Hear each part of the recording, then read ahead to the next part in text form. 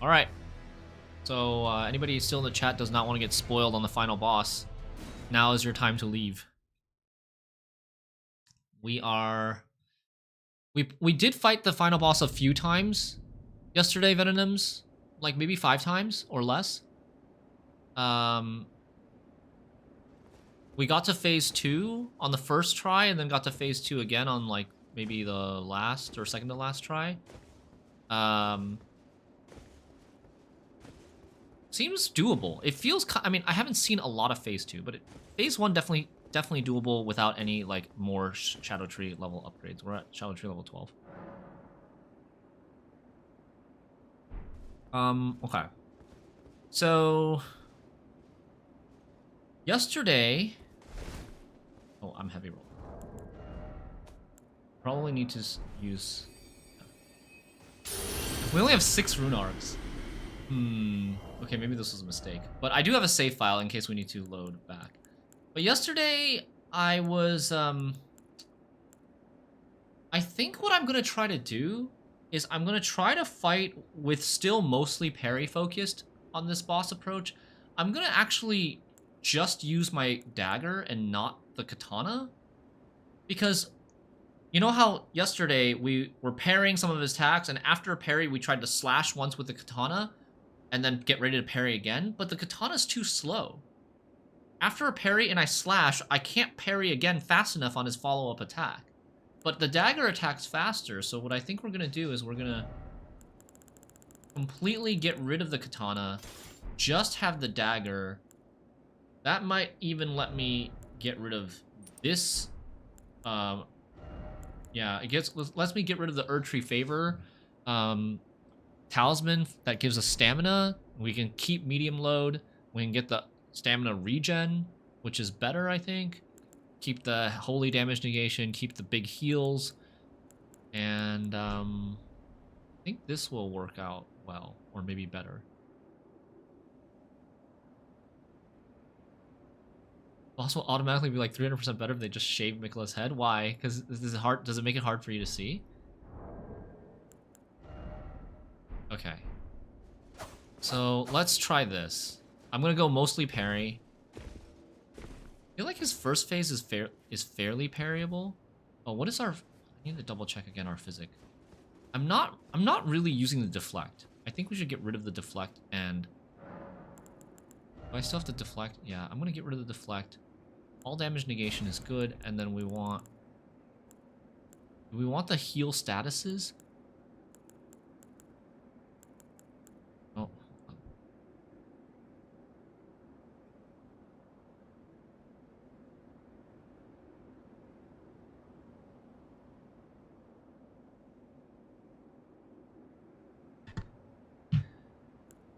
So, I mean, statuses, he doesn't really have any statuses. The only status that they have was the charm part in the second phase, which I think Mikla's Great Rune will heal. So, oh, you know what I could do? I could do the Opaline bubble tier. So, negates the next instance of damage and also temporarily boosts all damage negation. We try this. Okay. Let me save this setup so that we don't have to do this setup again.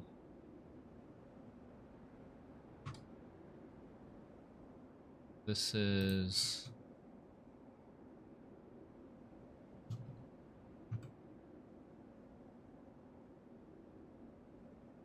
This Radon parry setup.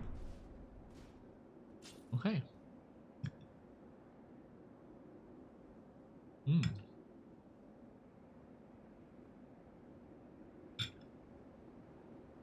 good.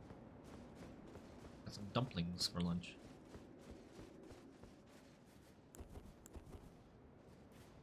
Okay, Golden Vow, Flame Grant Me Strength, Blessing of the Erdtree.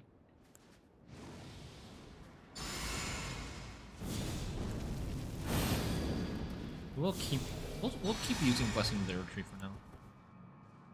Let's go.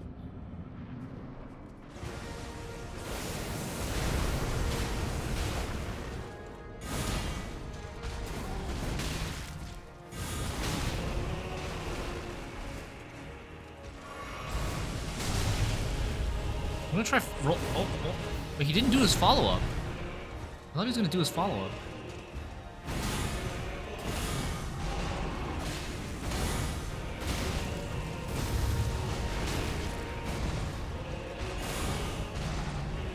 Oh, crap.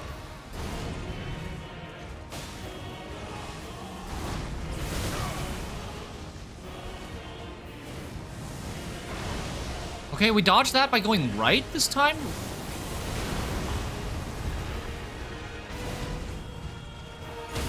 Woo! This is our first try art for today. First try for today.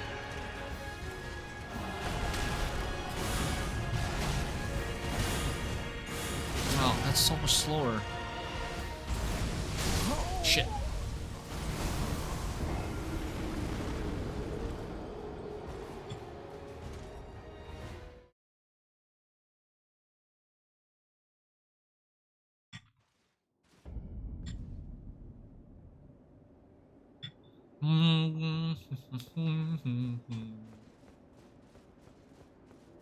What about overall? Probably like 6. We didn't get much chance to try it yesterday. I think maybe we don't use rune arcs for now.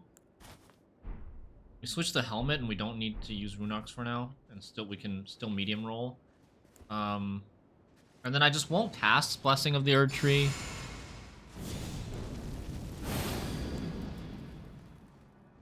Yeah.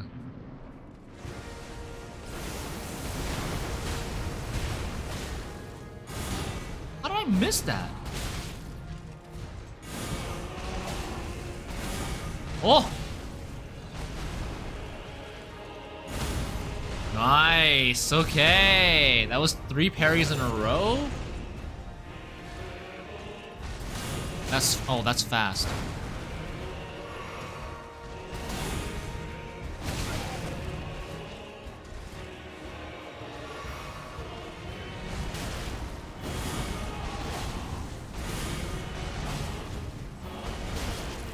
How did that hit me?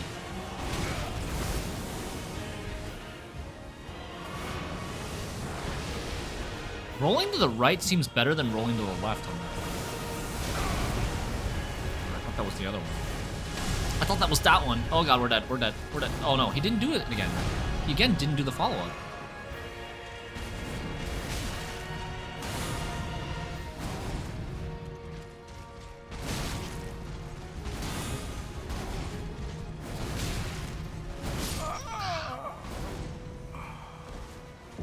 The parries, it actually is fairly easy if you get in the groove of the parries, but like once you mess up the parries, I'm not accustomed to his combos yet to know like what I should be doing once I mess up a parry.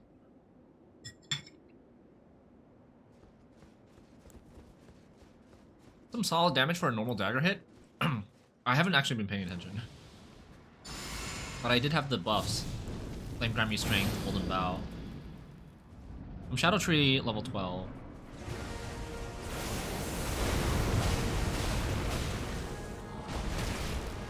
How is the stomp hitting me?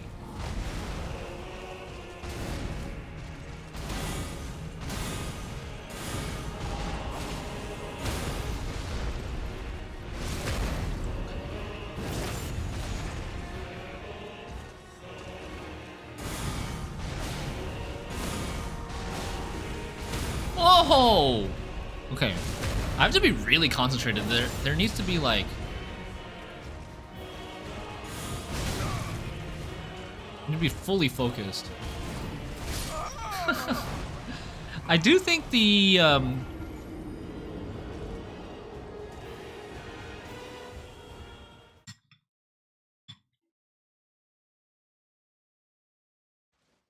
I do think the blessing actually helps a lot, because like sometimes I don't want to heal. I think what we'll do is we'll get Blessing's Boon instead and use that. Because a lot of times I don't want to heal. There's not that much time to heal in this boss. Tiny bit early on the stomp, yeah, I think that's what's happening.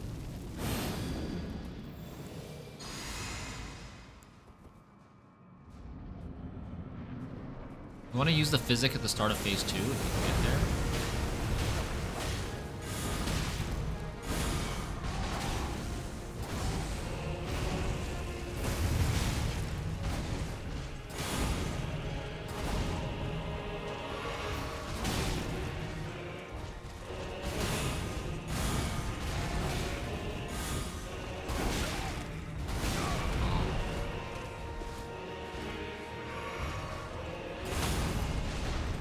Nice.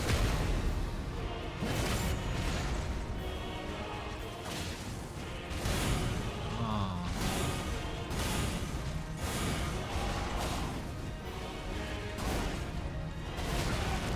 Very delayed.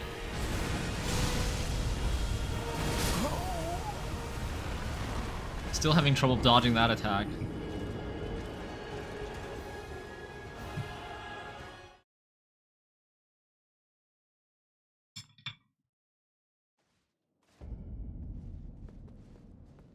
But I have noticed that the suction attack followed by the big rock attack that's really hard for me to dodge. If you dodge the suction part, he doesn't do the big rock attack. The like rocks coming out of the ground attack.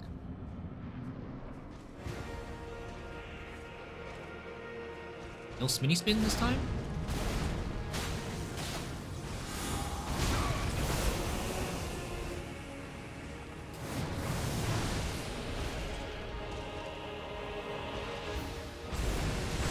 Yeah, like that, right? You dodge that part, he doesn't do the other part.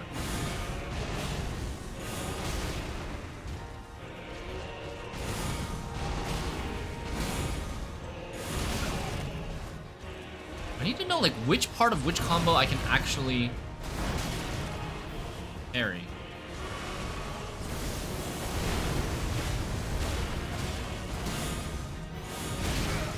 I think I can actually parry that part. I just need to wait longer.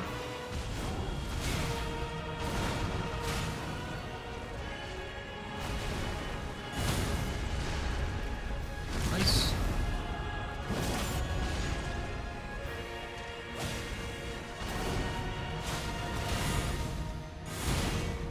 Can I? Maybe I can't.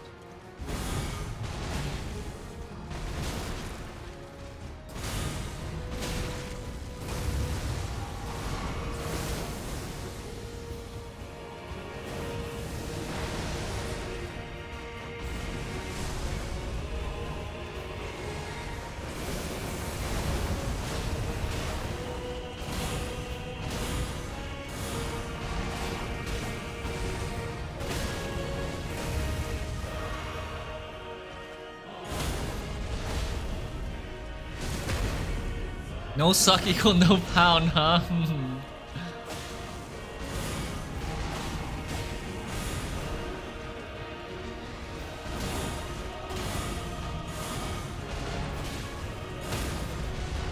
Okay. Getting close to phase 2. There it is. Okay, take a food break. Watch this cutscene again.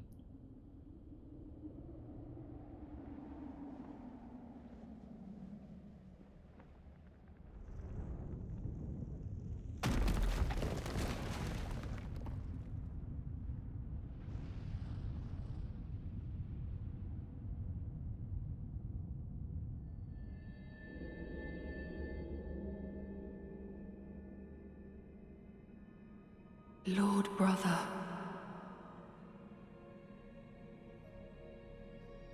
At long last you are returned. Like 4 tries today, lights off, and like 5 tries yesterday.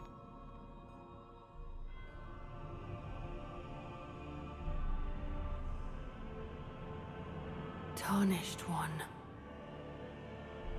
Aspiring lord of the old order. If you have known sin, if you grieve for this world, then yield the path forward to us.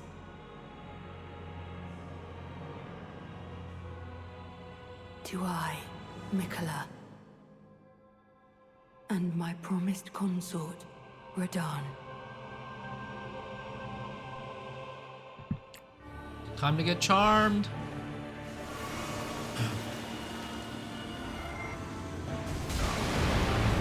Okay, we just physic tank that. Physic tank that attack. Oh god.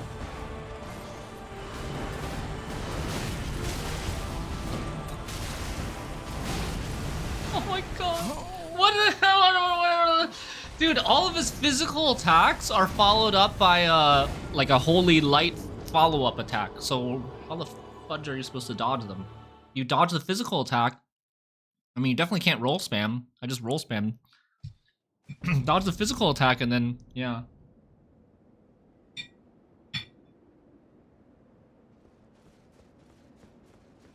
Mikkel's basically like, bro, let us win or you suck, yeah.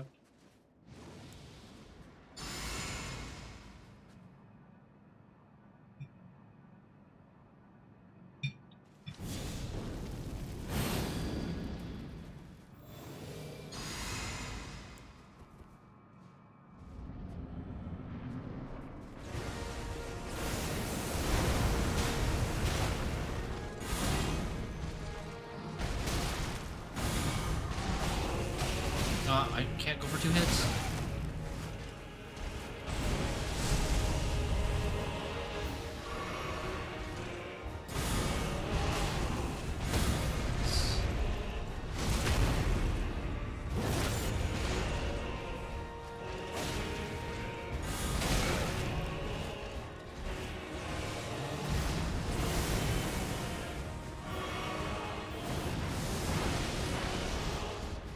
Rolling to the right is very nice.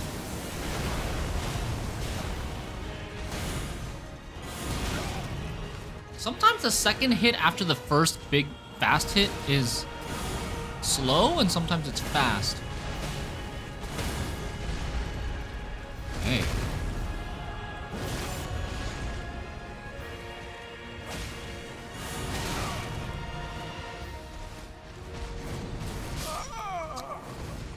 I can't stay at half health.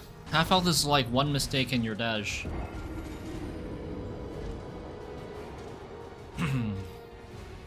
Yeah. Hmm.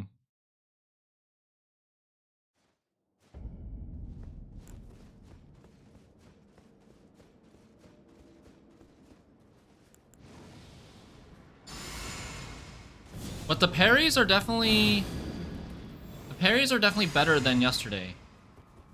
Right? We're actually getting a few parries in a row.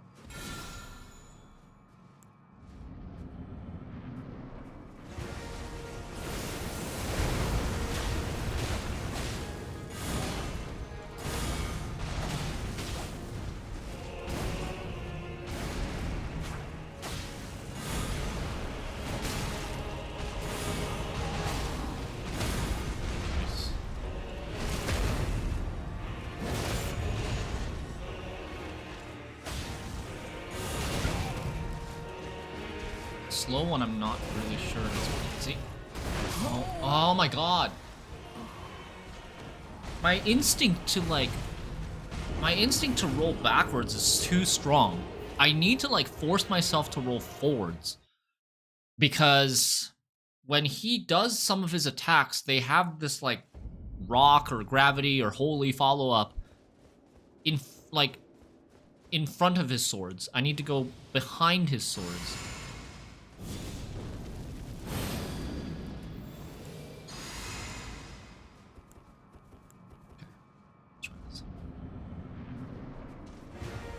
Roll forward. Roll forward. Forward.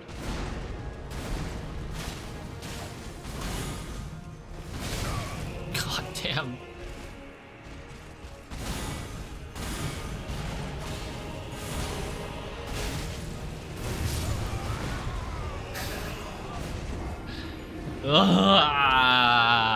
Okay, it's fine. It's fine. It's gonna take some tries.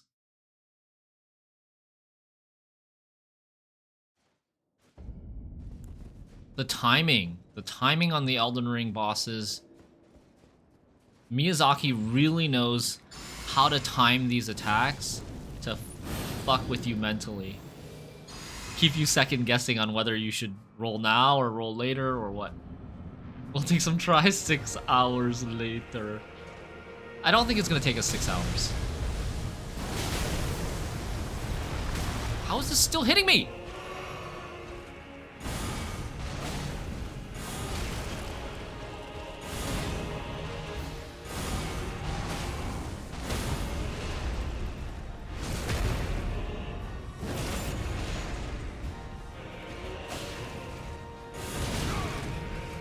Is that... Is that attack parryable?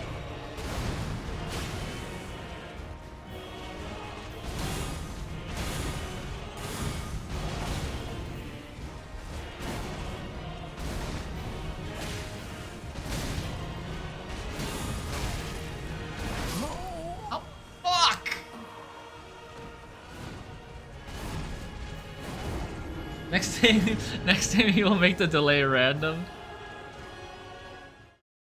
Dude, like certain attack, I mean, he already kind of has. Because, you know what I'm talking about? There's, Radon has an attack, a chain of attacks that he starts by doing a quick swing with his right hand. And then after that, sometimes he'll do a very quick follow-up, and sometimes he'll do a very delayed follow-up.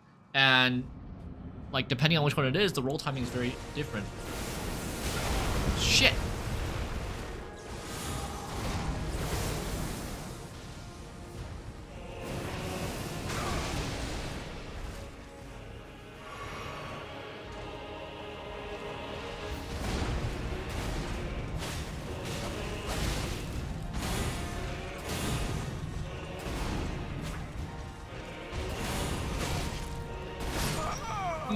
What? Imagine a random delay on the same attack. Yeah, that would be even more cruel.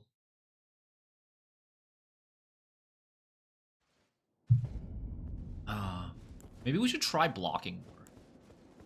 Like, blocking when I'm not certain what he's about to do, and then just, like, let go of the block once I'm ready to parry. Once he does something. There's one attack that's really easy to parry, which is where he swings with his right hand, but it's slower. And then the other attacks that are much faster.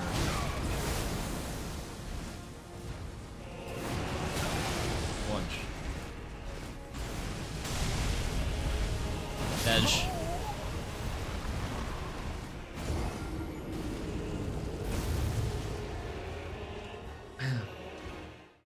Dash, dash, dash.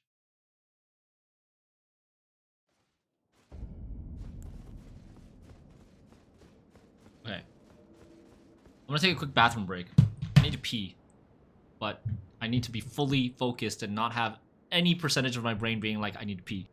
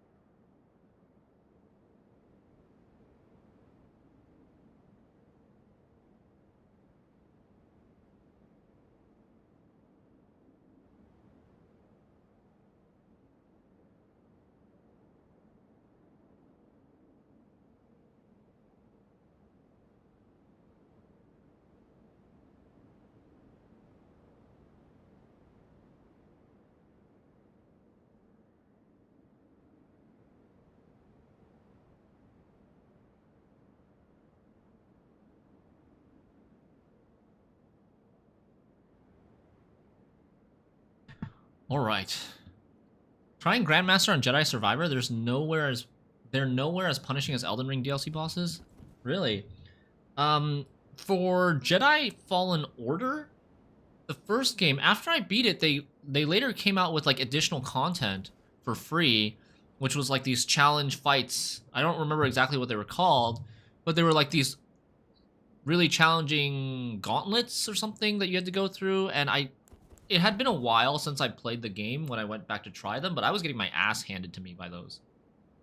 Okay, Kafka. That was really hard. Those trials or whatever they're called. Gauntlets. Okay. So I'm thinking we block a little bit more. We hold block until we know what he's doing, and then we decide how we're gonna...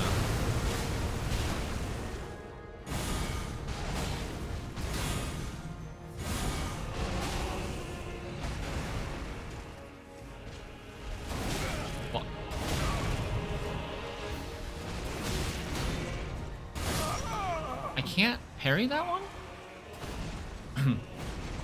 I'm also trying... I'm gonna try using 2 fingers. I'm gonna try using 2 fingers method. The 2 fingers method, lore friendly. I'm gonna try doing like index finger to hold block, while the middle finger is hovering above the parry button,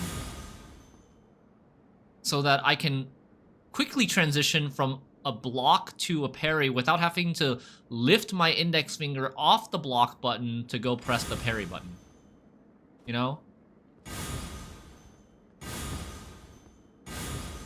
And then I can just do this and then I can go back to blocking as soon as I finish the parry. Fallen Order was pretty awful because they had a stupid parry delay. The sequel was much better with combat and parry. Oh, interesting. I didn't feel like the parry... I don't remember feeling like the parry in Fallen Order was bad. But it's been a long time.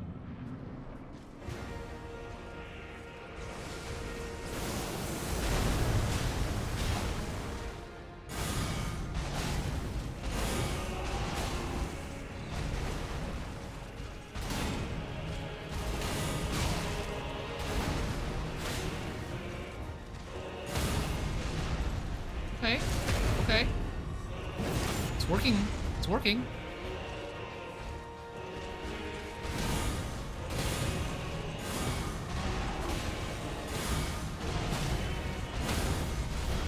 It's working! The 2 fingers method is working!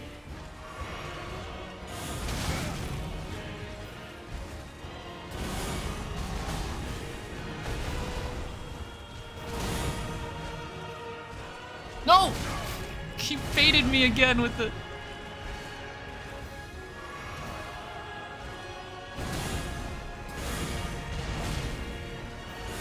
No!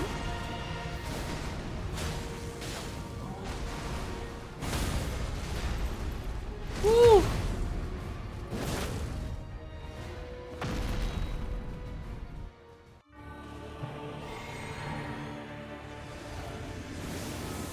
Oh, what?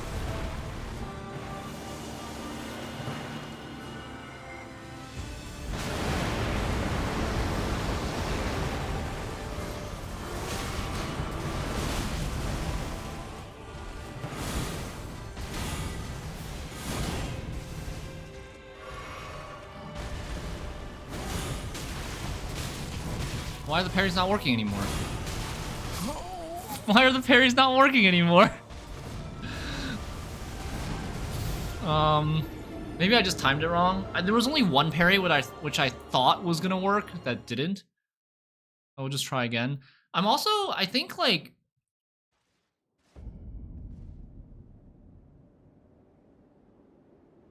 I think we maybe want to try Carrion Retaliation so that it doesn't cost us mana.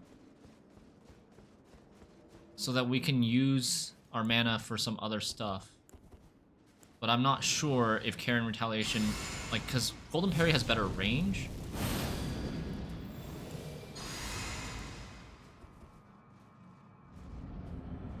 I could also try,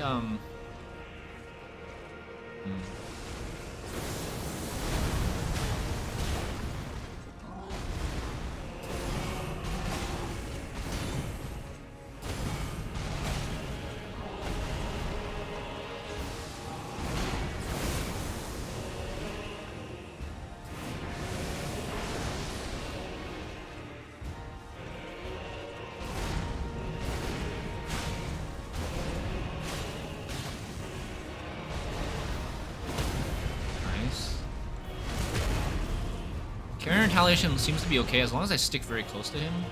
Seems to be okay.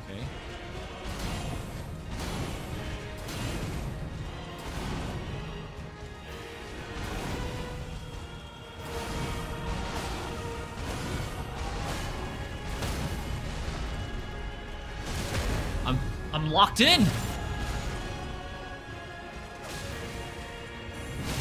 Nope, I'm not locked in.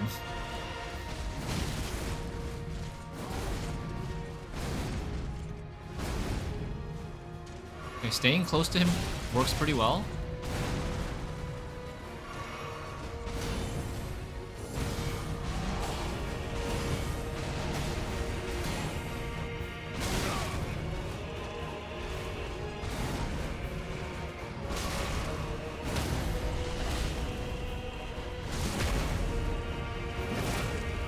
Okay.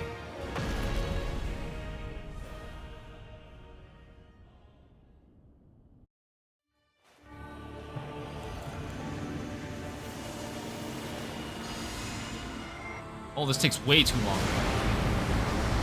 Did I actually get the heal off? I did get the heal.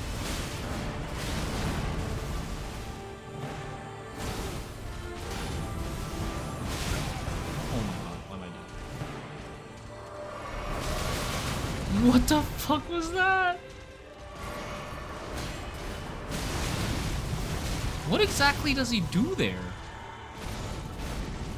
Oh, that was a charm grab.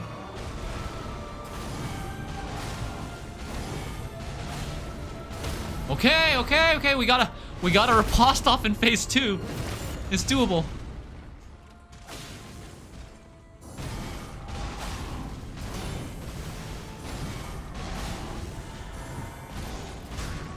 Oh, I promise you fudge. 1,000-year voyage guided by compassion. Oh god. I didn't equip the thing. I didn't equip the thing. I'm gonna get charmed.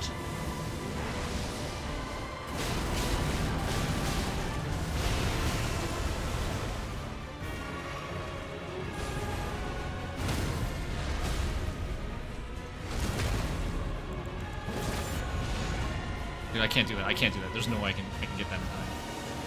Oh, again?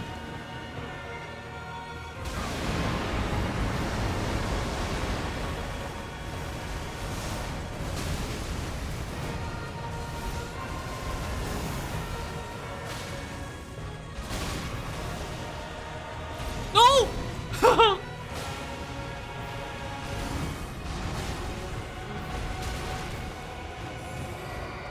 What is that? What the hell is... Oh, that's the charge.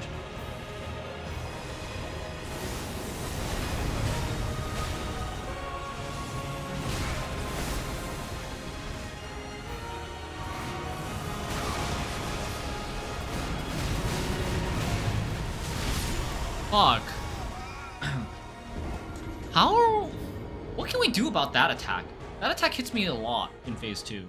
Where he, like, rises up in the air, and then he goes, like... Vision or like illusions of him goes 1, 2, 3, 4, 5, like 4 or 5 hits, and then the real one comes down, slams you, and then the holy hot columns come up as well. That was a nice try, yeah, it was. Thank you. I need to equip. Miquella's Great Rune. I still haven't tested to see if this actually does anything, but I think it should. It says resists being charmed.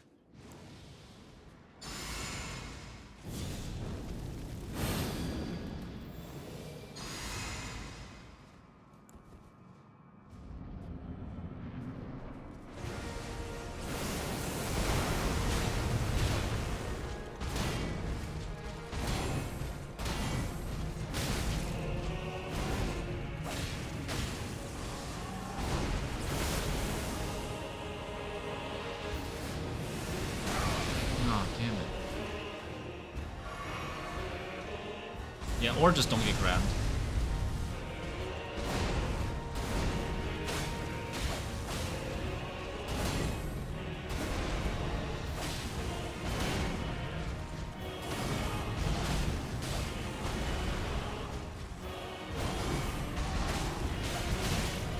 I got greedy. Got greedy with 2 hits. 1 hit only. 1 hit only.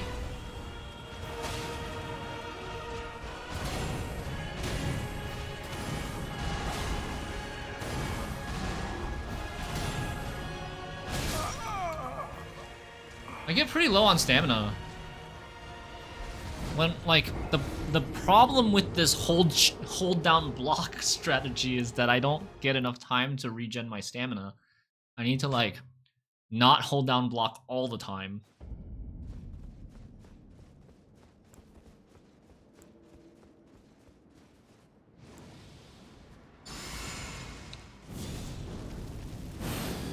I also, if I'm not using Golden Parry and, like, I'm not using mana, it might be better to switch my flask to all heals. Oh, that only did a couple of rocks. It was only a couple of rocks.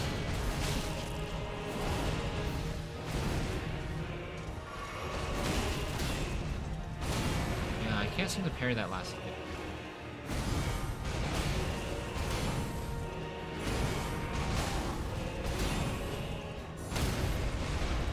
I almost ran out of stamina there.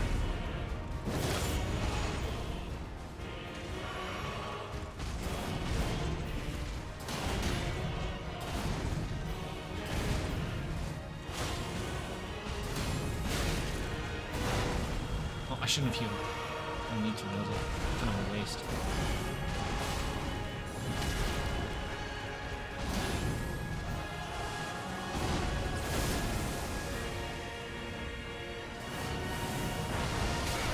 Damn, it still got me.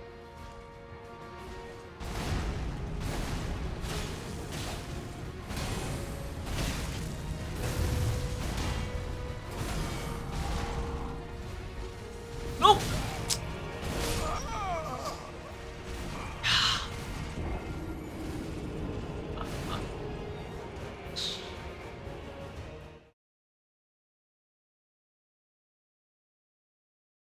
The wind up fake out, and then you panic roll, and then it catches you every time.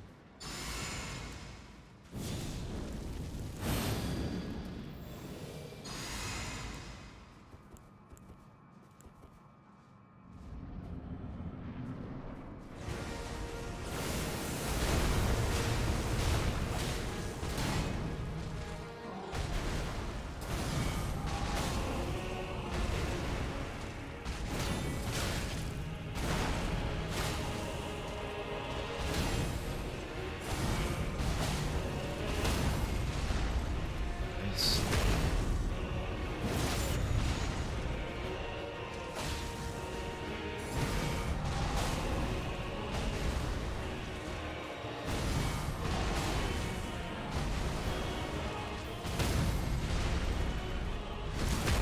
Let's go.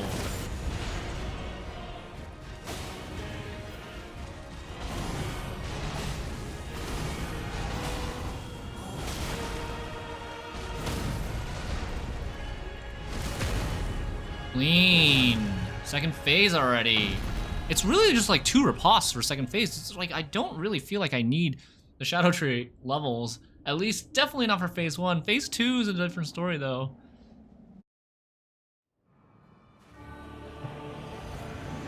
I'm just gonna heal. What's the Q? What is the Q that I'm looking for?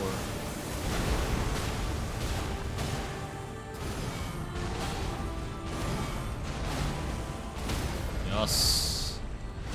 What is the Q that I'm looking for there for the big explosion?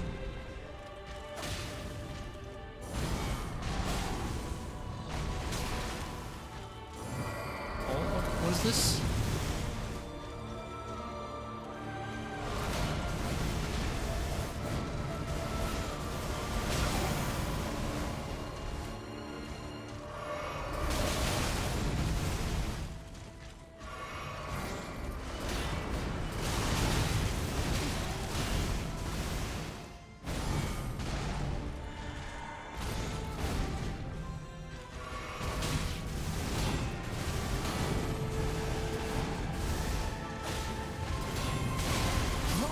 Oh, fuck.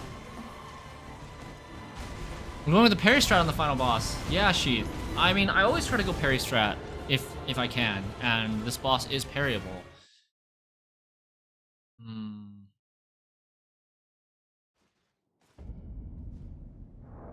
Okay, I'm going to... What are we going to do? We're going to get rid of our mana flask. I don't think I need my mana flask. If we're not using Golden Parry. Have you been grabbed twice by this boss yet? Yep. It happened yesterday already. The first time I got to phase 2. It was actually my first attempt. That's how we died in our first attempt. We got grabbed twice. Now I have this Miquella's Great Rune that I think can maybe stop something regarding to that, but I haven't had a chance to really test it yet.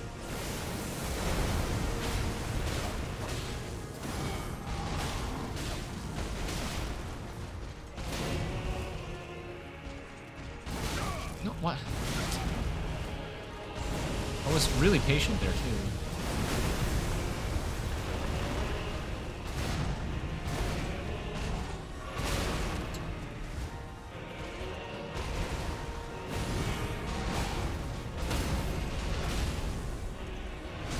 Have you ever tried pairing the parrying knife?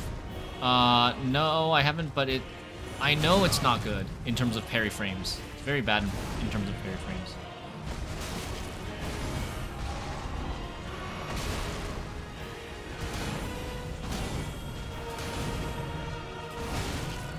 Oh, I'm not dead. Surprising.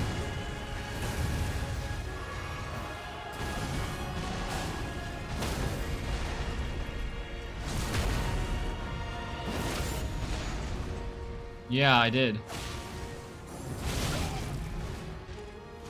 Shouldn't be reading chat right now.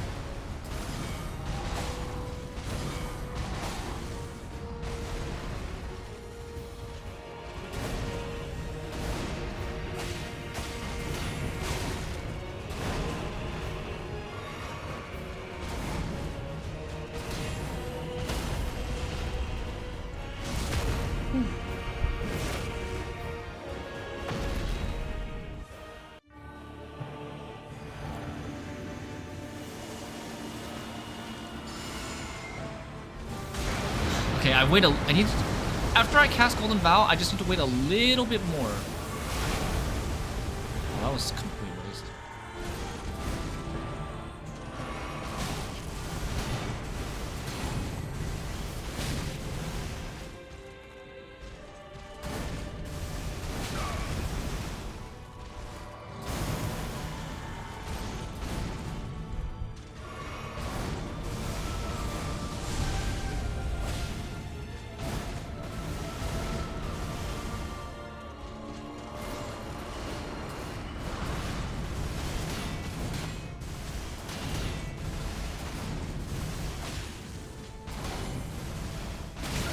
I'm out of stam.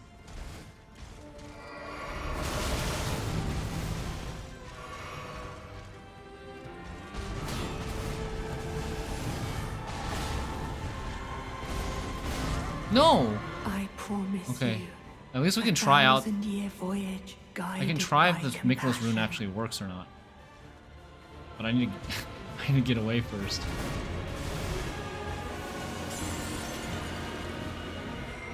I think it worked? I can't dodge this attack if my life depended on it, though.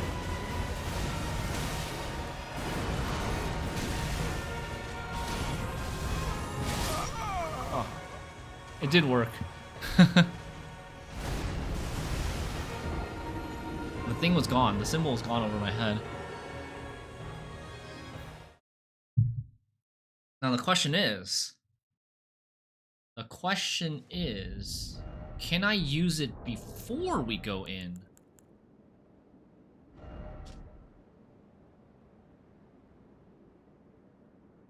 Chains nothing but the power to resist charms.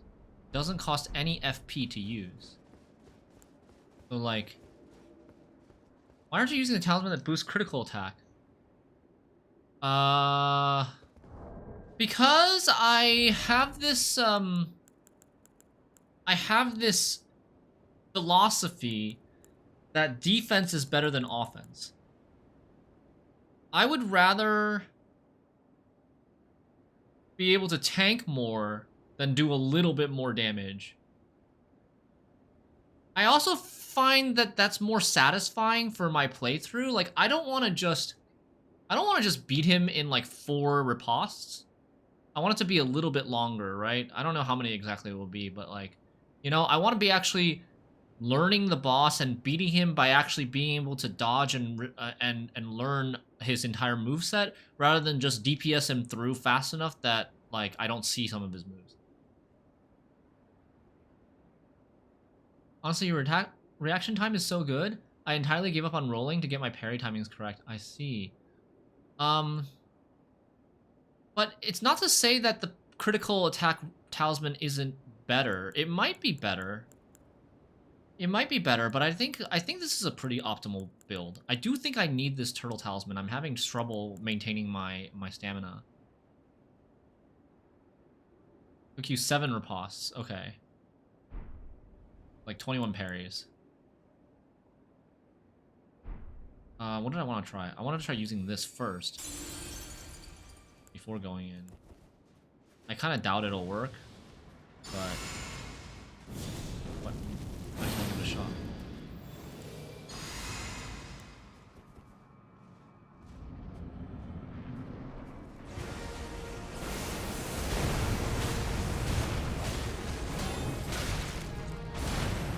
Just wanted to try one more time to parry that third attack, but it's not.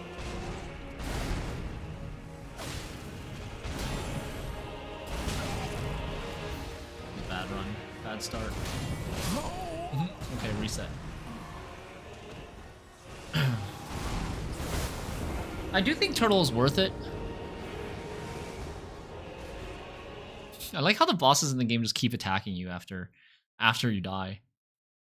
Like Melania will do waterfall dance on you literally after you die. Just to BM.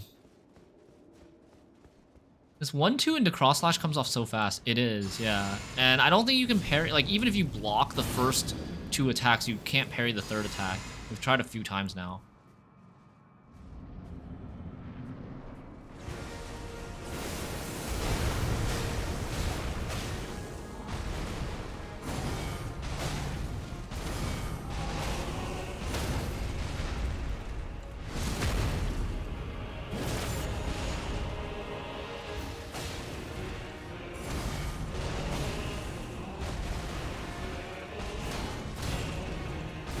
Just crits though?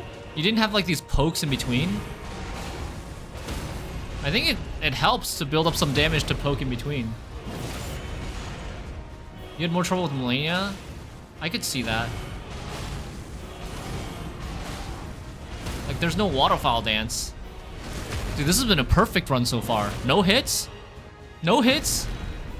3 ripostes?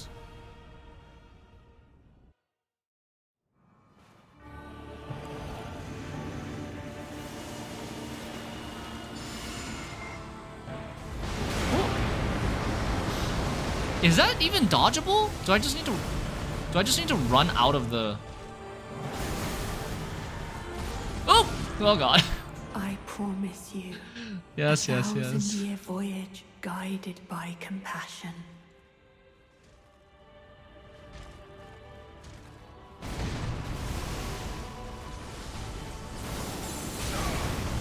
Did I get it off me at least? I got it off me at least. Oh god, I'm still...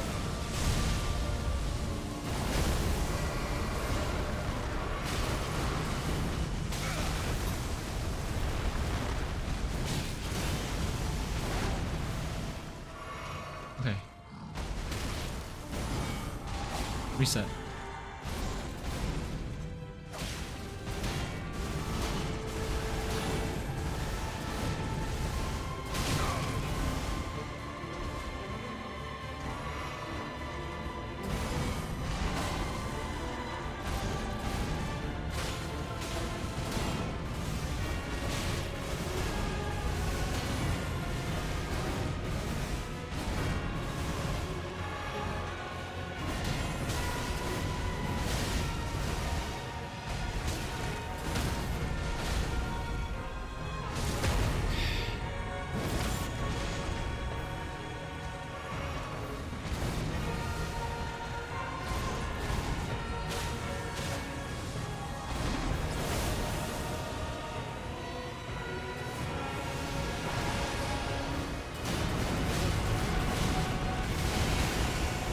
Ooh, duh.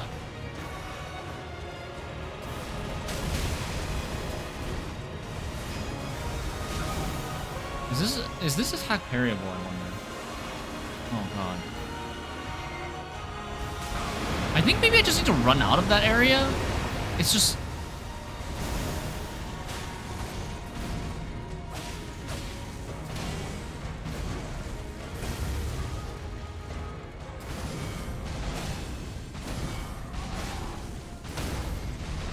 Do that more. Do that more, Radon.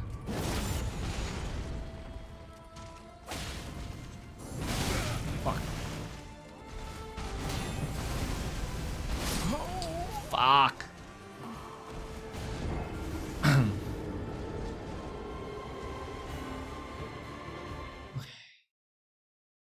We're gonna try to run out of the AoE of the big explosion. I'm trying to think if I want to start using rune arcs or not.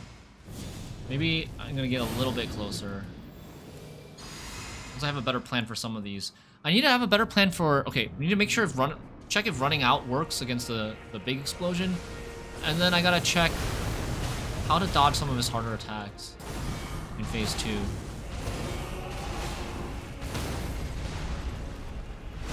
Okay, this is working.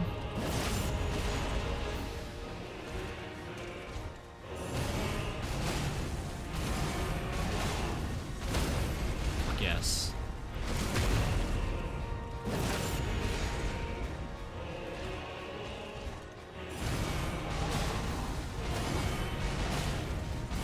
That like 9 parries in a row? Oh.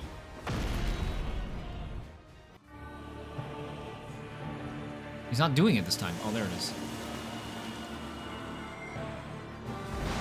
Okay. Didn't hit me. And then I can buff up afterwards here. Nice.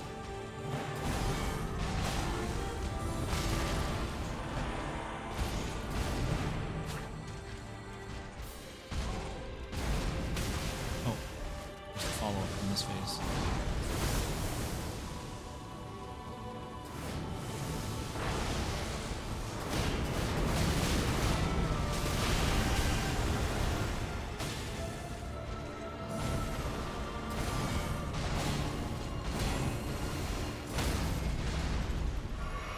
Oh god, he gets up so fast.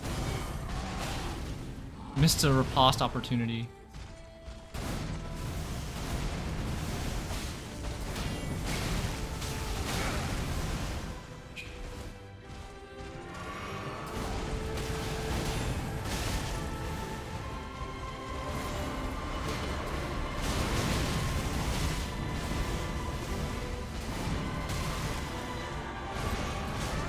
Okay, that's fine. No damage.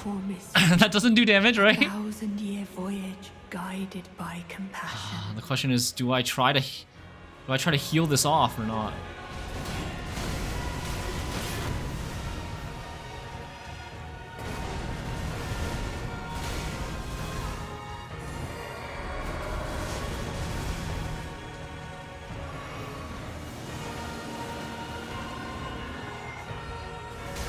Ah, I didn't make it.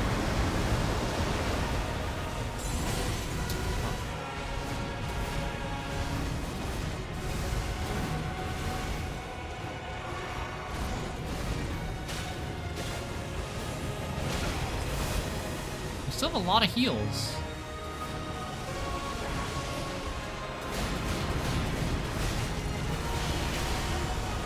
I think we can block that attack. We like block the first 4 and then roll.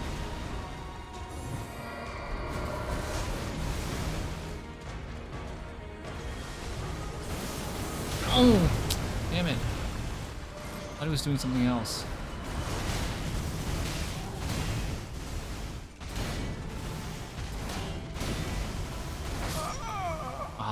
He's still at half? Damn. Okay, so at least we know one way we can get out of the big bomb thing. If we just have to sprint really fast.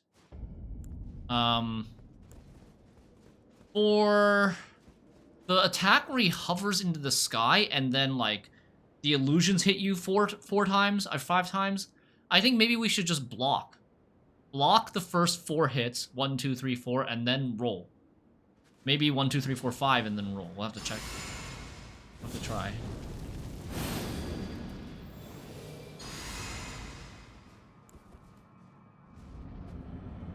Yeah, we are just trying to run out of the nuke.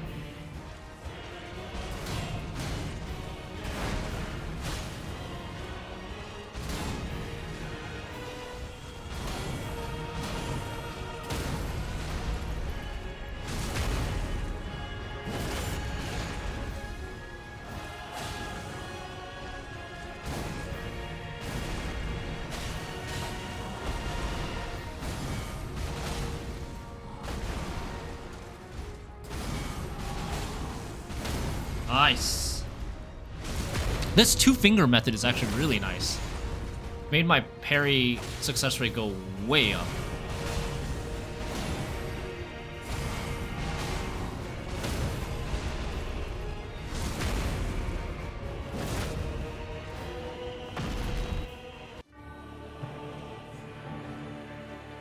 That's what she said.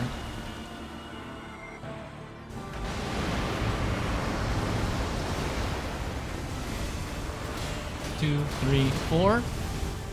Okay, not bad, right? What about this attack? He didn't do what I thought he was gonna do.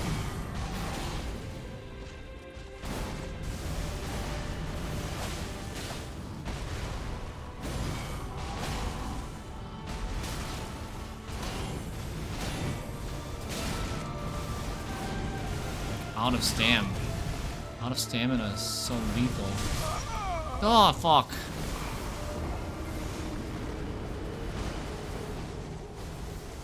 Need to let up on the block button for a little bit when I start running low on stamina like that. That was a good run, though. That was a very good run up until it went to shit. What is this secret two-finger method? It is, where I use my index finger, my left index finger, to hold the block button, the L1 button, while hovering my left middle finger over the parry button. So I don't have to switch my finger over.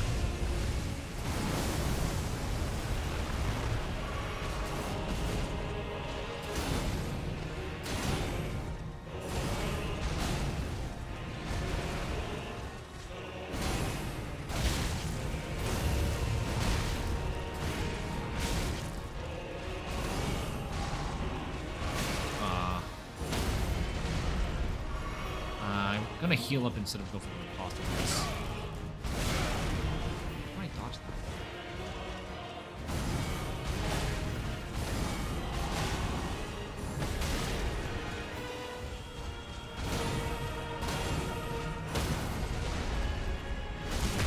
Oh, we should have. I don't know. Maybe I can heal up after the riposte? Yeah, that's probably better.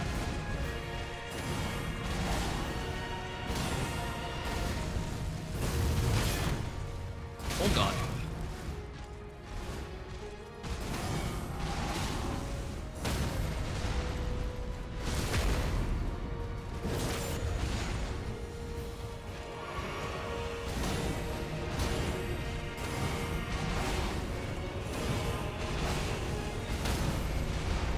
Sick. All with like 1 stamina left.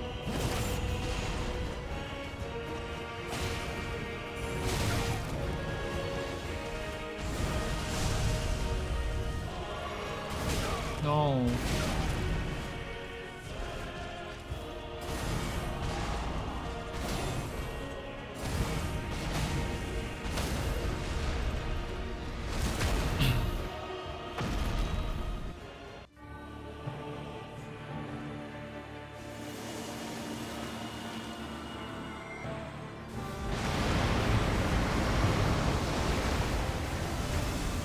One, 2, 3, 4.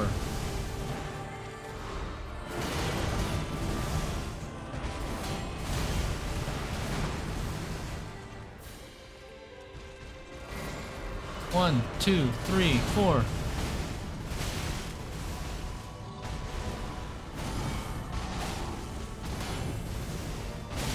What? Where was my parry?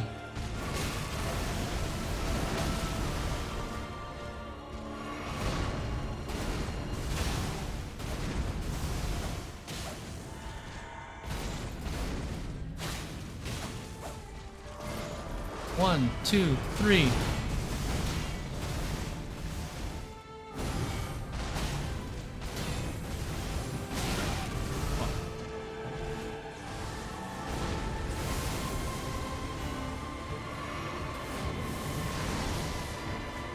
One, 2, 3, 4. Sometimes he does that big follow. 3 heals left.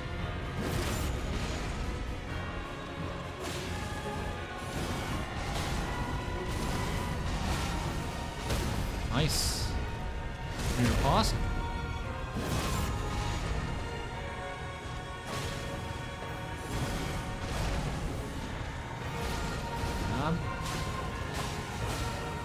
What was that? Wow, I got no hit on that one. No, no, no, no, no, no. Oh, where am I supposed to go?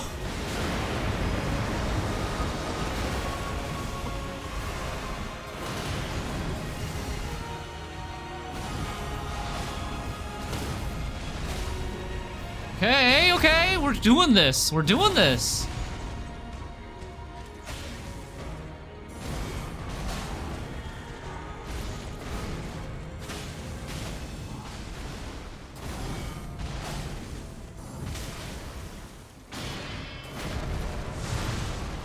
What was that?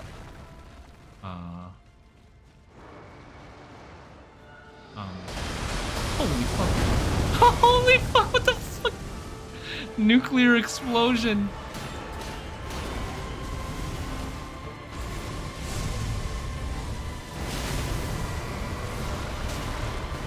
Dude, no!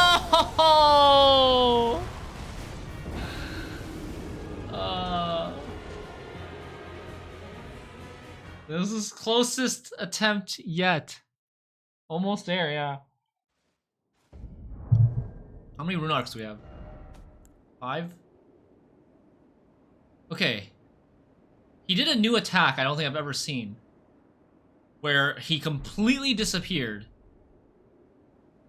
And then came down and nuked the arena. But I didn't get hit? I think maybe because I was at the edge of the arena? But then I got hit by something else afterwards. Are you sure you don't want to save your rune arcs for Elden Ring 2? I'm sure.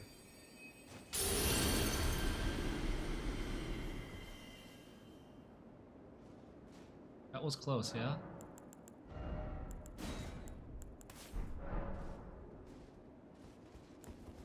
We can do this at Erdtree level 12, I think.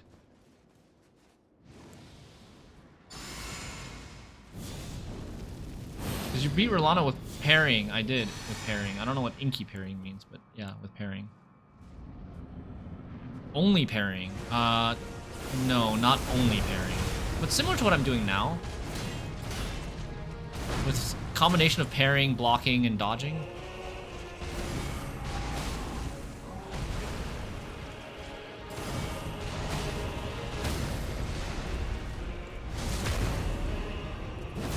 But like, still parry focused.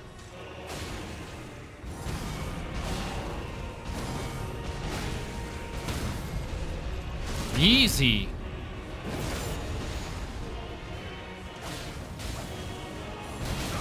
Oh, fuck.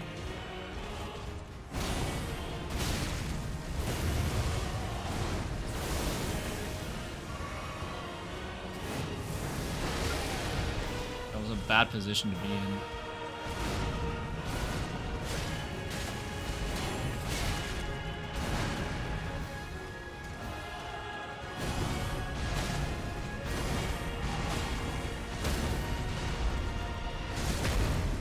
Okay, phase 2.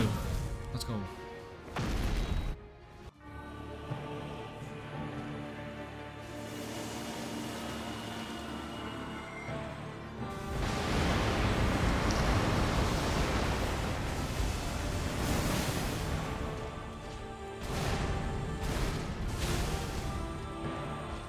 No!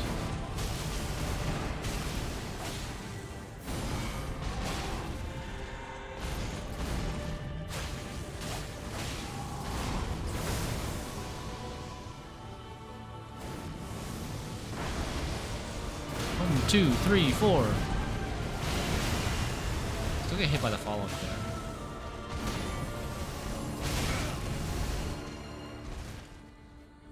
Please, please don't do anything.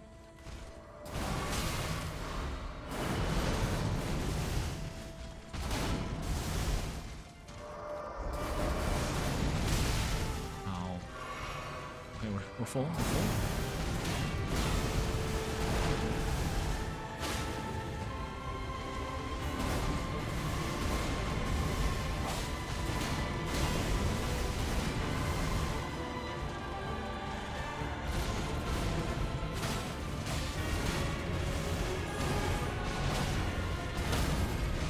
Nice.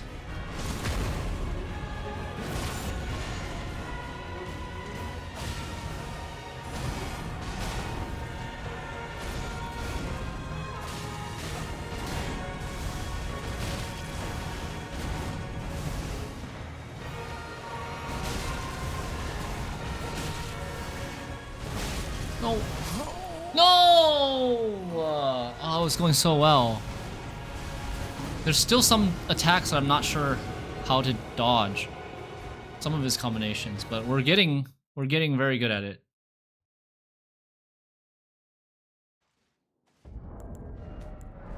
Four rune arcs left. It was feeling very good. The run was feeling very, very good. I can feel we're close.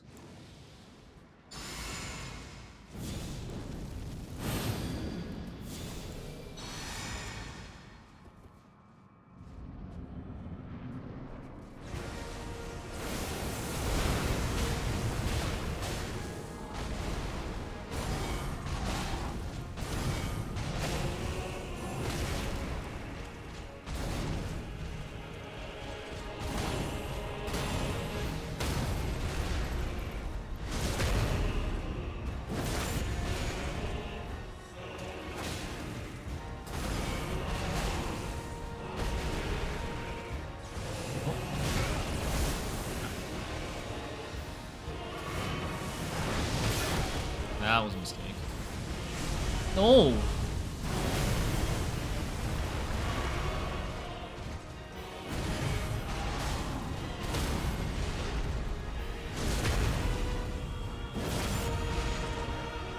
I understand the stomp is not parryable. It looks like I was trying to parry the stomp, but what I was actually doing was I was expecting a quick right-hand swing, but it didn't come and the stomp came instead. So like, it's hard to purely react to the quick right-hand swing with just pure reaction. Sometimes I'm predicting it a little bit too, and I see him move a little bit and I like hit the parry button because I think he's doing the quick right-hand swing. Yeah, exactly. It's not too much of a punish to get hit by the stomp, to be honest. I can recover afterwards.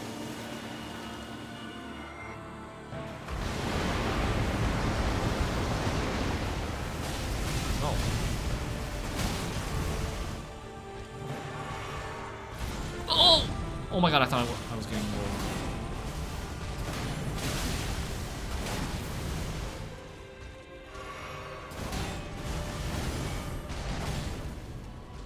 No!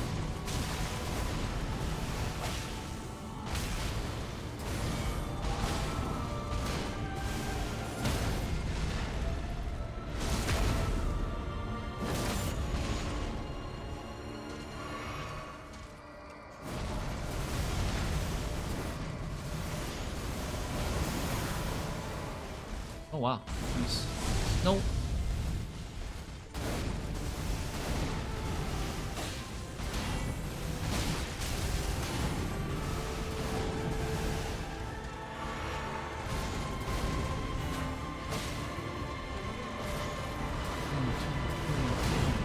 You can just like walk. You can kind of just walk those.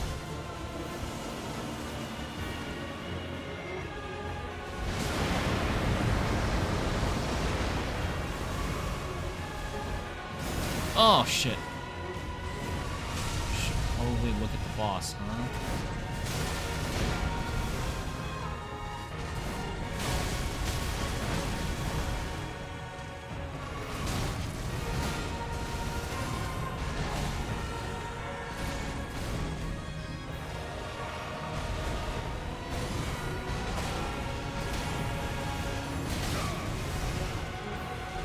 Holy effects make it kind of hard to tell what the fuck's going on, though.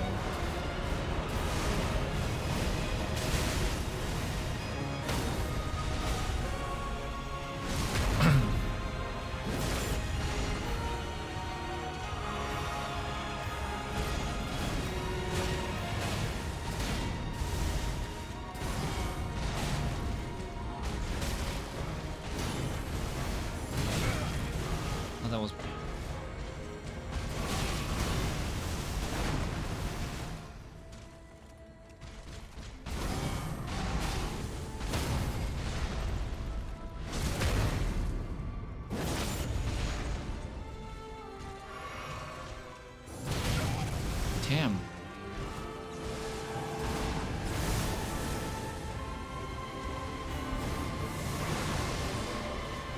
1, 2, 3, 4.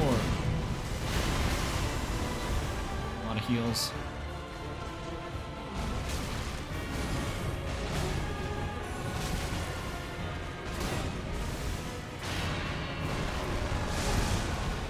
I'm gonna go hide here.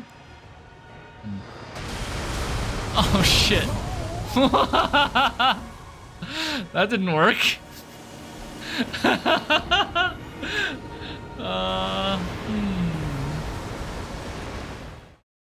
Maybe I can't stop running. Yeah, I don't fully understand how that attack works yet. 3 more rune arcs. Radon can smell you, yeah. You entirely stop dodging the stomps. I had the talisman equipped that restored HP on crits. I had that talisman as well as the mana one when fighting Melania. But I don't like Melania. I feel like you crit her way more often than you crit Radon. Like you said yourself, you're only critting Radon 7 times, and you beat him with 7 crits. Like, that's not a lot to heal HP back from.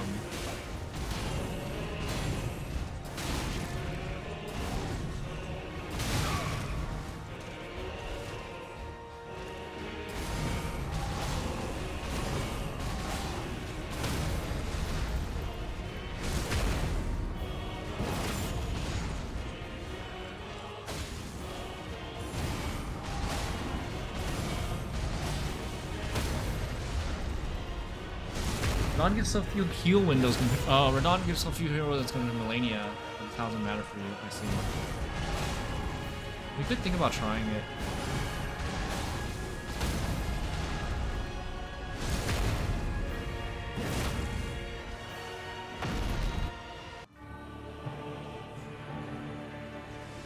Oh.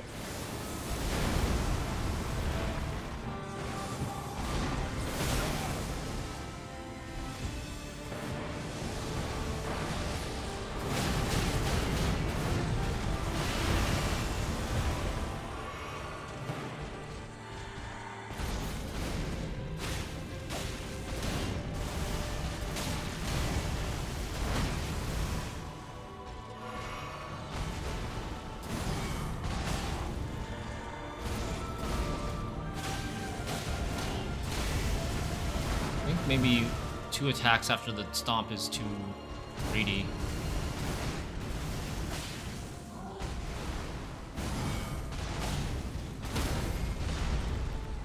Might only be able to do 1 attack after the grab.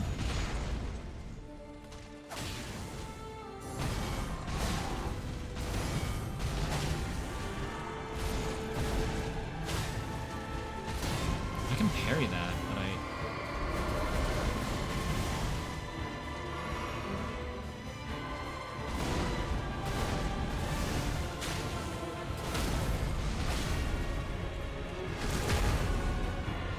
heals?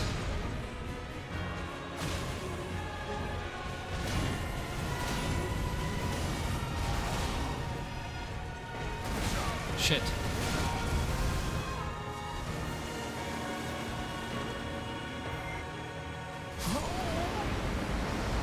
I should have just healed up. But I don't know. So I'm able to dodge that move when he does it at the start of phase 2. But when I'm locked onto him in the middle of the fight and then he starts doing that move, like, I can't run out of the AoE fast enough because locking onto him makes it really... I have to unlock him in order to... Because if I try to run past him while I'm locked onto him, the camera just turns.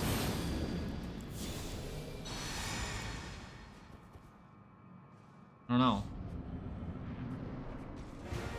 Not really sure what I can do there.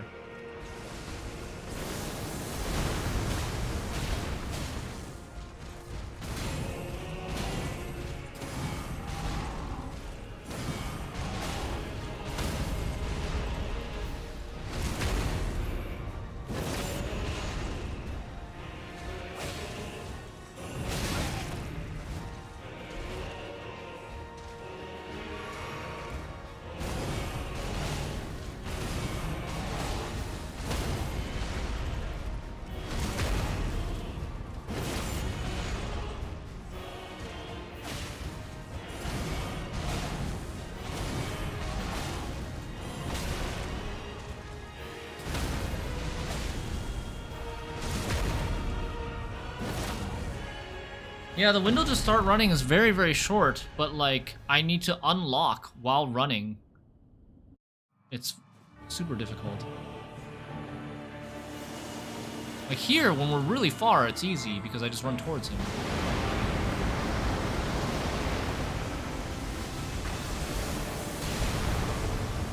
I messed up.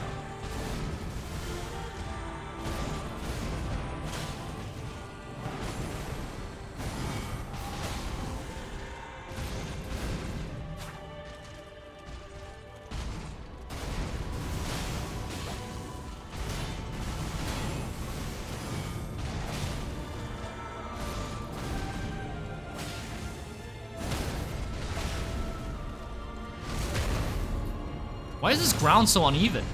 It's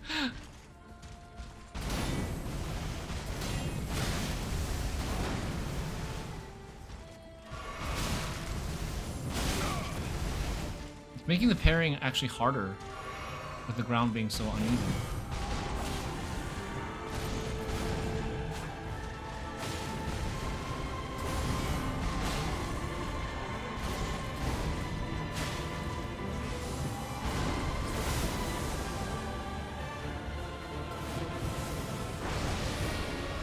One, two, three, four.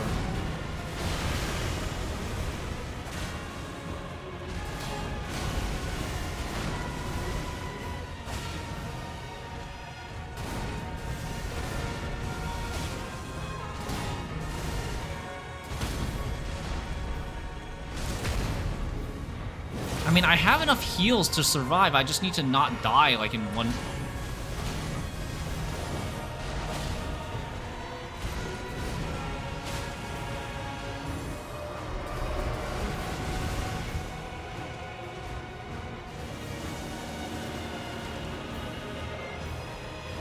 Dude, he's blocking me! He has an invisible hitbox where it's under his body is an invisible hitbox, dude!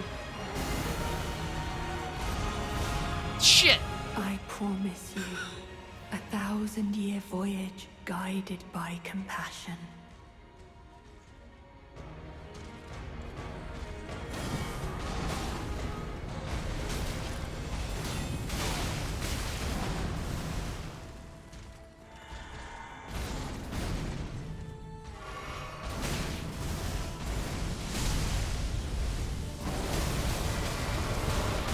Dude, I'm dead, I'm dead, I'm dead. What is that? Bullshit.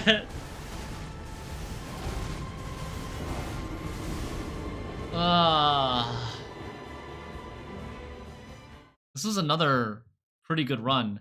Like, I'm not... It's... At this point, I'm not even limited by... Last rune arc, by the way.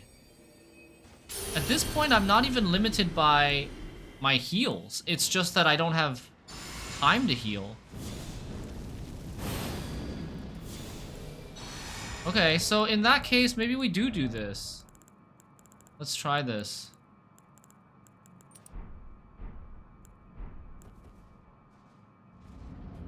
I got rid of the extra heals. I mean, the extra heals is still really good, though. I might regret this. Because the extra heal doesn't make me take more time to heal. It just gives me bigger heals.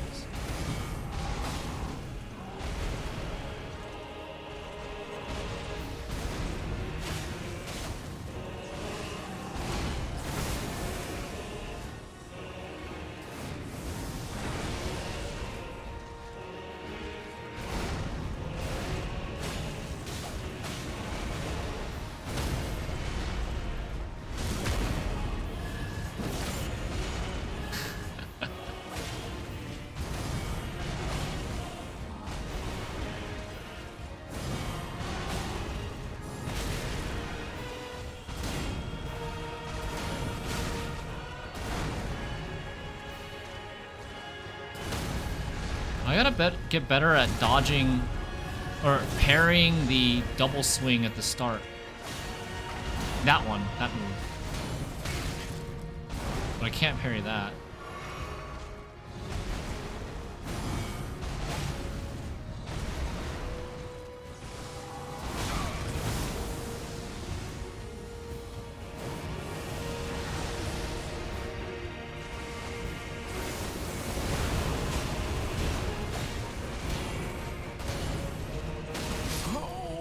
Oh shit, that was such a bad showing. I ran out of stamina doing those partial parries. Alright. Well, we're out of rune arcs. Do we load to get more rune arcs at this point? Or do we just beat him without any rune arcs? What do you think, chat? If we go without rune arcs, I have to change back to the Blessings boon instead of Blessing of the Erdtree. You don't think rune arcs can make that big of a difference? I mean, I get a better heal over time. Fuck it, I'm loading.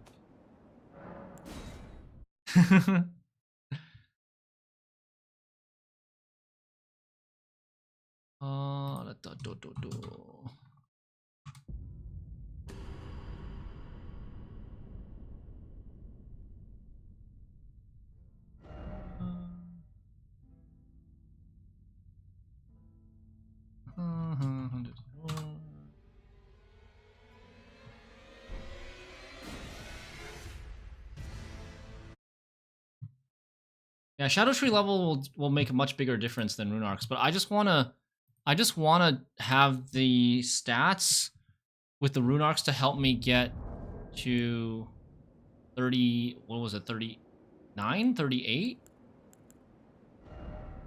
38 faith, so that I can use Blessing of the Erdtree.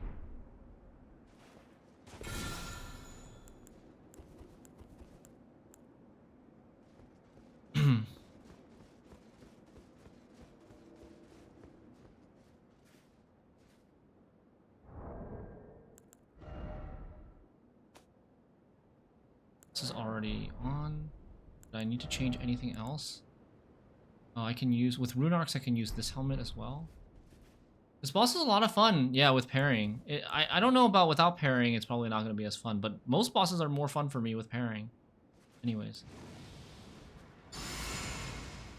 You had 11 hours? Oh my god.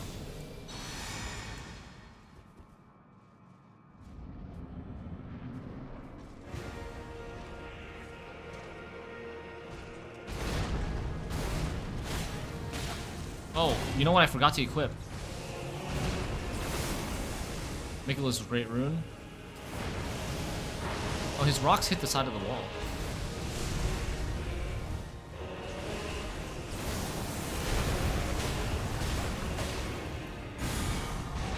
Oh, I also have the wrong shield. I have the golden parry shield on right now instead of the carrion retaliation. How did I miss that? Oh, and also I think my talisman needs to be switched.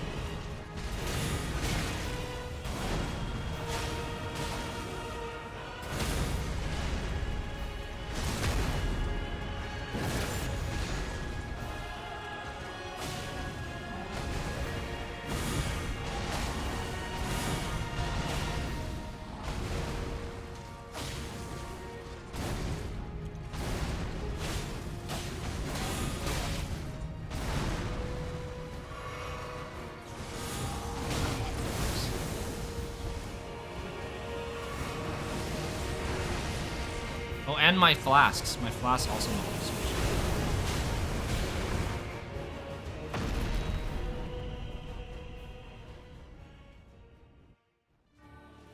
What? Why am I right next to him? What happened there?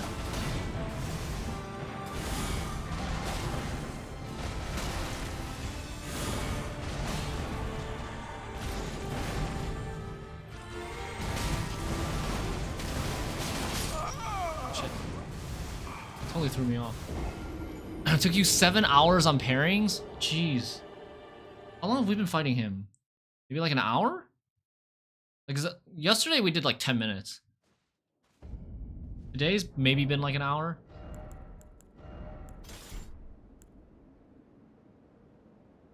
You're only far away generally because the game cannot move you if you mid-riposte animation. Oh.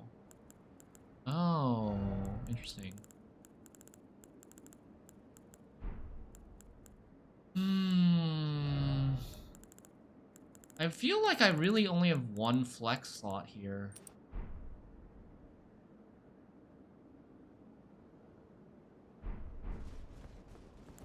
Not... Honestly, not sure if this is better than this. This is probably better.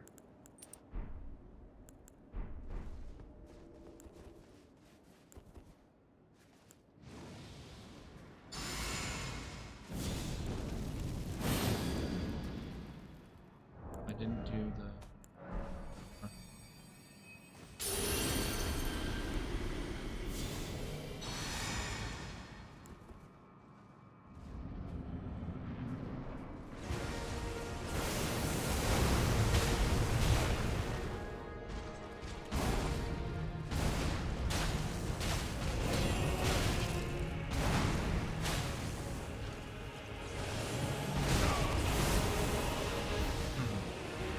If I just stay right under him, I don't think he's going to be able to hit me.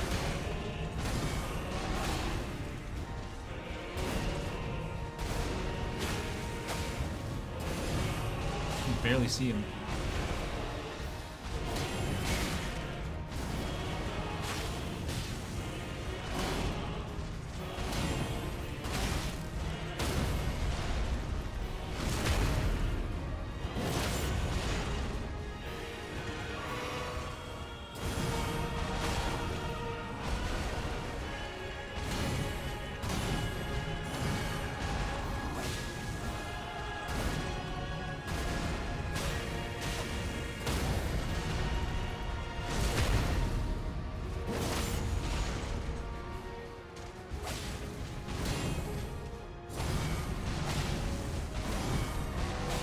What? Oh, okay. Hey, Godfather Al! Purification! Oh, so I am supposed to be right next to him.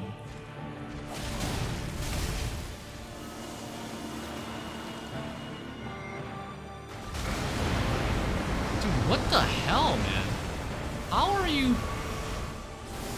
What? That was bad.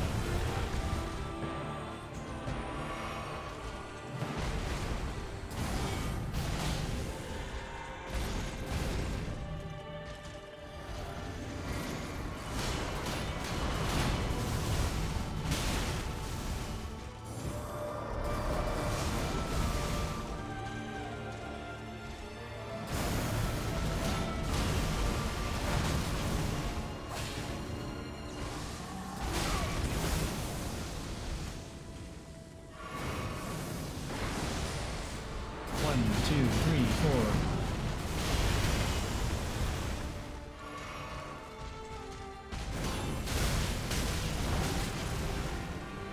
Oh, damn.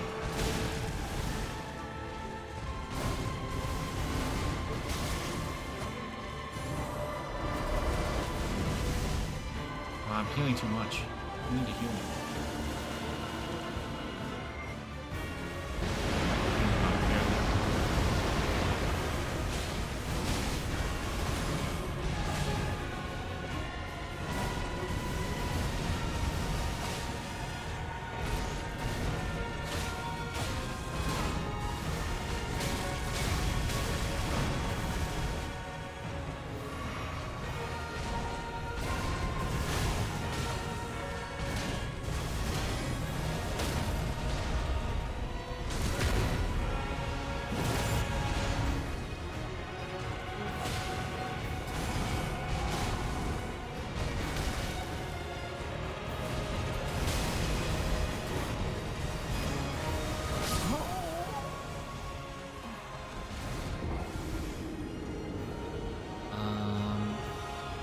I still forgot one thing.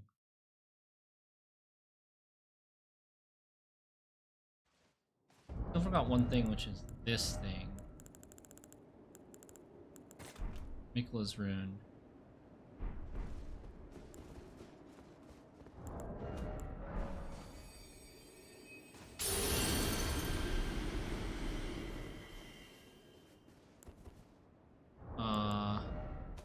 You know what I'm gonna do?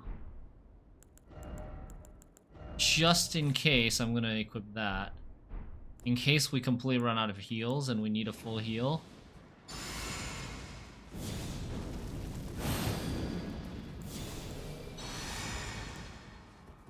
Oh, wait, hold on. Also the flask, right? I don't need mana anymore. I think we still don't have all the flasks. Yep, flasks. Last. And then Wondrous Physic. Yes, that's good.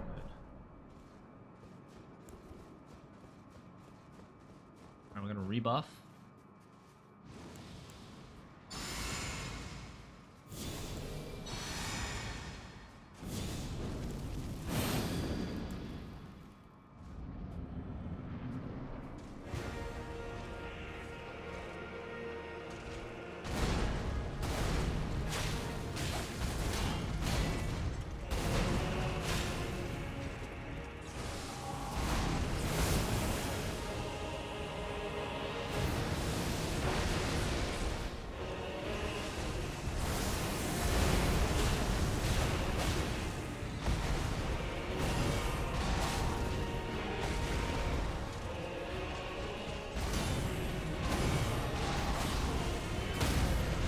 Nice.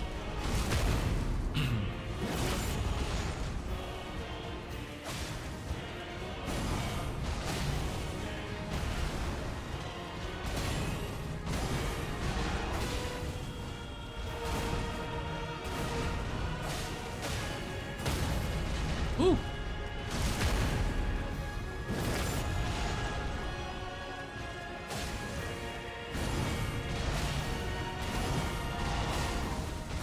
Woo!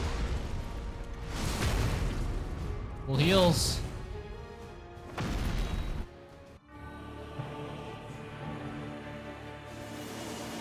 Yeah, he's like coded to do this attack if you're far from him.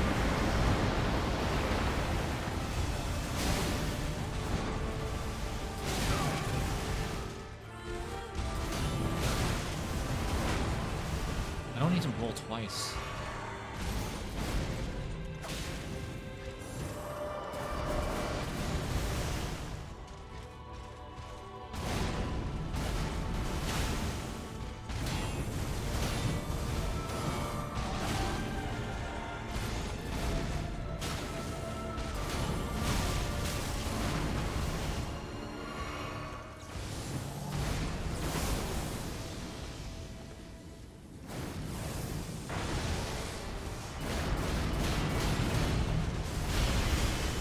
I need to wait a little bit, I guess.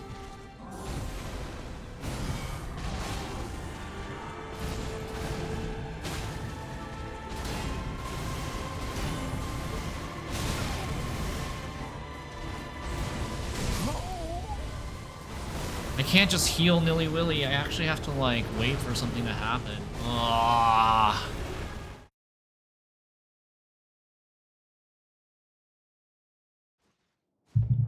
That's honestly such a gamble when I heal like that. Because sometimes you can get away with it, but sometimes you can't.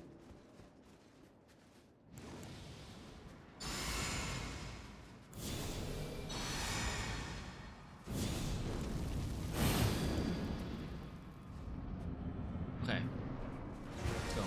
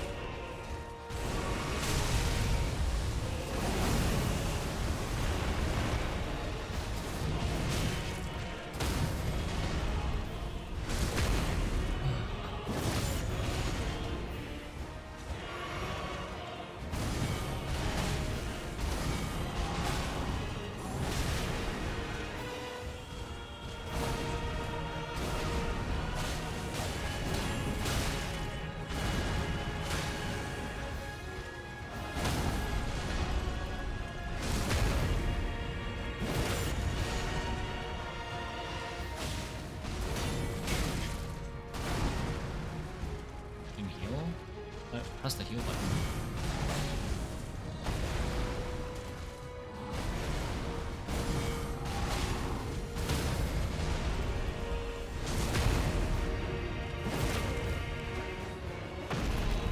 Let's go. Do your thing, thank you.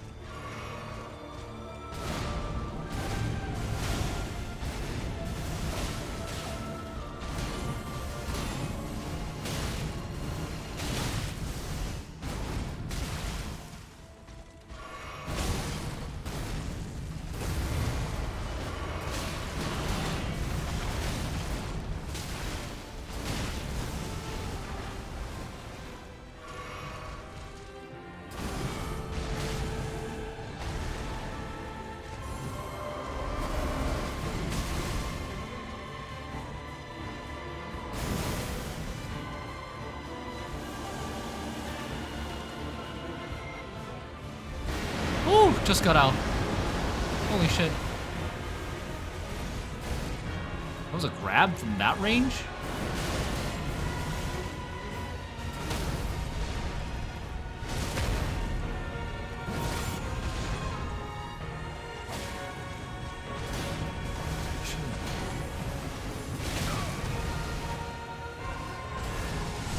Now we heal.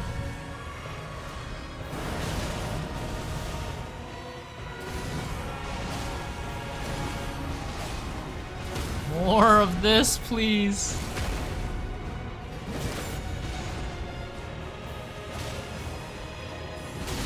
Dude, oh, it's too early. What the?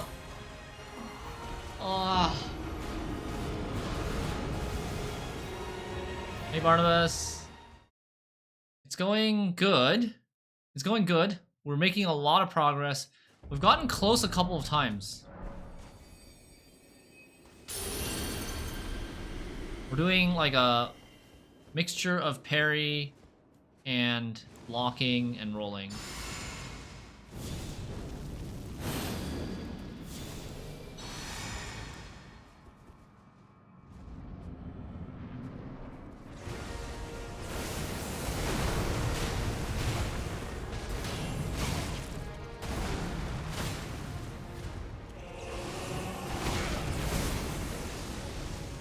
Take me out.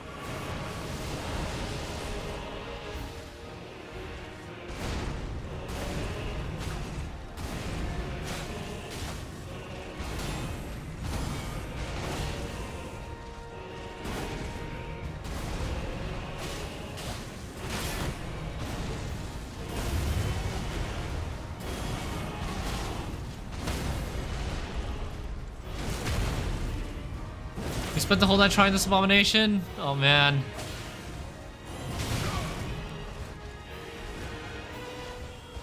Are you going with the parry? Parry strat or what?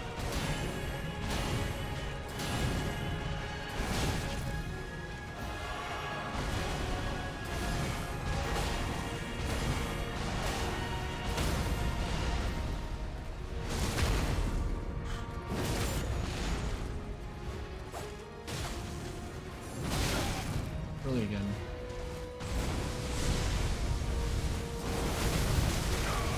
Damn.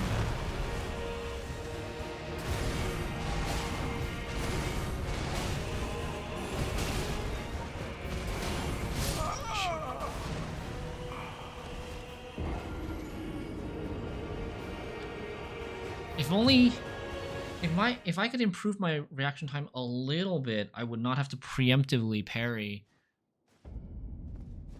Am I out? No, last one. You see any weak spots in this boss? Yeah, when he does certain movesets, they're easier to parry. Dark Moon Greatsword, gotcha. Those are the weak spots that I see. If he just keeps repeating the move where he winds up his hand and one hand slashes you, it'd be over. That one. That one I have a very good parry percentage against.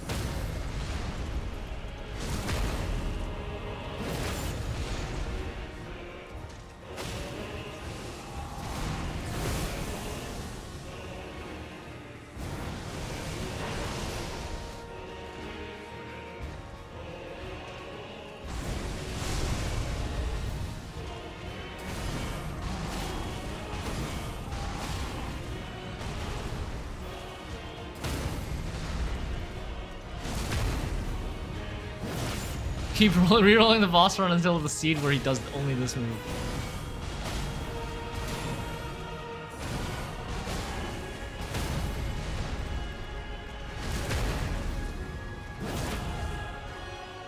You're over 20 hours on this boss? Holy crap. That's brutal. We're just over 1 hour, I think.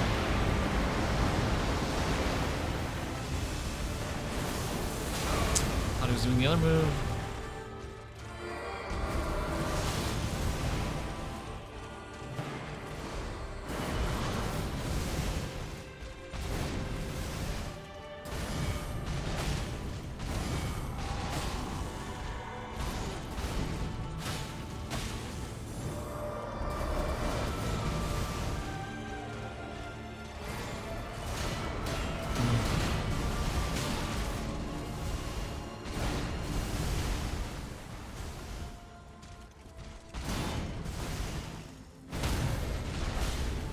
Get him!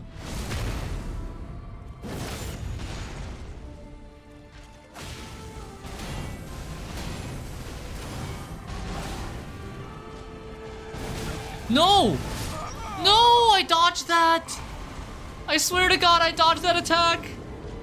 Oh, man. Okay.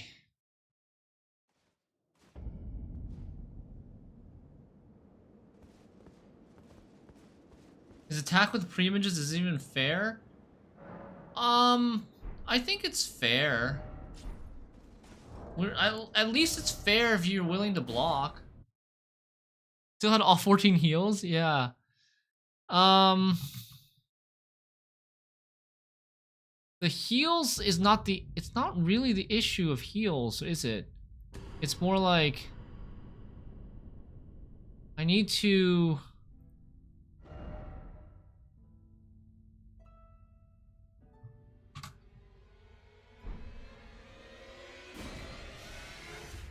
I need to not die in one shot.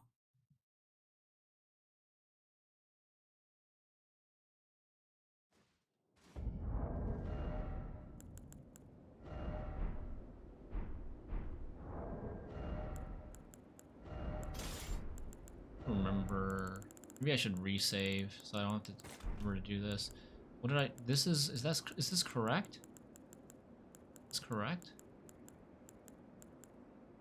I do want the big heals, but like,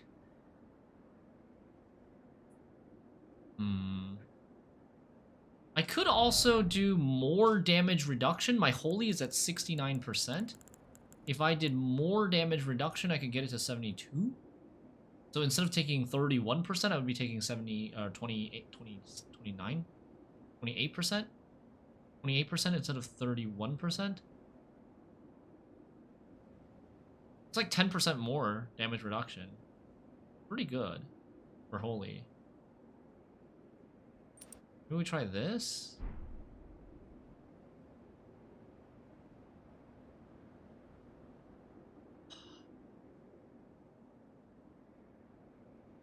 Yeah, and I need to also flask.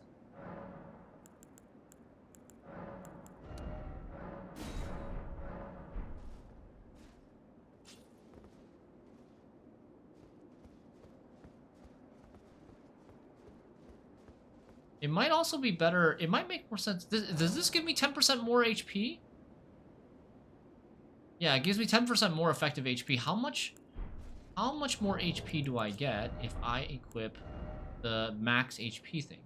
My HP right now is 1,900. If I change this to this, it raises it by 190, which is 10%, but this is not as good. This is not as good because the 10% only applies once, and then my heals are still... My heals are still a set number of HP. My heals don't get better based on my max HP. I can dump stats into Vigor? Nah, I'm not ready to restat yet. If I was gonna restat, like, we could do restats and Scatter True Blessings and whatever. Those are gonna be... I don't think I'm gonna do those.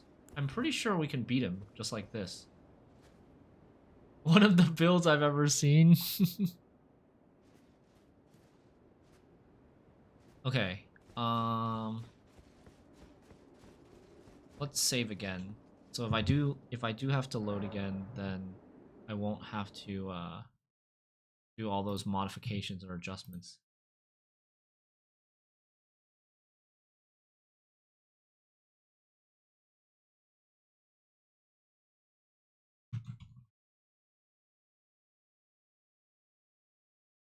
Why arcane though? Because I at one point was using Rivers of Blood and I was trying some arcane weapons like Eleanor's Pole Blade.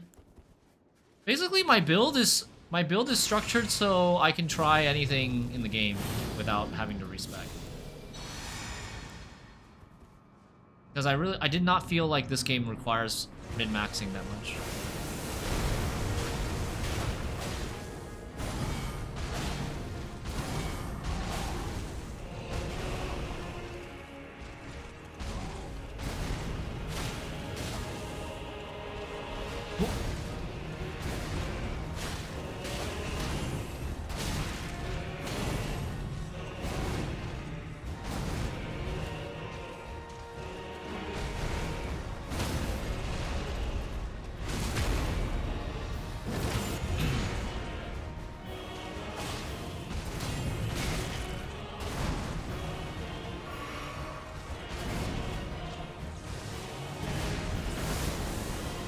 I am not, like, I don't have muscle memory to parry the two-handed swing. I missed that as an opportunity a lot.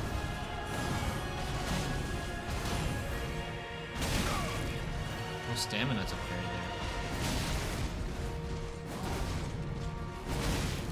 Oh god, almost.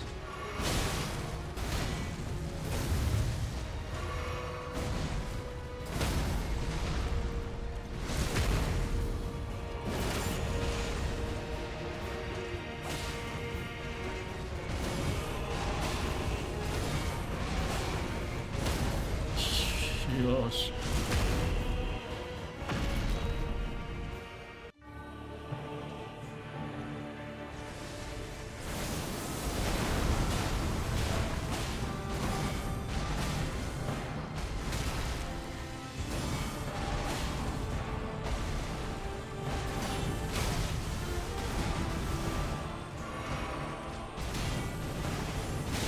Fuck! Too early.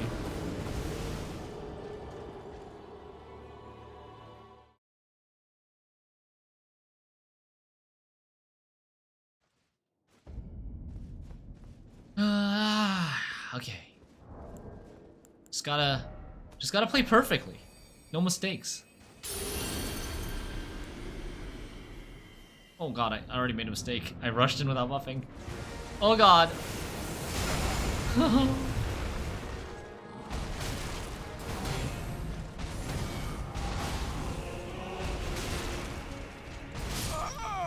What a waste of a run. I used my rune arc and then rushed in without buffing and then died instantly.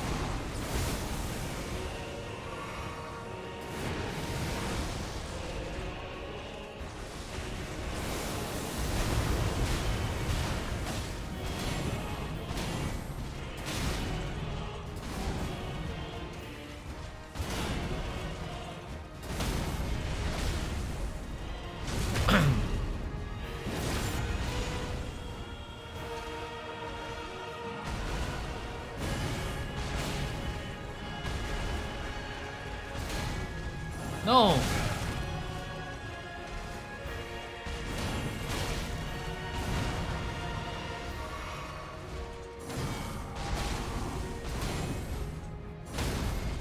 There's a bug in this room on my leg. I feel a bug on my leg.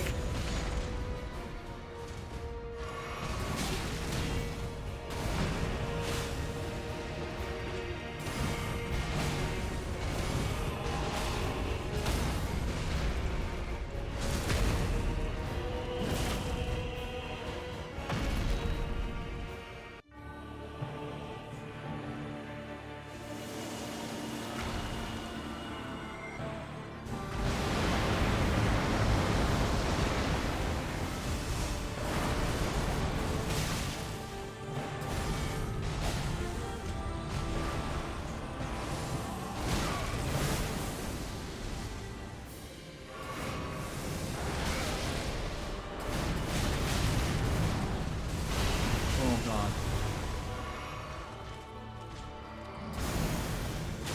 No.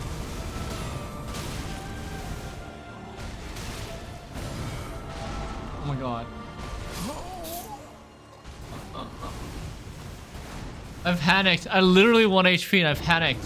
I should have just stayed close to him and just pretended like I couldn't see my own HP.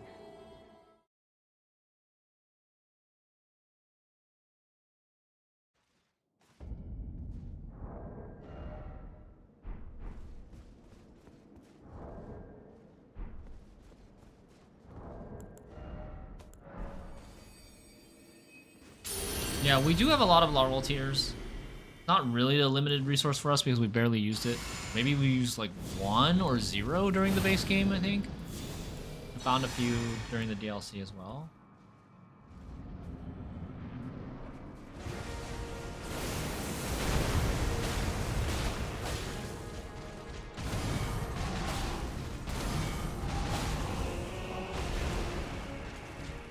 Oh. I tried to parry that, but it was late. Hard to react to that one. My problem, so like...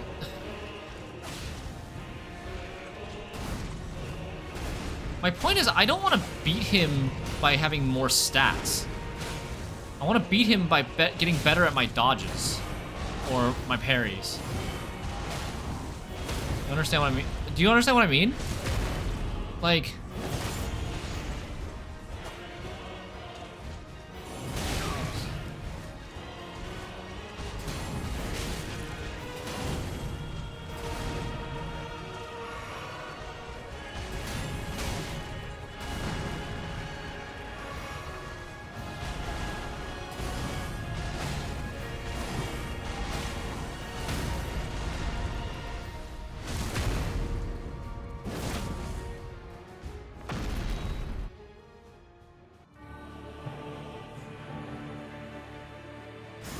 Whoa! Okay, I was not expecting that.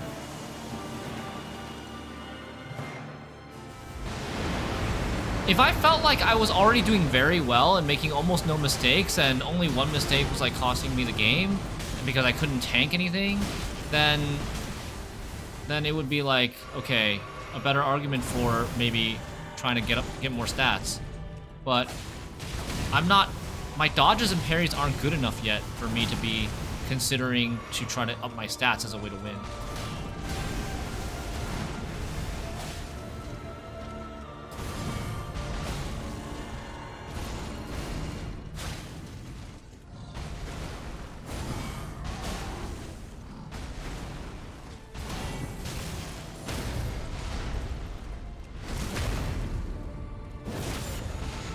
We're not dying in 1 hit, though. We're dying in multiple hits. It might be 1 attack, but we're pretty much dying in multiple hits.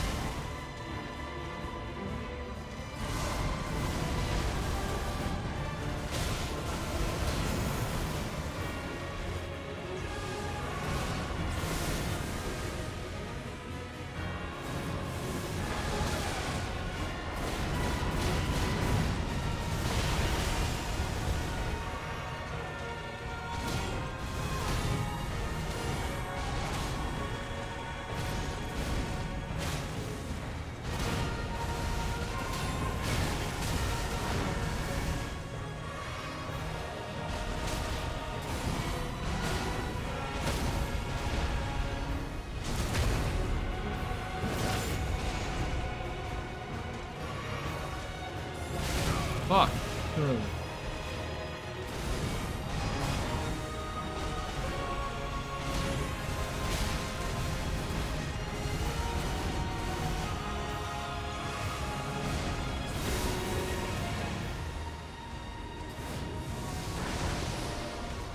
One, two, three, four.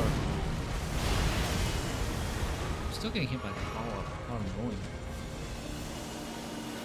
Well, I'm dead. I'm getting hit by this.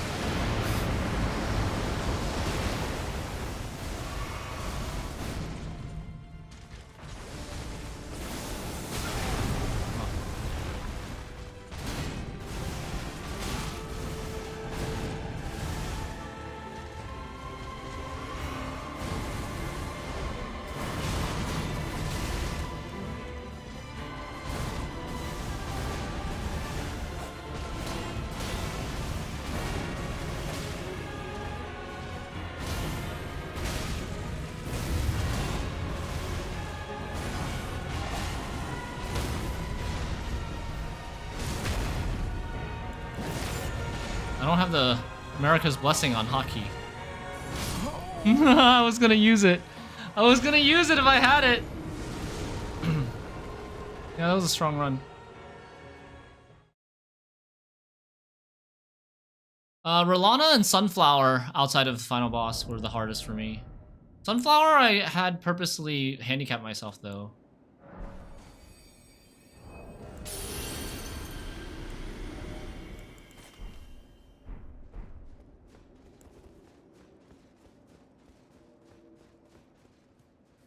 Most DLC bosses felt that there wasn't any chance of learning more of the moveset. Because all there is to learn is that they aren't playing by the rules, so why should I?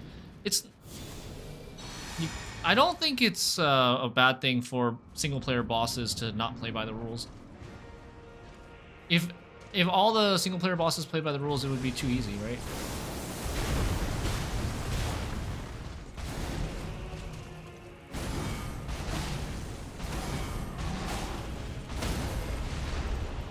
Melania took me 5 hours. Also with a parry focus strat. Radon feels like it'll be faster.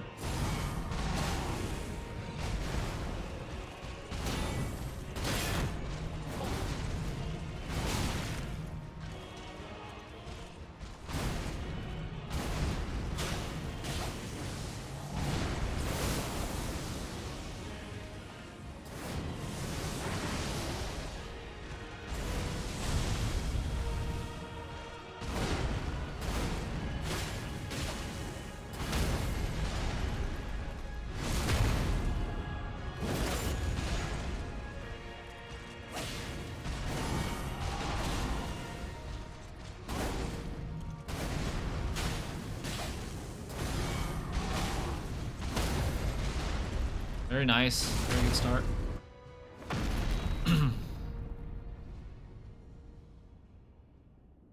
Radon has no waterfall, yeah. Exactly.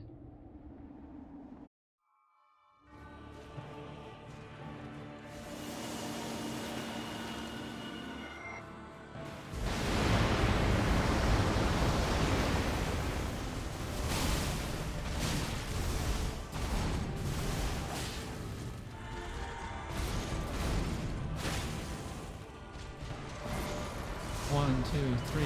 Oh, if you're really close to him, he doesn't.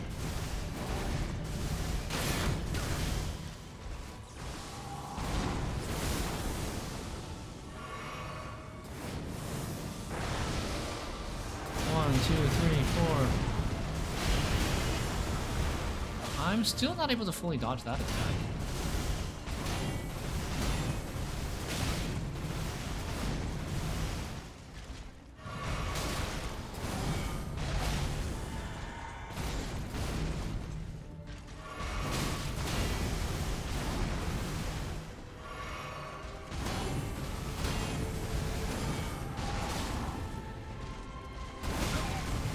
Why does that feel slower in the second phase than it does in the first phase?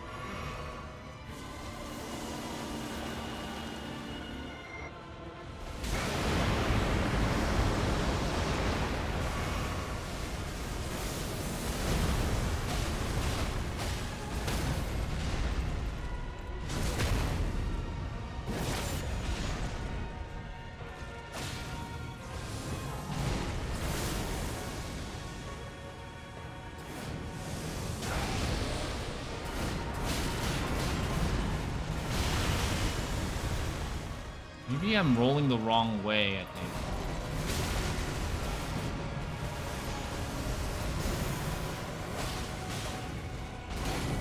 Oh, I almost parried that. 1, 2, 3, 4. Oh no!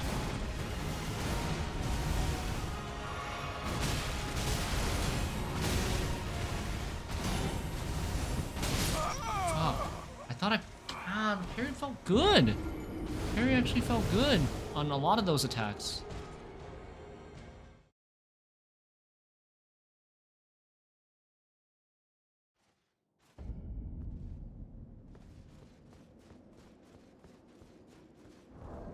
In terms of like bullshit attacks,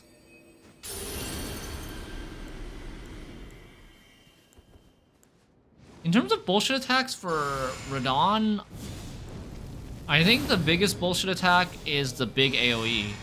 The big AoE, you don't have enough time to run out of it. If you're camera locked and you're in a position where you...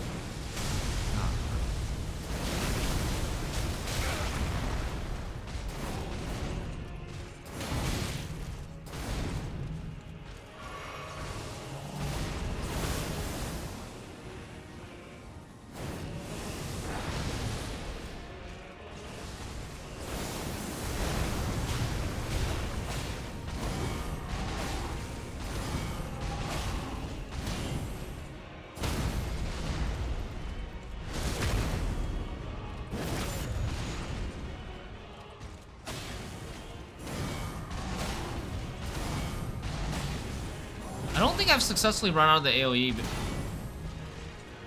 if he's, if I'm not far from him. In the middle of a fight and he starts doing it, maybe I just don't recognize it fast enough.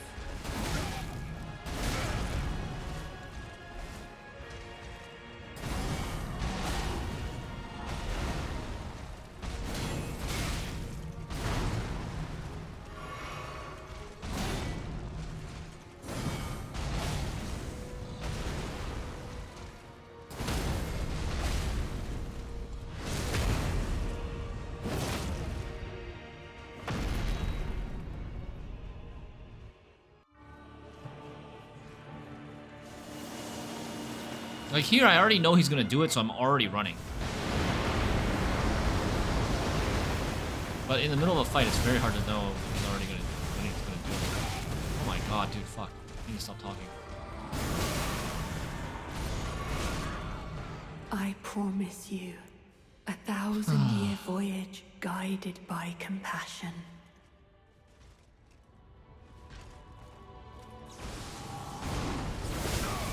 What? Come on.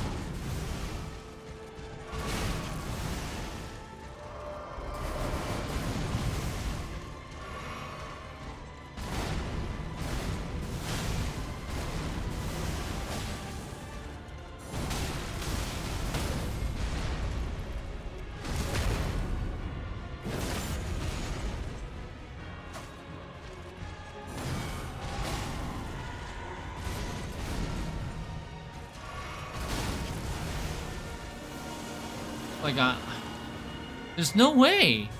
There's no way you're gonna react fast enough.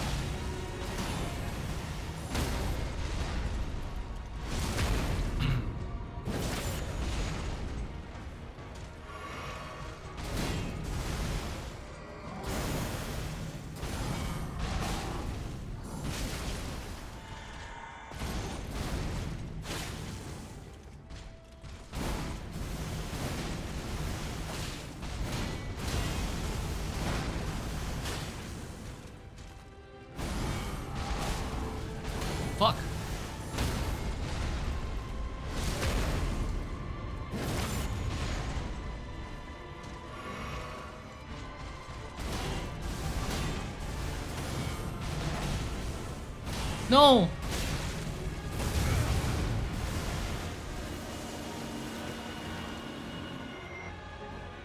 Oh my god, I thought that was good.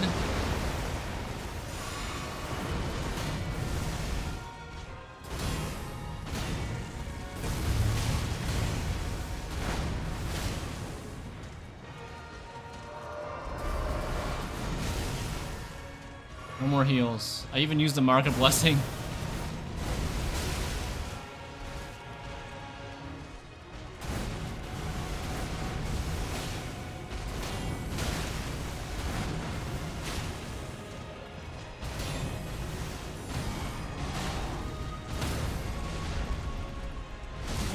Do I have any more heals? If I could get like a... Nope. Shit!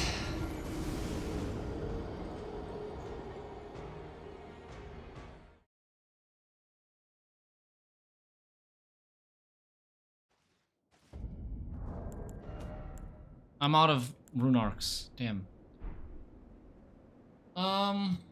Okay. Let's do one more. Let's do one more load.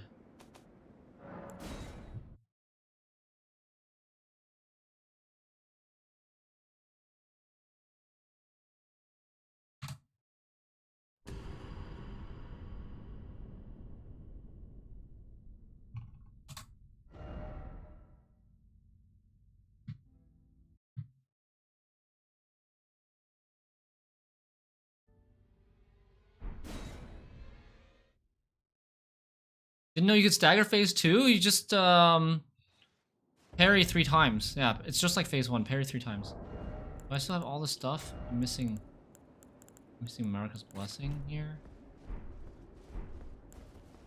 I believe we can beat this in the next 6 tries. Before I run out of rune arcs again.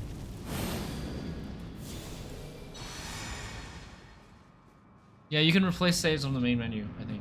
Yeah, I mean, we know. I think.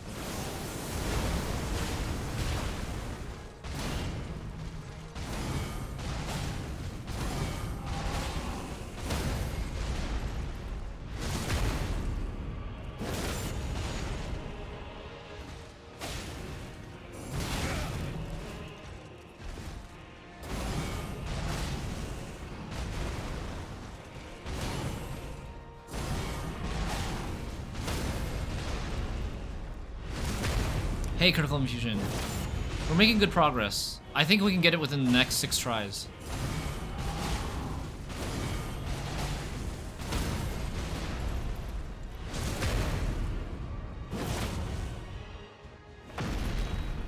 Phase 1, breezing through.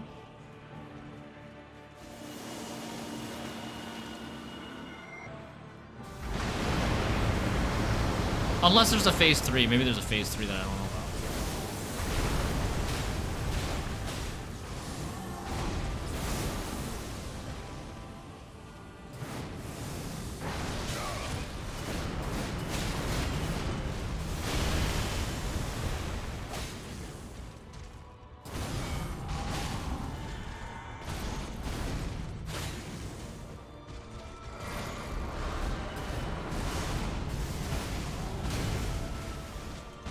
Whoa, we finally got a parry on that attack.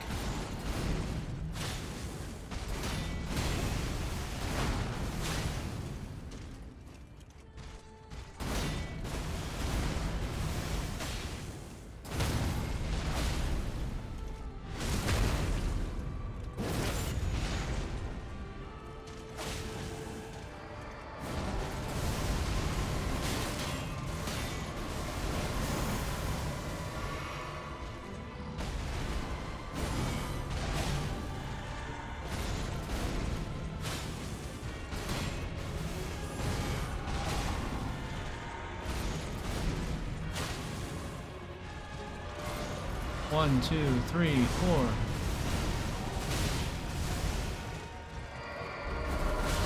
Ow. I should heal again.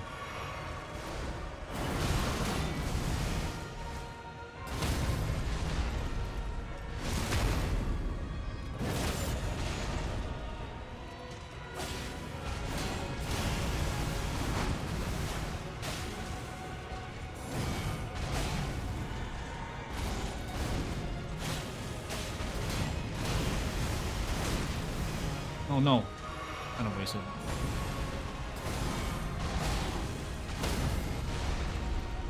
Like, three more riposts?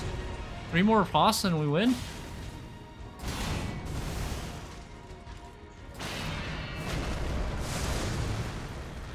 Oh, I forgot what I'm just supposed to run?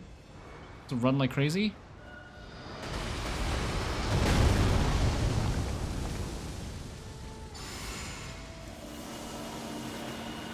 Oh my god. Please, please, please, please. Fuck!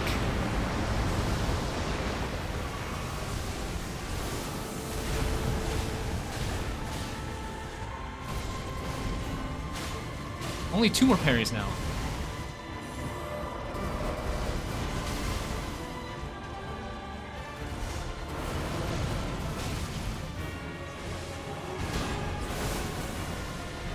A good feeling about this. 1, 2, 3, 4. Gonna heal full. Gonna heal full. I have enough heals. Fuck. That's my opportunity.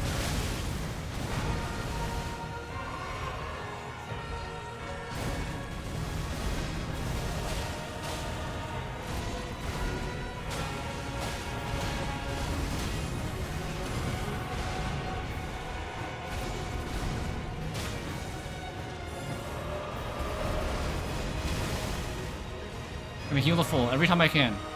Every time I can, just heal the full.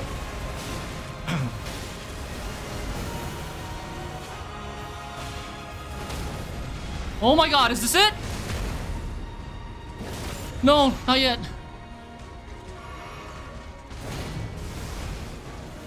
Fuck you! Fuck you and your bullshit!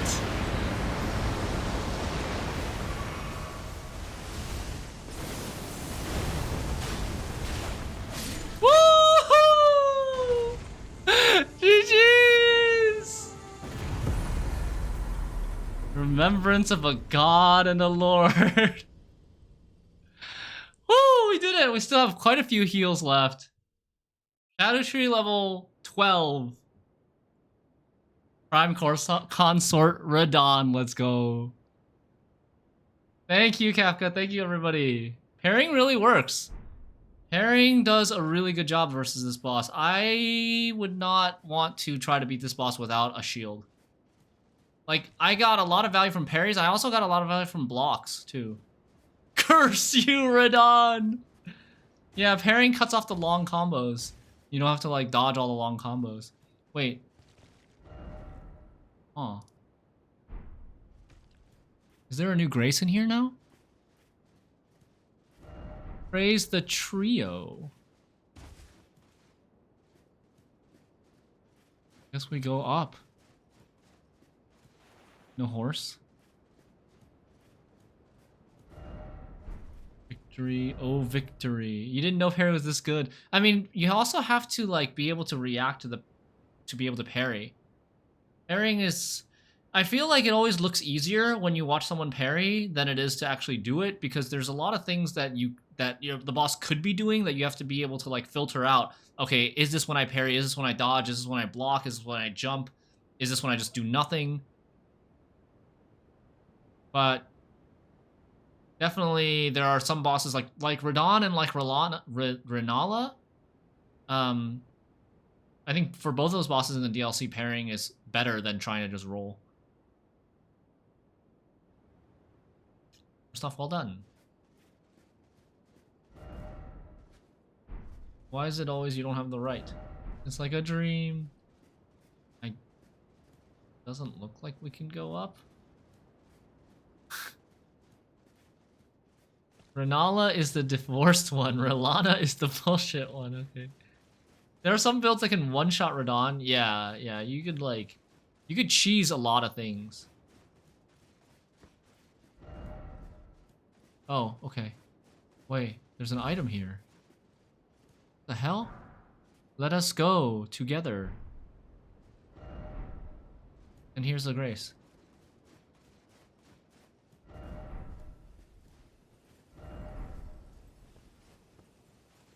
The let us go together The let us go together emote is the same as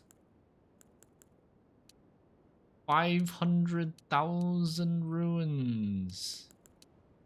But it's the same as, it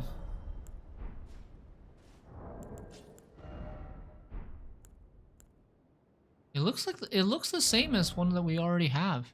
The one that we got from being hugged. Let us go together. And which one was the one? Was this the one that we got when we were being hugged? Oh, you also get this gesture if you get corrupt twice. Yeah, it's the same. Oh, I reloaded the file. Yeah, so I didn't have it anymore. That's what happened. How would you feel about the run? How would you feel the run would be against this boss as a ranged build like Sorcerer's Incantation? I've honestly never played seriously a ranged build. Kyolier! No! Why? He was so young. I don't know. I don't know how to answer your question about the ranged build because I've never really played a ranged build. I think it would be hard. He doesn't give you many openings for you to like actually cast a spell.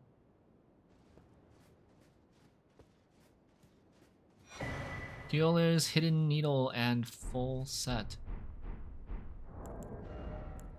Remembrance of a god and lord. So it's the remembrance of Miquella and Radon together? Wait, remembrance of Radon, consort of Miquella, hewn into the Shadow Tree. The power of its namesake can be unlocked by the finger reader.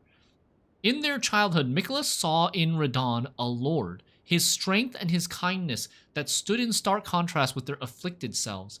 And so Miquella made his heartfelt wish that Radon would one day be his king consort. Then why did Miquella's blade, aka Melania, try to kill Radon? Was that part of the plan of making him his consort? How do you feel about Radon being the final boss? I didn't mind that at all. I have no problems with Radon being the final boss. Yeah, it's a recurring character, but his moveset and his whole like persona, his whole character is very different from the boss that you fight in the base game. Maybe they needed to kill Radon to send him here to like resurrect him in order to make him his consort. I don't know. I don't know how these things work in Elden Ring. There's an all-hit run on Radon where the person does not block or roll and just takes every hit to the face and still beats Radon. Yeah, you can build it really easily. You know, not easily, but you can build it so that there are some really trivial. You can trivialize a lot of things by using certain builds. Radon did not want to be a consort. Did not want to be his consort, so Melania had to kill him. So killing him somehow makes him willing to be his consort. It seems like maybe Miquella charmed Radon with the whole, like, you know, hugging him on the shoulders and everything.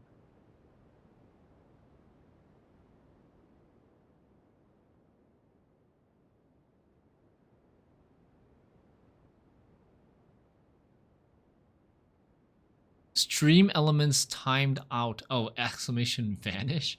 Okay. Because Radon wouldn't honor his vow after the shattering, which drove the demigods mad, according to one piece of text. I'm gonna have to. We can watch some lore videos together once we finish the game.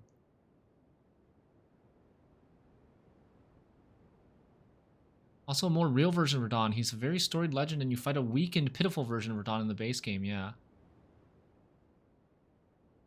There are lots of lore theories on whether Radon wanted to be his consort or not. Now you can watch Vachi videos. Yes, exactly. I haven't watched any of the Vachi videos on the DLC yet.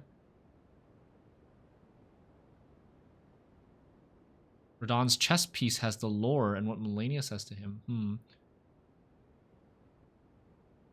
It's Moog Radon. Yeah, you can kind of see the horns, the omen horns on Radon's new body. In the end of the DLC. There's still the marker that you haven't done? There's like this one item on a staircase somewhere that I didn't get.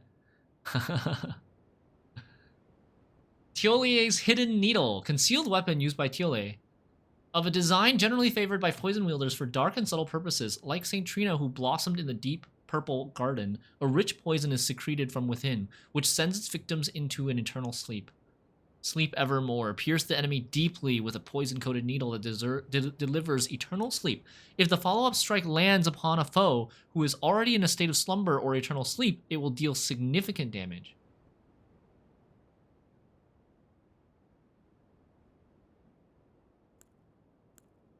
You found Smogtown to be the best content related to the vow of Mikla Radon, 90 minutes long instead of Vati videos 20 minutes long. Gotcha. Tilia's mask, a mask upon which is carved a tranquil sleeping face. The silver hair is arranged in the same style as Saint Trina's, increasing arcane. Just once, Tiole was granted the sweet repose of velvety sleep. The remainder of his days would be spent attempting to recapture it. Tiole's garb, the dark attire of those who would wield poison in secret. Additionally, countless needles are sewn onto the exterior, apparently for a talismanic effect. So all of his pieces, like the chest armor and the helmet, both increase arcane. The dark gloves, the dark trousers of those who wield poison in secret, ever scorned and loathed. So Radon's armor. The golden lion is said to symbolize Godfrey, the first Elden Lord, and his best regent, Sarosh. From his younger years, Radon was naturally captivated by the Lord of the Battlefield. There's no lore here on the whole Melania thing. That's the original game armor. Oh, you're talking about new armor from the Remembrance. I see. Okay.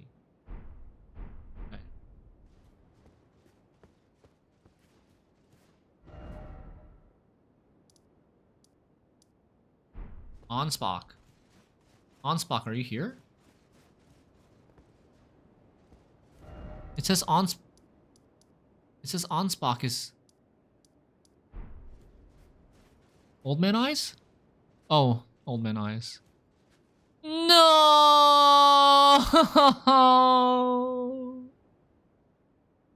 No! Why? I didn't even summon them and they still died. Offer loyalty. Wise Man's Mask. The Iron Mask of Sir Ansbach, giving the appearance of a quiet, wise, old bearded man. But an old fear lurks beneath, together with the cold, unflinching discipline that he once owned his blade, now employed to enhance blood oath and dynastic skills. Miyazaki is cruel, yeah. Ansbach's attire. The embroidered crest of the Pureblood Knights has now all but faded away, slightly enhances blood oath and dynastic skills. Ansbach understood that keeping his oath to his old master was not an act of logic, nor would it bear any justice, but it was for these very reasons he was unable to let go.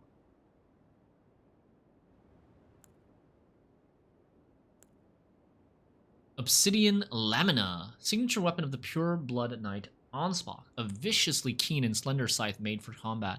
The obsidian edge relies not upon trickery to fulfill its violent purpose.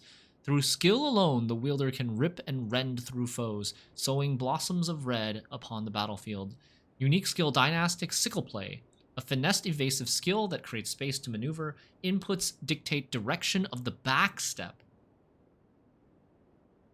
Follow up with strong attack to perform an advanced upward slash. Press strong attack again to bring the weapon down. This sounds very interesting.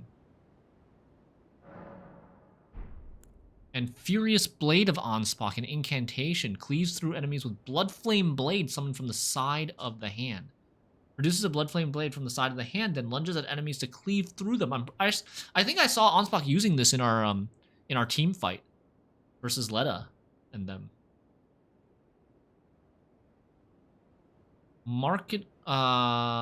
Charge to increase the number of slashes, markedly different from the finessed swordplay of the Dynast. This is an aggressive last resort of an incantation that gives rise to Ansbach's fearsome reputation. Cool. Where's Ansbach's scythe?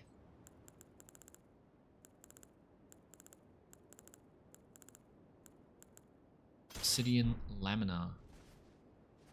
I'm on heavy load now.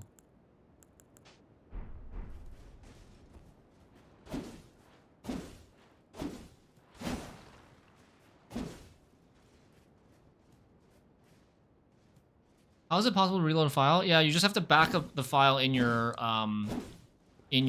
Elden Ring folder. There's a save folder in like C users roaming or app data roaming Elden Ring.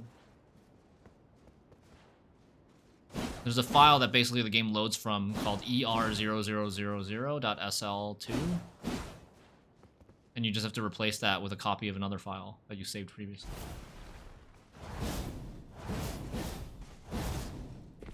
Ah, it's a pretty cool Ash of War.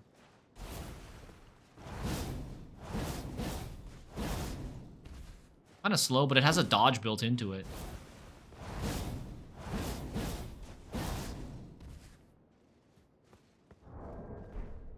Like Bloodhound Fang, yeah.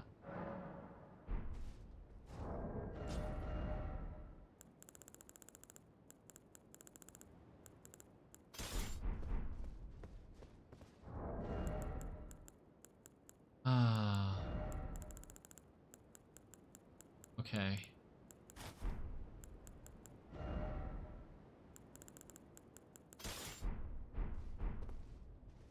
So, oh,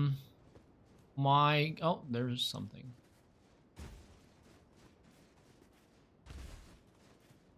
Touch memory. Calmness. Let's go.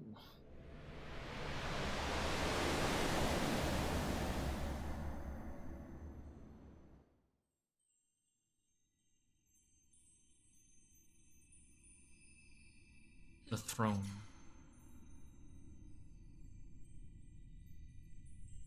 I'm going to be a god.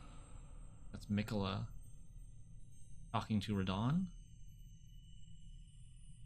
If we honor our part of the vow. Whispering.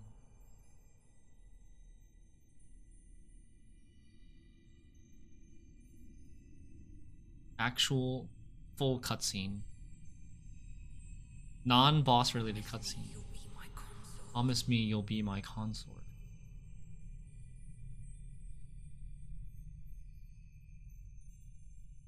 And he's just whispering. I'll make the world a gentler place. Are we the bad guys? Should we have yielded to Mikola and Radon? Circlet of Light. So, at this point in the DLC, we're not Elden Lord yet, correct?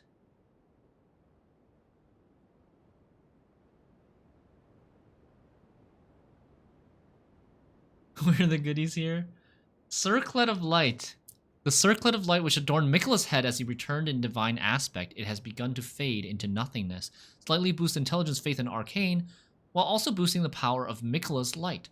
This circle was to be the very foundation upon which Mikola's Age of Compassion would be built, should it have ever come to pass. Age of Compassion sounds like a pretty good guy. Not gonna lie. We're aspiring Lord of the Erdtree, as Mikola calls us. Okay.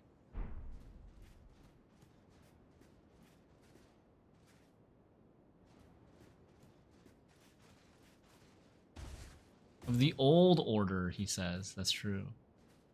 Mikola wanted to make the world better by removing free will for the sake of forcing people to be better. Oh. Never got that. But he is like the master charmer. That compassion will be forced upon you. I see. Okay. I will go to check the remembrance and then try to figure out where to go next.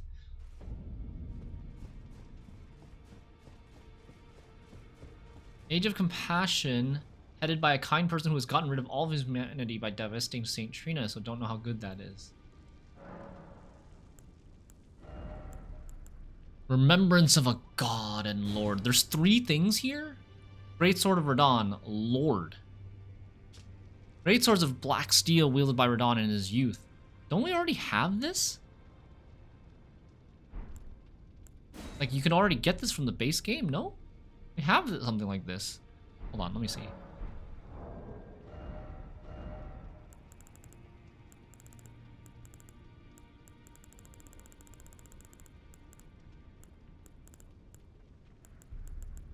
Star Scourge Greatsword.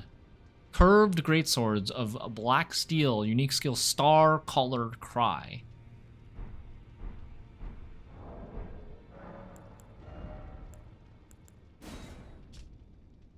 It looks the same in terms of the photo, I think. Or the picture. Greatswords of black steel wielded by Radon in his youth. Okay, a pair of weapons decorated with a lion mane motif. These were in his possession immediately before his triumph over the stars. The swords of a lord who does not rely on physical strength and gravity alone. Very similar. Yeah, St. Trina asked you to stop Mikola. That's true. We should go back to St. Trina and see if there's anything there. It also involves absolute trust in him. Which ending did you choose in the base game? Ronnie's ending. The stars ending. Promised Consort. Imbue the 2 greatswords with the light of Mikola, then deliver a slashing attack accompanied by columns of light. Additional input allows for up to 2 follow-up attacks. And Greatsword of Radon, Light. Light speed slash. Assume a luminous form and leap forward to deliver a downward slash at the speed of light. This attack will be followed up by an additional light attack. Charge to increase power of the skill and number of follow-up attacks. Light of Mikola. Incantation? Requires 72 faith. The strength of Mikola upon his deific return, wielded as an incantation, annihilates foes with the pillar of light. Mikola sought to accept all that was and would be, but found one that refused to be embraced. Us? No wonder, as one god and one king consort is all the world needs. We refuse to be embraced. Mikola's needle helped us to get rid of the frenzied flame, yeah. This is the attack that was the, like, really long build-up that we couldn't run out of, Nuke. That he does at the start of the fight of Phase 2. I love the fact that the 6 endings of Elden Ring are all debatable and none of them are good.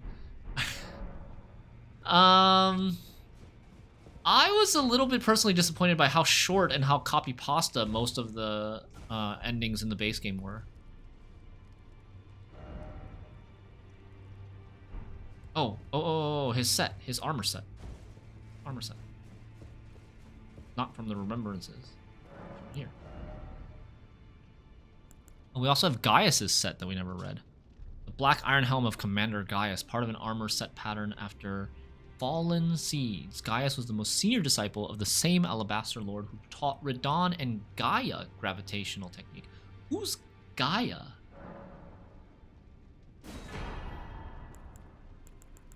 Gaius's armor, the Black Iron Chest armor of Commander Gaius, part of an armor set patterned after Fallen Seeds.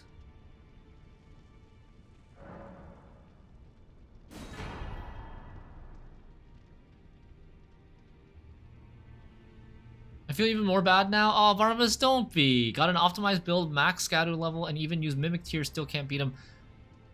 I mean, I think there are major advantages to parrying him. And you're using, what, like a greatsword, right? A slow weapon.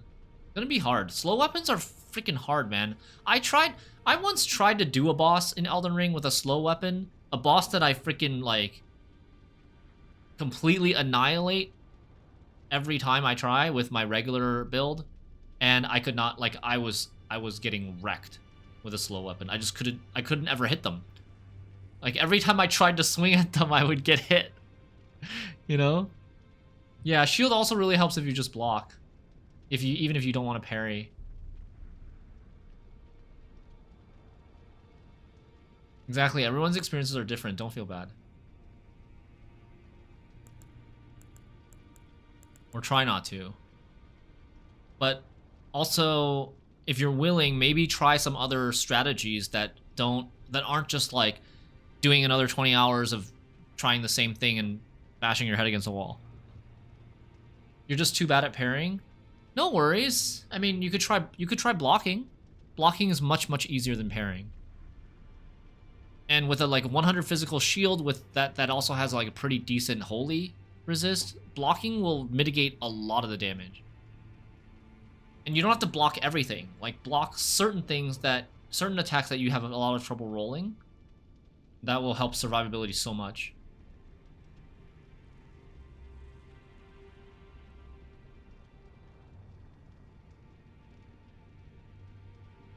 I'm not a parrier and didn't want to change my build, but I had to parry those creepy dudes in the Abyssal Woods. Yeah, I mean, that's the only way you can deal with them, right? I think.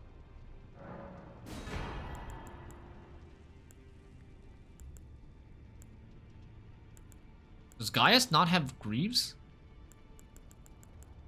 Gaius has no... Does Gaius not have legs? Is he like a Radahn cosplayer? No legs? Oh, he's an Albunaric. He has no legs. He can't... Oh, right. Oh, right. We're talking about dismounting him, potentially. And people were like, you're going to dismount him. He's an Albunaric. He can't even stand. No, I only got his gauntlets. Guy's gauntlets. He has no leggings, apparently.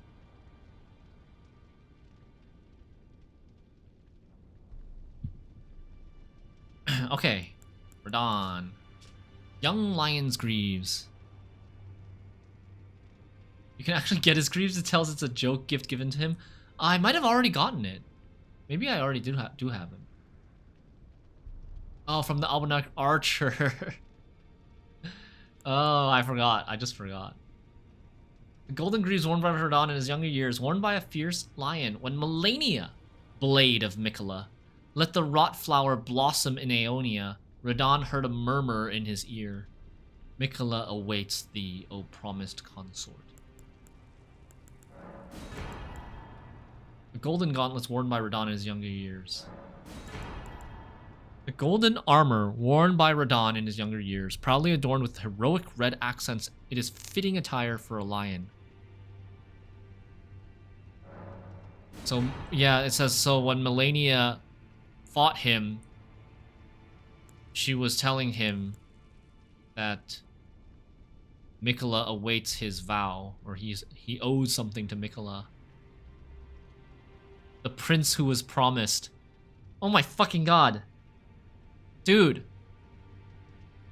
George R.R. Martin only knows how to write one plot line. The prince who was promised.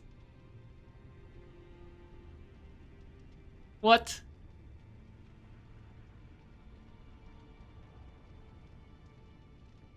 Your favorite fight might be Mesmer, closely followed by Melania. I think Melania is my favorite fight. I do like this fight, though. I like the Radahn fight a lot. I also like Mesmer, but Mesmer was definitely on the easy side. It's not very comparable to Melania or Radahn. The consort who was promised, yeah. Okay. Okay.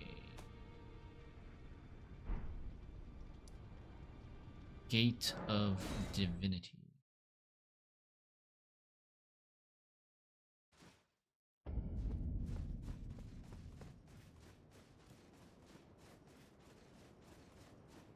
Should we maybe...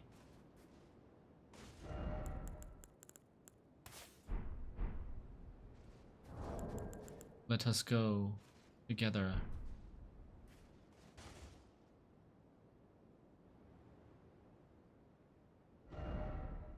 No?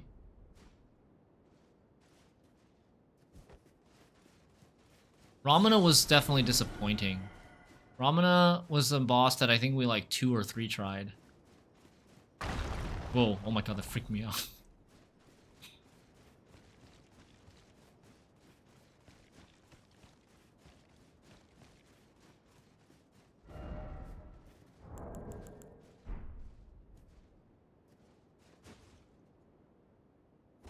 No.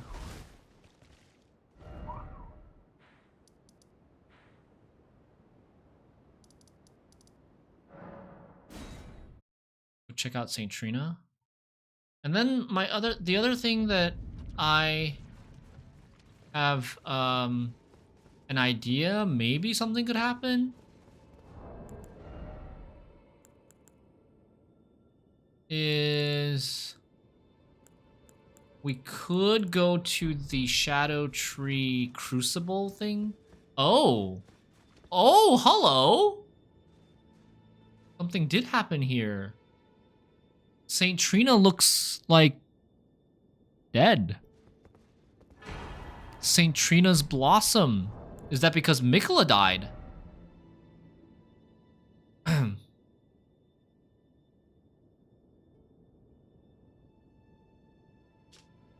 St. Trina's life withered and fell, as fleeting as the seasons at her last.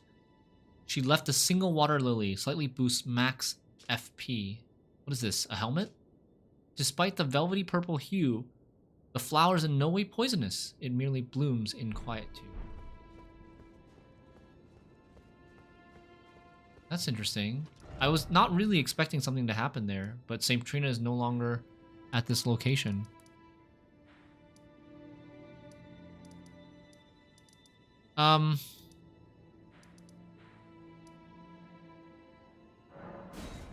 Let's try this, and then I also, maybe we should just like run around the freaking Radon battlefield a little bit more, because I didn't really fully look for that. Not really sure what we could do here.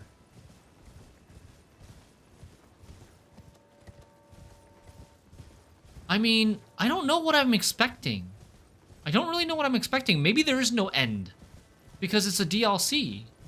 And you're supposed to end the game by ending... Does the base game have a different ending? I've already beaten Elden Beast in this playthrough. There's no end? Okay.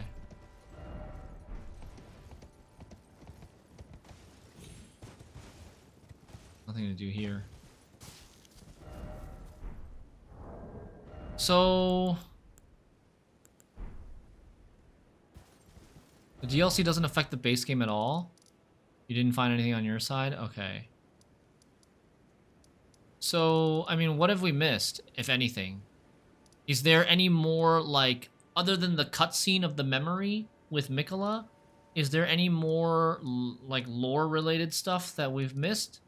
Any side bosses or mini-bosses that we've missed? The cutscene is the end? Okay.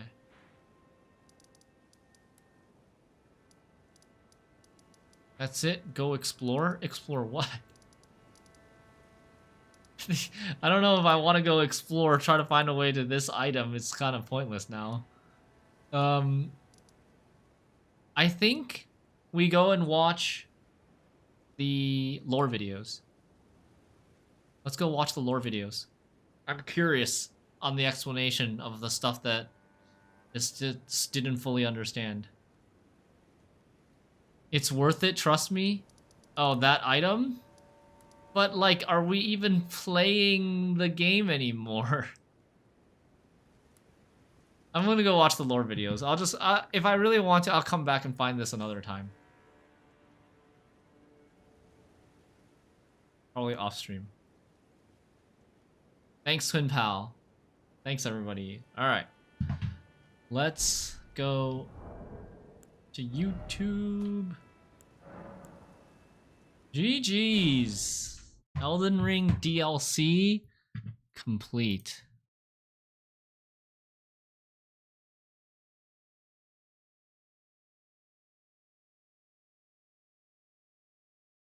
Hell yeah. Hello. Vatividia. Vatividia, where you at? Here you go. Wait, which video am I looking for?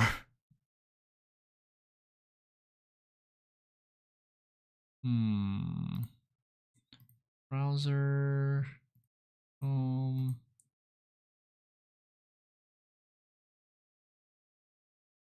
Good luck, Barnabas. I think you can get it.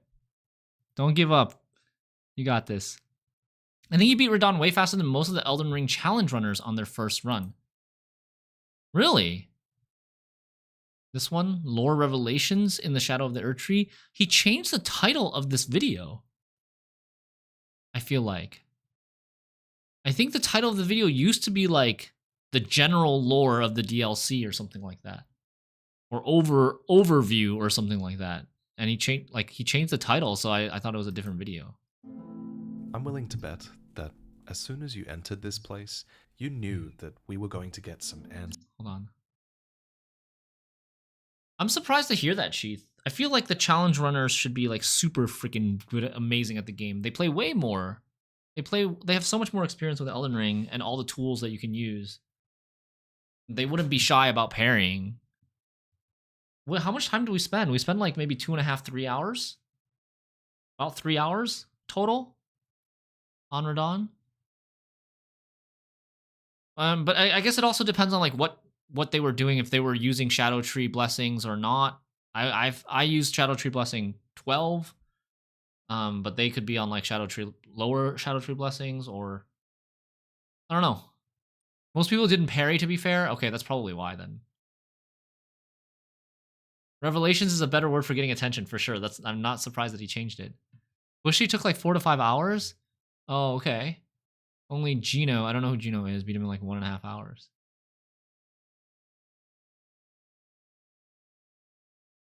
Barnabas. Well, yeah, don't overdo it, but also I think you got this. In the shadow of the Erdtree. And we have. There are satisfying revelations regarding Queen Marika, and Miquella, and the Omen, and dragons, and the gods. We even now know what Melania whispered to Radahn in this scene, before her scarlet flower bloomed in Caelid. This video will only scratch the surface. It's just an overview, a teaser of new revelations, and the foreshadowing of a deeper analysis to come. So let's get into it, and this time, let's begin. Is the volume good? At the end. After you defeat the final boss, promised consort Radahn, on your 400th attempt, you can read the remembrance of a god and a lord, which states, in their childhood, Miquella saw in Radahn a lord, his strength and his kindness that stood in stark contrast with their afflicted selves. The cutscene that plays here is a memory. What does he mean by afflicted selves?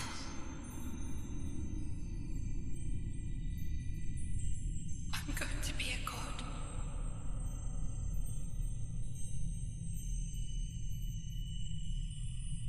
If we honor our part of the vow,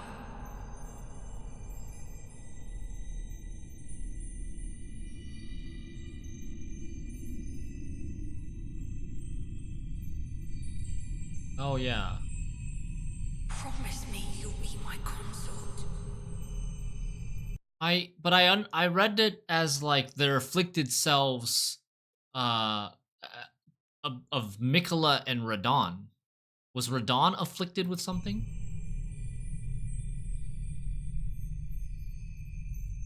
Or I guess it must have meant Miquella and Melania. I'll make the world a gentler place. And so Miquella made his heartfelt wish that Radahn would one day be his king consort. Now, this ending and the reappearance of Radahn has received a lot of early criticism, but I think this encounter does go a lot deeper than some people are giving it credit for. For example, we're hearing about Miquella's side of the vow in this scene, and about what Miquella wants, but what about Radahn? What was his part of the vow? What did he want? There is evidence of Radahn being kind, sure, but this is also a man who celebrates war. Did he truly? Oh, Radahn stands in stark contrast to their afflicted selves, to Miquella and Melania. Radahn's strength was what Miquella admired, and his kindness, too. Really share Miquella's vision for an age of compassion? And if he wanted to be with Miquella, why did he fight so vehemently against his death in the lands between that would have brought his soul to the realm of shadow with Miquella? But the most chilling thing about this story, I think, is that even if Radahn did want to become Miquella's lord, and I can see that side of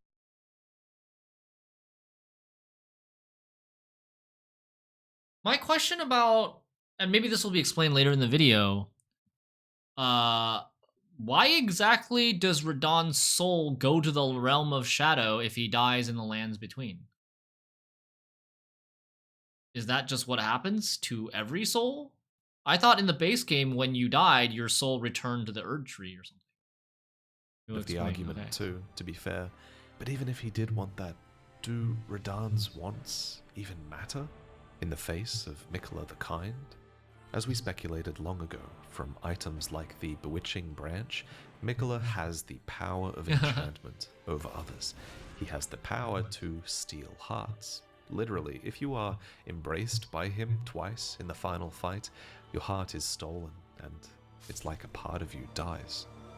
Lord of the Old Order, let us go together. Let us go together. Heart stolen. This effect can also be seen in Miquella's faithful band, who overcome their differences and shortcomings to fight for Miquella's cause, until Miquella's enchantment is broken, and they turn at each other's throats. And what makes Miquella a fascinating character is that he isn't manipulating others for selfish reasons. His cause actually is righteous. When he wields love as a weapon, he does it genuinely to make the world a better place, without any intent to cause harm. Oh yeah, another question is, why does he have 4 arms? However, such acts are still oppressive. If your want is taken away, what is left of you that remains? Perhaps the saddest example of this is Mohg, who, as we speculated, was indeed under Miquella's spell. Once, in an attempt to free Lord Mohg from his enchantment, I challenged tender Miquella, only to have my own heart rather artfully stolen. Did we get this dialogue with Ansbach? I knew not how I weak don't remember was. this anymore. I believed that with sufficient mastery, even an Empyrean would be within reach of my blade. I could not have been more mistaken. Miquella the Kind is a monster, pure and radiant. He wields love to shrive clean the hearts of men. There is nothing more terrifying. In the Specimen Storehouse, you can find the Secret Rite Scroll, Found which that. details the secret rite by which Miquella will ascend to godhood. It reads, "A lord will usher in a god's return, and the lord's soul will require a vessel." Ansbach reveals Miquella's plans in full. After Lord Mohg's slaying at his dynastic palace, it appears his body has been absconded with and taken straight to Kind Miquella. As if using Lord Mohg to gain entrance to the Land of Shadow were not enough, he plans to use his corpse as the vessel of his king consort. He has forsaken Lord Mohg's soul. He desires only his empty shell. In your fight with Radahn, you might have noticed the horns sprouting from his gauntlets and his tendency to perform blood flame attacks. This is because Radahn occupies Mohg's body, fulfilling the terms of the secret rite at the Gate of Divinity, Doesn't have where Mohg's Miquella face, will though. become a god. So, Sorry, what? The Gate of Divinity. That was the thing. I have so many questions about what this is. It was in the original trailer for the DLC as well. a god. So, in retrospect, Mohg was under Miquella's spell all along and became obsessed with Miquella, believing that they would ascend together as Lord and God. But Mohg thought he was going to be Miquella's consort. Miquella had plans for Mohg, not just as a corpse to pull into the realm of shadow as a vessel for Radahn's soul, but as Ansbach reveals, Mohg was also used as a means for Miquella to enter the realm of shadow in the first place. A while back I speculated that the realm of shadow was a sort of death dimension, and that Miquella's sacrilegious death at the hands of Mohg might have been intentional so that Miquella could enter the realm of shadow, and actually surprisingly those speculations were proven correct as well. Ansbach confirms that Mohg enabled Miquella to enter, and the Tower of Suppression makes it clear that all manners of death wash up in the realm of shadow, which lies at the very center of the lands between. Oh. Incidentally, Radahn's return also answers one of the biggest myths. So he's saying that it is that the realm of shadow is like a after death realm, that after you die in the lands between, you go to the realm of shadow. Huh. But what's up with the tarnish? Does that like make sense with the whole the Rune of Death storyline in the base game? And like, what's up with the tarnished? When the tarnished die, we come back at the grace. We don't go to the realm of shadow. At least, I don't know, you know. I understand that all the ways of death that are not Erdtree burial. Rune of Death only removes destined death, that is natural death through natural causes. Okay. I see. Mysteries of Elden Ring, which was... So even without the Rune of Death, even when the Rune of Death was like hidden away or whatever, or stolen, you could still die from unnatural causes, from like murder or death. Or not death, die from like fighting. Main way is to be part of the Erdtree, but there are those that do not fit. What Melania whispered to Radahn as she let the rot flower blossom at the end of their fight. According to the young lion's helm, she whispered, "Miquella awaits thee, O promised consort."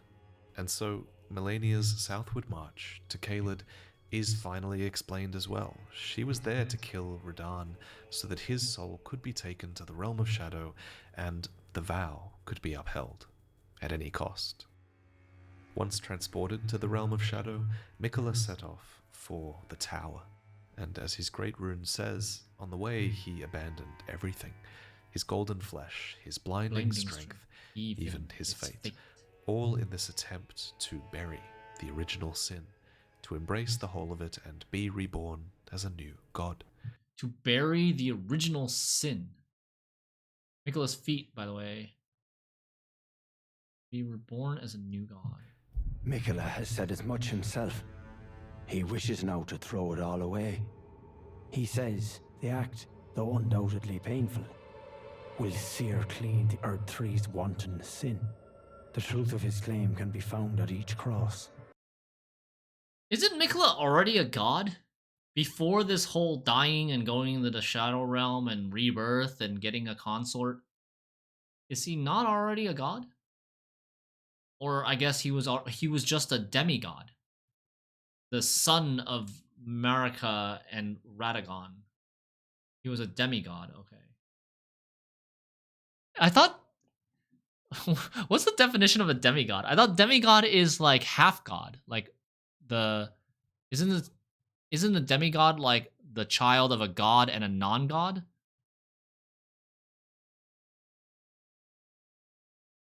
So Radagon in this case is considered a non-god?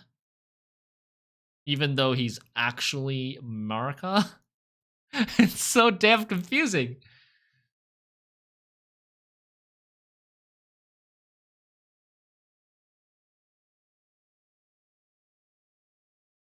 He needs to ascend to godhood to become the ruler of the lands between.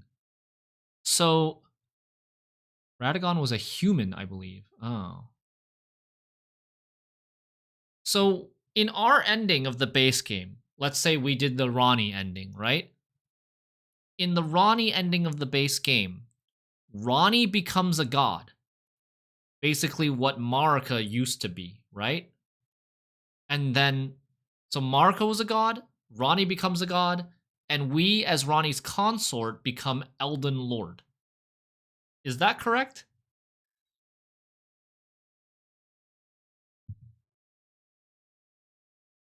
Critical Infusion is saying Radagon was a demigod. All that is not Marika is not a god, but lesser, but not human. Radagon was just Marika's other half, how St. Trina is Miquella's other half, but Miquella is the one who becomes a god here, not St. Trina. Similarly, Marika becomes a god, not Radagon. Okay, gotcha. And the thing I said about Ronnie becoming a god in our ending is correct. She becomes the god. She becomes the ruler of the lands between, and we, as her consort, become Elden Lord. And Elden Lord is just the title for the consort of the god, basically. Which is evidence enough to earn my belief. But what was the Erdtree's sin that Miquella died and was reborn for? Well, now we've talked about the end, this brings us to The beginning. Miquella the Kind spoke of the beginning. The seduction and the betrayal. An affair from which gold arose. And so too was Shadow born. This is a gate of divinity.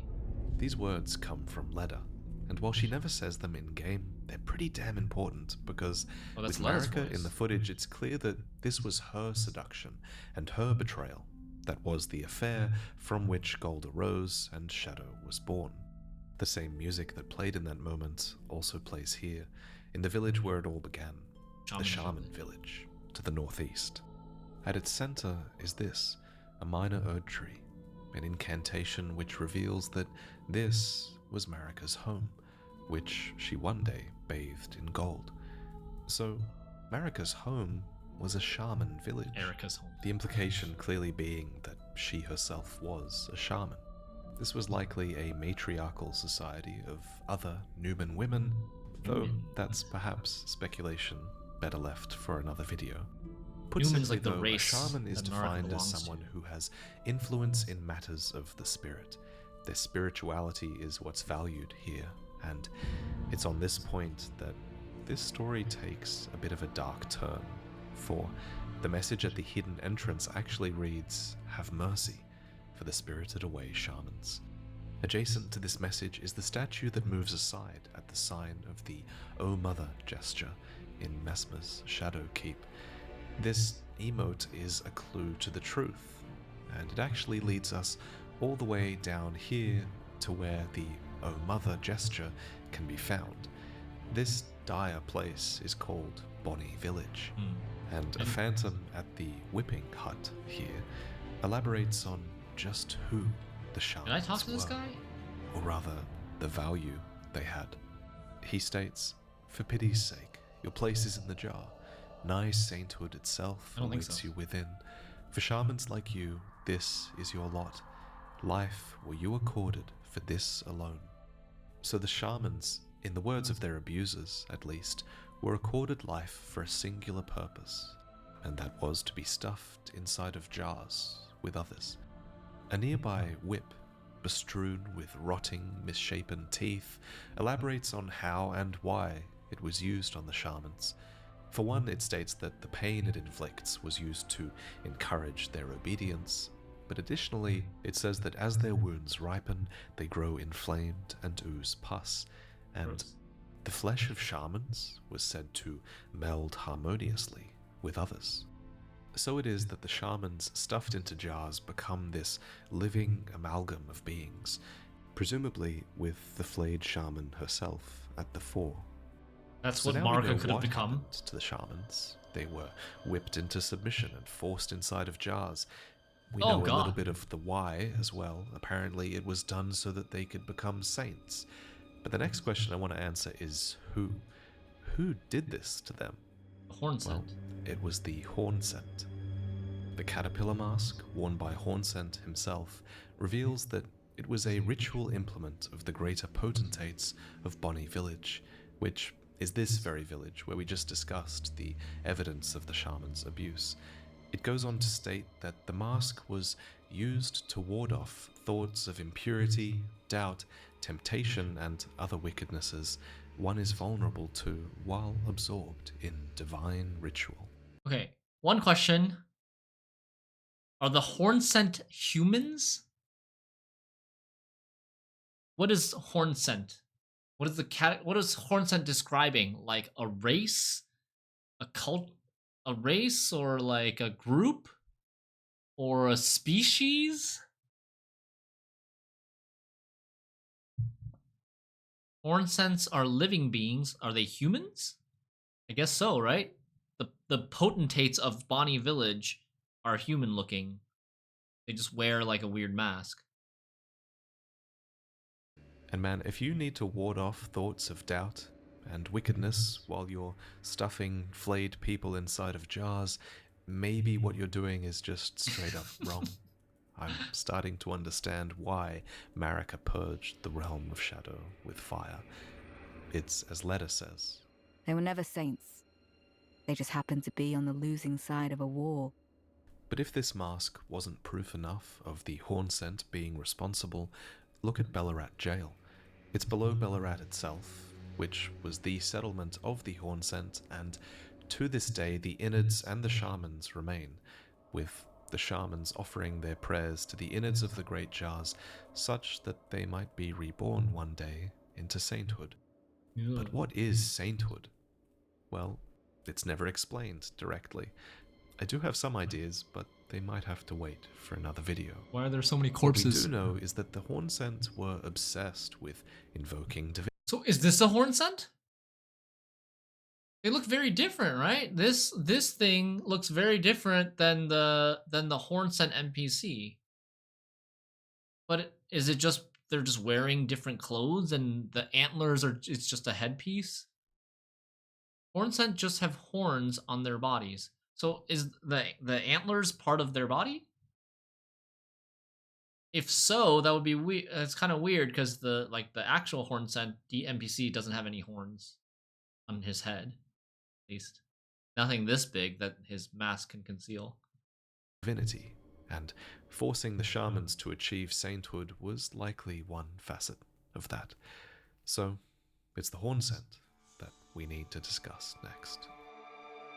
The horn scent are an extreme. The NPC does have horns, not this big, but it's visible. Oh, okay. But horn scent and the fell omen are not the same, right? Fell omen also have horns, but they don't look human, whereas horn scents actually look pretty close to humans. Extremely ritualistic people, with swaths of their culture devoted to spiritual research and invoking the divine. And one of the most sacred things to them is the crucible, which they have to thank for their tangled horns, which are considered an evolutionary gift. If you didn't know, the crucible has been long established as this primordial form of the Erdtree, a blending of life that became the Erdtree's primal vital energies. And apparently, it originated in the place that became the realm of shadow. The crucible originated in the place that became the realm of shadow. It is theorized that the omen is something that comes from a curse the horn scent placed on Marika. This becomes quite clear thanks to Devonia, who is the longest serving of the Crucible Knights. According to her helmet, she quested in search of the Crucible's origin and departed from the lands of the Erdtree alone. Another item we can find that's a clue for the Crucible is Spira, an incantation for a spiral of light. The spiral, it says, is a normalized crucible current that, one day, will form a column that stretches to the gods. Maybe it's no coincidence that the White Tower of Ballarat is a spiral, nor that it culminates in a divine gateway that is a column of the dead, stretching to the gods. There's also trees that include the dead, but I digress, I'm getting off topic. Back to Marika, because at some point it seems Marika rose to prominence within, or adjacent to, this horn scent culture. We can kind of infer this because horn scent refer to Marika's eventual purge as a betrayal. And something can only really be a betrayal if you were aligned with them in the first place, right? So the horn scent were aware of Marika, and likely her Erdtree as well, before what they call the betrayal. But how? How did Marika rise to such power in their homeland where she was presumably a shaman, one of those subjugated? Well, before there was this betrayal, there was a seduction from which gold arose, and I think the fingers had a hand in it. I fear that you have borne witness to the whole of it. The conceits, the hypocrisy of the world built upon the Erdtree. The follies of men. Their bitter suffering. Is there no hope for redemption? The answer, sadly, is clear. There never was any hope. They were each of them defective, unhinged from the start. Marika herself, and the fingers that guided her. And this is what troubles me. No matter our efforts, if the roots are rotten, then we have little recourse. Ymir is the high priest of Manus Meta, a cathedral of the hand to the east. Once he instructed R'hllana herself in the sorcerous arts, Right. but eventually he would come to abandon this allegiance to the moon, stating that the moon was merely the closest of the celestial bodies, and nothing more. I am a glintstone sorcerer. We study the stars and examine the life therein. Are you familiar with our findings? Long ago, we began as stardust, born of a great rupture far across the skies. We too are children of the greater will. Is that not divine? Is that not sublime? And yet, none can fathom its implications. Its utter brilliance. Hey, Griefer Sutherland. Yeah, I gotta love Vati lore videos. Finally, finished the DLC, now we can watch The and ruins of enjoy this his accent and soothing voice. land and beneath Manus Meta itself are the echoes of that greater truth that Ymir glimpsed. This is Meta herself, the mother of fingers. Her remembrance reads, "The mother of all two fingers and finger creepers was in turn a magnificently gleaming daughter of the greater will, and the first shooting star to fall upon the lands between." What about the three fingers? You might recall the Elden Ring and the Elden Beast made landfall in the lands between upon a star as well, but Meta came even before that. So it was that this mother birthed the fingers, communing with and receiving signs from the greater will, But then the who greater will occupied stopped. the great beyond. But at some point, Meta became broken, abandoned, and no sign has come through ever since. Do you recall what I said? That Marika and the fingers that guided her were unsound from the start? Well, the truth lies deeper still. It is their mother who is damaged and unhinged. The fingers are but unripe children, victims in their own right.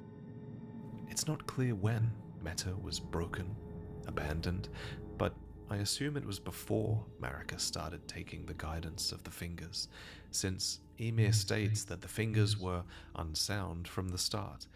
Thus, the greater will's guidance is outdated at the very least, and has been for all of Marika's reign. Because they've been That's cut a off pretty from big the greater revelation.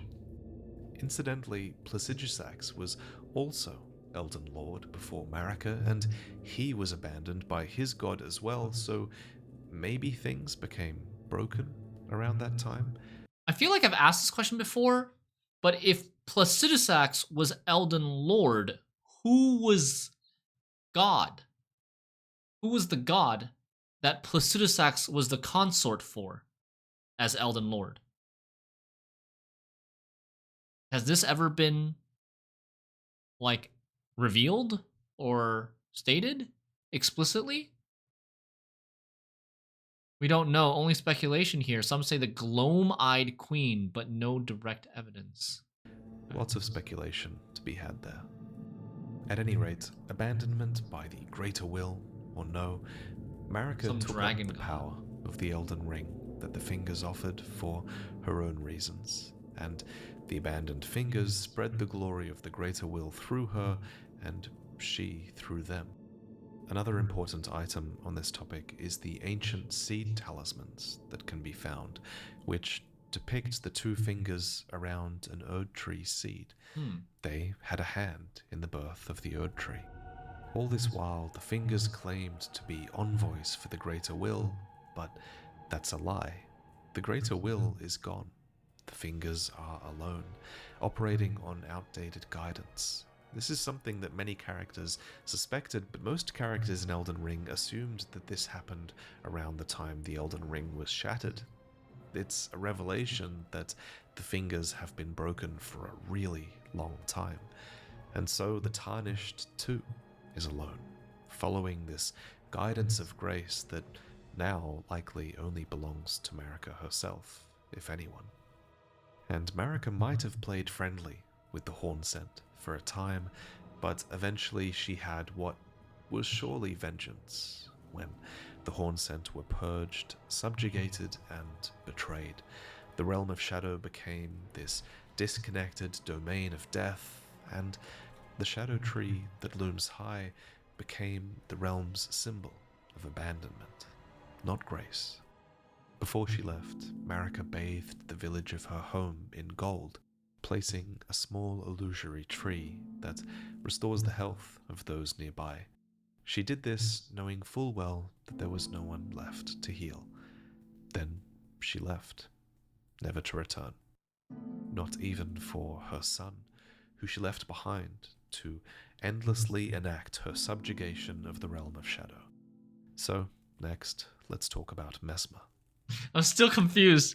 How did Marika go from being this lowly subjugated shaman to like a divine being that could split herself into Radagon, have children with Radagon? Like, what happened in between there? The Impaler. As anticipated, Messmer is entirely loyal to his mother, who is Queen Marika. His armor reveals that, on his mother's wishes, Theorized that the Fingers helped her ascend, so some kind of deal there. Okay. And she had Messmer. So at some point, like, she had Messmer, and she instructed Messmer to kill the Hornsent, right? To purge the Hornsent. I wonder if that is... I'm not sure. It kind of sounds like this lore video is implying that that all happened before Marika left the Realm of Shadow and went to the realm, to the Lands Between. And that Messmer never set foot in the Lands Between. Messmer was in the Realm of Shadow the entire time. Kind of sounds like that.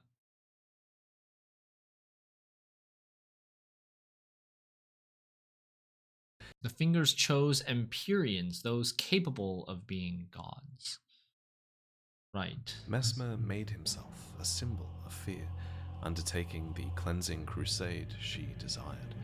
And in the end, all those stripped of the grace of gold would perish. In the embrace of Messmer's flame.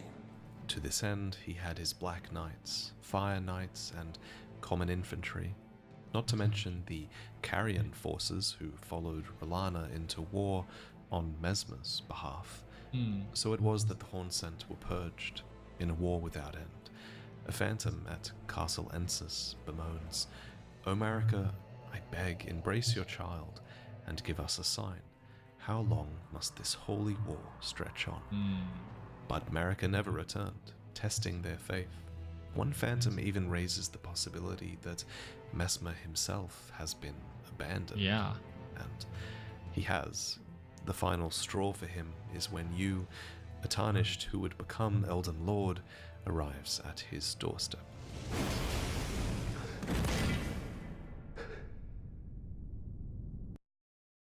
Interesting.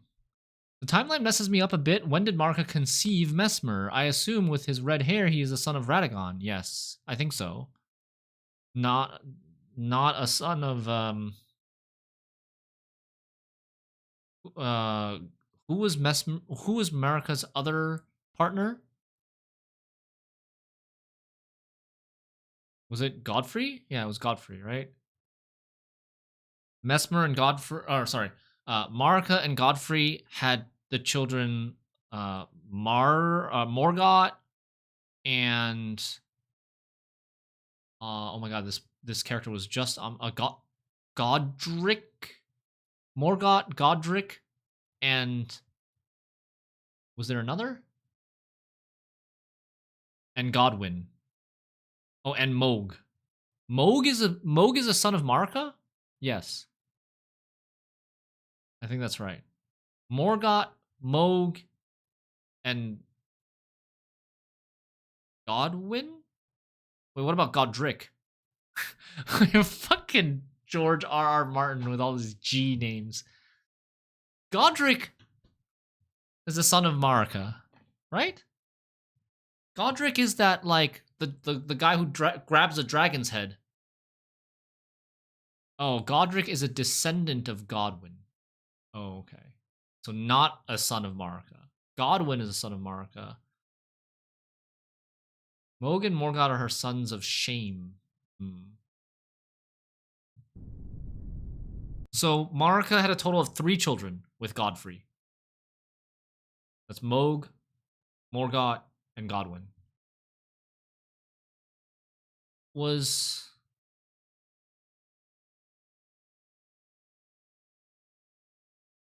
Godwyn a fell omen?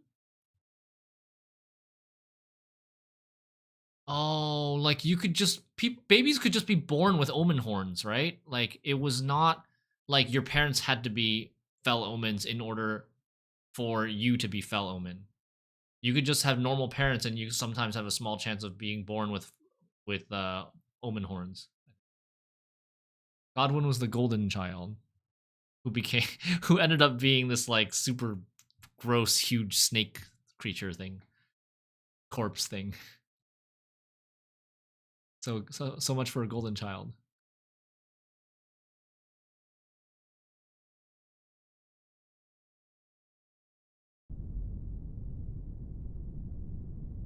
I will not suffer. The naming convention in Elden Ring is so BS. It's so hard to Lord, distinguish the characters.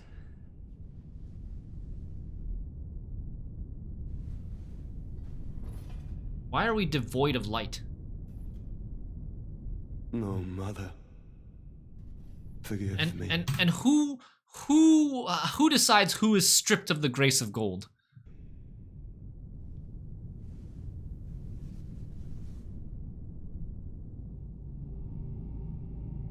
We really have to show this part. The reason she ascended was the abuse from the horn scent, and to have here first 2 children must be omens must have been insulting. Mesmer was likely born before any of Godfrey's children. Mesmer is likely the oldest child. Ah, okay. We're devoid of light because we are tarnished.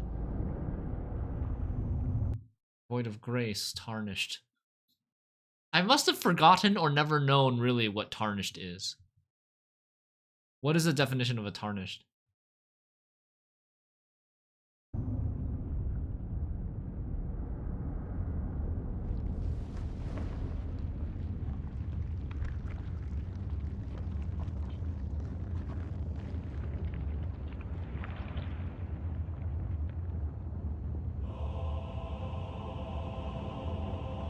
Soon tarnished. Tarnished is someone without the guidance of grace. And we are devoid of light and grace because we are tarnished. See the circular logic there? It's a little it's still a little hard to understand. Because we're saying why are we devoid of grace and light? Because we are tarnished. What are tarnished? Those that are devoid of grace and light. Marika stripped people of grace, right, as she did with Godfrey? Was that something that she did? In the base game, Marika sends away Godfrey, her consort and Elden Lord, first Elden Lord, and his followers by stripping them of their grace. All of their descendants are tarnished. Oh. So we are a descendant of Godfrey? And we ended up killing Godfrey? The tarnish is just the opposition to gods. Huh? Oh, tarnished are descendants of Godfrey from outside the lands between after he was exiled by Marika. Okay. I see.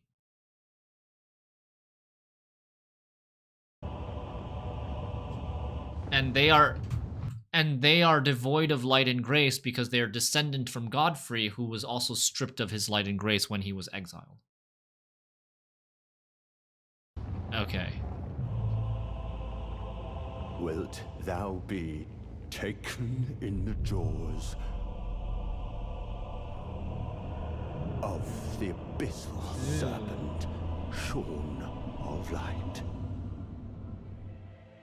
Like his siblings, Mesmer was born cursed. In fact, the game likens his curse to Melina's, who is heavily implied to be his younger sister. Only heavily Mesmer, implied. too, it is said, bore a vision of fire. We learn this from the item Mesmer's Kindling, which describes the fire that endlessly burns within him, a dark thing, eaten away at by a wicked serpent. His remembrance elaborates on this serpent, stating, "A malevolent snake writhed within Mesmer, and so his very mother plucked out his eye and put in its place a seal of grace." So I was wrong about this eye. It wasn't the slitted eye of Dragon Communion. Instead, it was Marika's seal of grace, holding back something terrible. You know what's funny? So, my wife was watching me fight Mesmer, and there was the cutscene. She saw the cutscene of the whole, like, the eye thing. And she's asked what's going on. And I was like, he just, like, this is, like, his phase 2. We beat his phase 1, and so he needed to power up. So he removed a seal that limited his power that was put there by his mother. And my wife's immediate question and response was, what's the point of sealing someone else's power if they can simply pluck it out? Which I thought was a really good question. What is the point of sealing someone else's power if they can simply just pluck it out and undo the seal? Description Gotcha, FromSoft. State that even with this seal in place, Marika's fear compelled her to secret away her child within the realm of shadow, hidden away, keeping company with the original sin, and a hatred that would not be confined. There's so much more to say about this base serpent and the dark fire. There's so much more to say about Mesmer. We even learn from Gaius's remembrance that Mesmer was an older brother to Radahn, meaning Mesmer's birth, and thus the birth of Melina as well, likely would have arrived much earlier in the timeline. And there's a ton of curiosities with Mesmer's knights as well, some of whom were loyal, some who were disloyal, and some of whom occupied this space of reluctance. Who are Radahn's parents?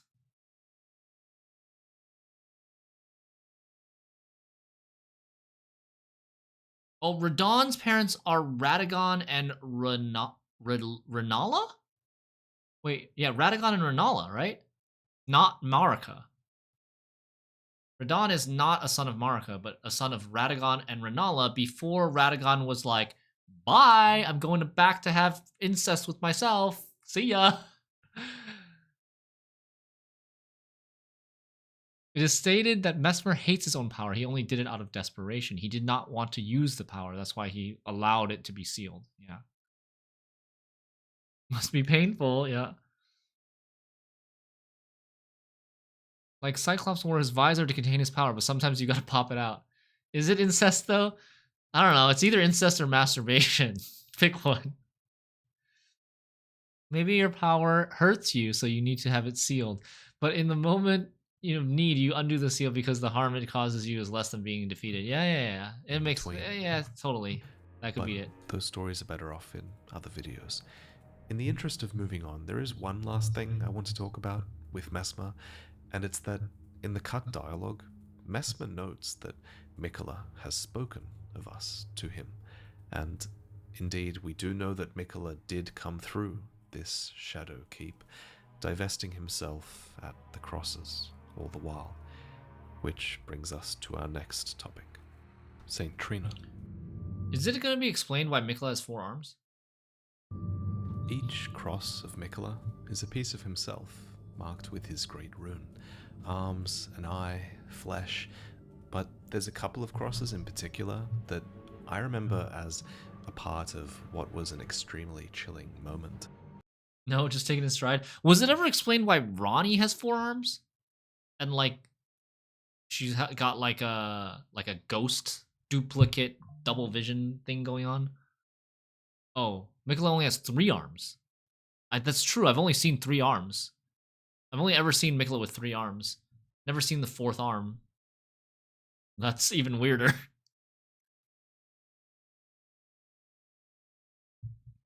Her body is a doll. The ghost is the spirit. Ah, okay. I see, I see.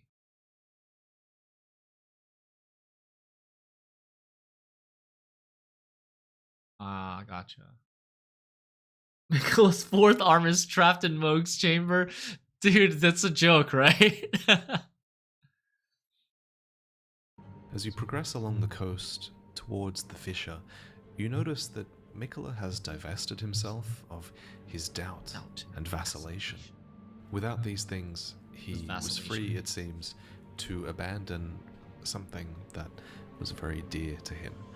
And inside the fissure, at what is perhaps the deepest part of the land in the realm of shadow, we realize that Mikola has actually divested himself of his love.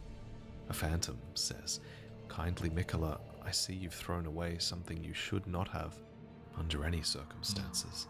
How will you salvation offer to those who cannot be saved, when you could not even save your other self?" His other self, his love, his fate, was Saint Trina. His fate, to Mikola, who was even one his of Marika's kin, having a second self is nothing new, really. We've now even learned from the shamans that their flesh melds harmoniously with others, after all.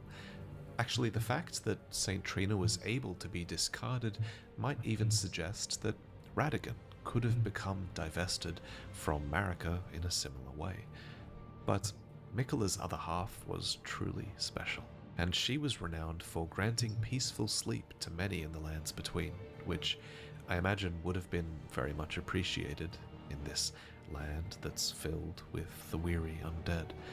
So Saint Trina naturally had many followers, and perhaps at the fore was Tiolier, whose obsession with Saint Trina returns almost immediately when Mikola's enchantment finally breaks.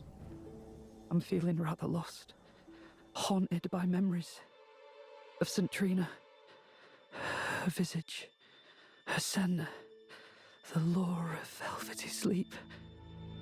Would kindly Mikola chasten me for falling for St. Trina, while knowing that she was the discarded half? The problem is, I simply cannot help it. I would sacrifice everything just to gaze upon her one last time. Saint Trina is below, defended by a putrescent knight, who is basically tainted flesh once given eternal rest that now serves Saint Trina. Die enough times to Saint Trina's nectar, and you will hear her words. Make Mikola stop.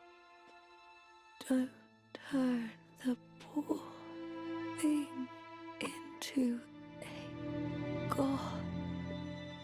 Godhood would be Mikola's prison. A caged divinity is beyond saving.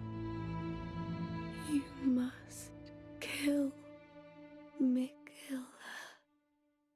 Grant him forgiveness. Now I want to know what happens when you die in the realm of shadow. If dying in the lands between sends your soul to the realm of shadow, what happens when you die in the realm of shadow? This makes you realize that if godhood really would be Miquella's cage, as Saint Trina believes, then it really might have been Marika's cage as well. It echoes what the Saw Seals suggested long ago, that solemn duty weighs upon the one beholden, not unlike a gnawing curse from which there is no deliverance. In the end, Marika's cage divinity is likely a part of why she shattered the Elden Ring. And so, Miquella's divinity would surely come at a cost to him.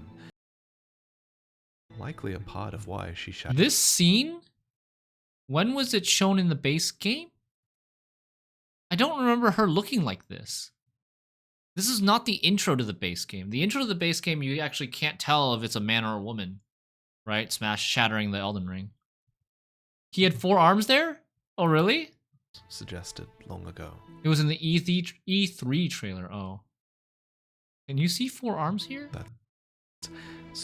Oh, yeah. 1, 2, 3, and 4. There are 4. He does have 4 arms. He weighs upon. I must have never seen that trailer. Like a gnawing curse from which there is no deliverance. In the end, Marika's cage divinity is I've seen this, likely a part of why she shattered. but I don't remember seeing this. Or maybe I saw it once a long time ago and then don't remember anymore. At the Elden Ring.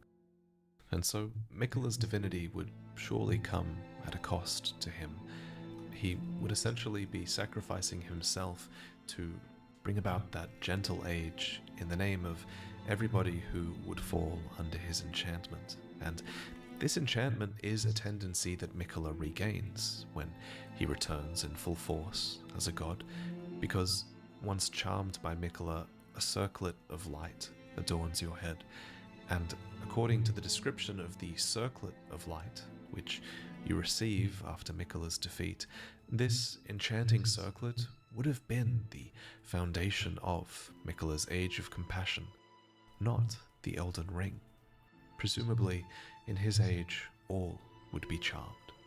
But Miquella found one that would refuse to be embraced. You. Yep, us. No wonder, as one god and one king consort is all the world needs. And you're the chosen Elden Lord of a different age, whatever ending that may be. The stars, the age of stars. Naturally, you would have refused to be embraced. Thank you for watching, and thank you for listening to me, even with my nasally COVID voice. Oh my god. Sorry about that. Before I go, Displate currently have a limited time sale for 27% off your first Displate and 37% off for any Displates after that, and you'll get that deal just by clicking the link below. I've commissioned a new design to celebrate Shadow of the Erdtree. This one is called Eclipse, and it's this gorgeous black and white illustration commissioned from Nico Deloitte. This one has a lot of Easter eggs and references hidden within it. How many can you find? And if you're looking to pick up a few more... So, did he ever explain what Marika's seduction was about? Displates to make the betrayal and the seduction associated with the betrayal? Discount. Check out my other Not really, right? Just well. Said that like she must have been aligned with the Hornsent at one point and then betrayed them. Who did she seduce? Well, I love commissioning these designs, and Displates are honestly great, convenient products that just make any space more interesting. So check that out. And again, thank you for watching.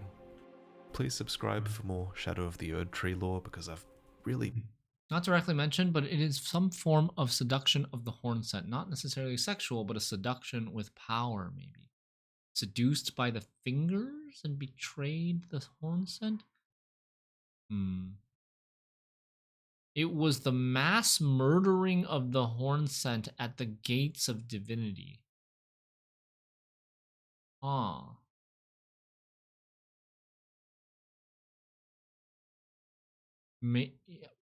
Maybe? So it sounded like, it kind of sounds like she had to kill a lot of the Hornsent to become, to get the gold. In order for gold to have arose, gold is associated with her godhood and the Erdtree, right? Like, she was able to attain that gold through murdering all the horn scent. Maybe. But I think she sacrificed a bunch of the horn scent when she became a god, and that was the original sin that Miquella spoke of. Ah. We barely scratched the surface here today. I really had to restrain myself from going deeper into all of these topics in the interest of providing a concise overview of all of the lore, and I didn't even cover all of the lore. It was still tough. Honestly, the most fascinating content is yet to come. I still want to talk about how Bale, Curse the new you, dragon Bale! in the DLC, is actually the father of the Drakes, and how he had a war with Placidusax. I wish I had time to talk about the Abyssal Forest and Midra's Manse, which the Hornsent locked away. And then there's Godwyn, whose story we can actually say has come to a conclusive end, Why does just he by look like virtue that? of the lack of new information we've received on him. There's so much more to every single thing I've talked about today, and I encourage you to go through the item descriptions and seek these answers yourself if you're interested, because ideally, I won't be the only source of information that you go through. Support other creators, think critically about all of the content you consume. But thank you for watching mine, and I look forward to exploring all of this with you in the months to come. Look for another upload soon. Cheers, guys. Nice. Vati video. 15 amazing secrets In the in the comments Shadow of of my- the Erdtree DLC. All right.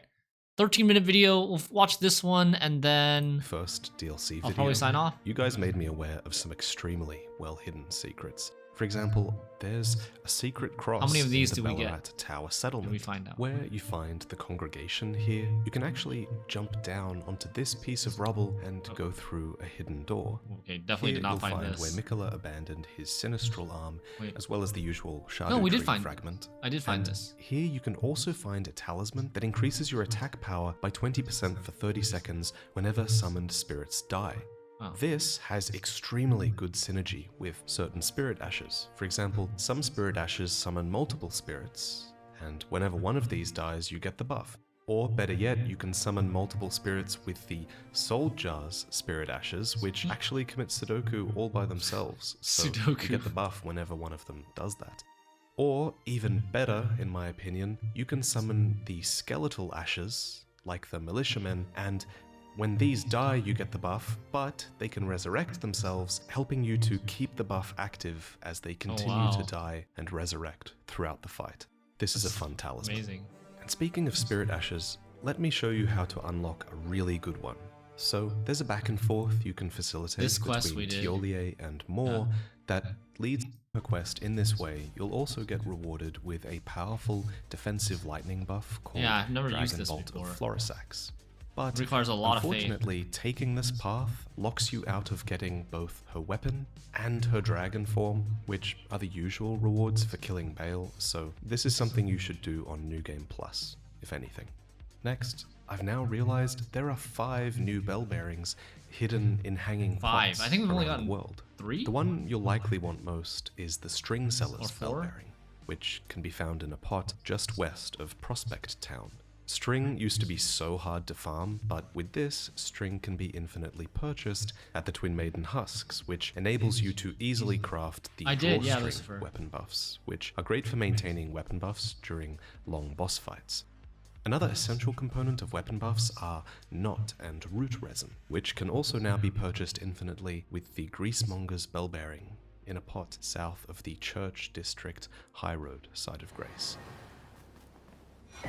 Next, go to the Rivermouth Cave side of Grace, head west, I and think we look actually up. got all of these. This bell bearing unlocks mushrooms and red flesh mushrooms for the majority of hefty pot recipes.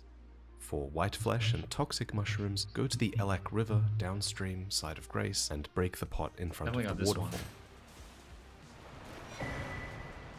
To unlock infinite Rada fruit, head Pot south of only the run? Pillar Path Like Waypoint hefty side of pot? Grace and Hefty look for crack this pots. pot.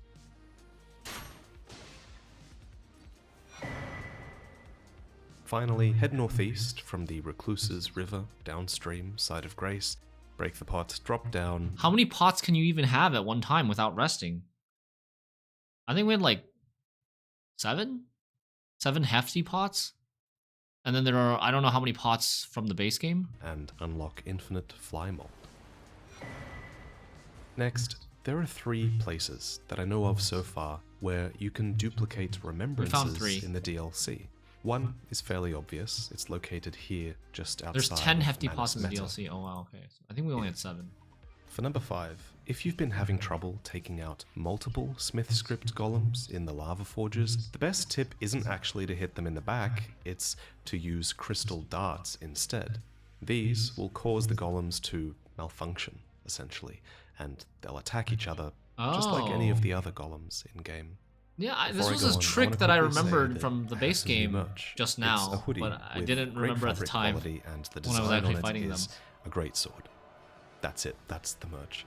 The Moonlight variant is only going to be available for a happened? limited time. Why is there and the Nordic random ad in runes- the middle? Next, there's something else in the Moor ruins that's easy to miss and very important. It's this underground pathway, which leads to Bonnie Village, and beyond that, basically the entire northeast Yeah. section of the DLC. You would like, But before we move on, there's something bizarre in this village. you would miss so much of the game if you didn't find that, right? You could actually complete the game. You could totally have completed the game without finding without being able to access 2/3 of the map. All you need to do is go to Shadow Keep. What do you need to kill? What are the required bosses? The only required bosses that you have to kill in the game are Mesmer, Ramana, and Radon. You don't even have to kill Divine Dancing Lion or Ralana. You can go around Castle Ensis with the Fort Reprimand, and Divine Dancing Lion you don't have to kill because it just teleports you into the Ener Ilim instead of having to go through the front door. You missed the entire south other than Bale. Oh jeez. Yeah, so Mesmer, Ramana, and Radon, yeah, are the only 3 that you have to kill, huh?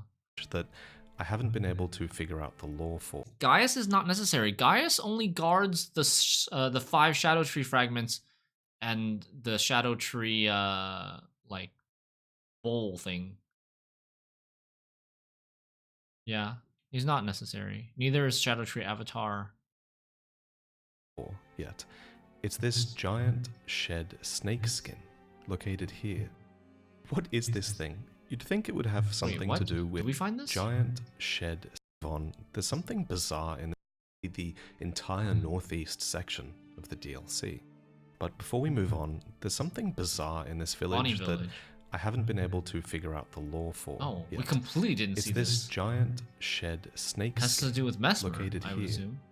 What is this thing? You'd think it would have something to do with Mesmer, but then this serpent looks very different to his abyssal serpent.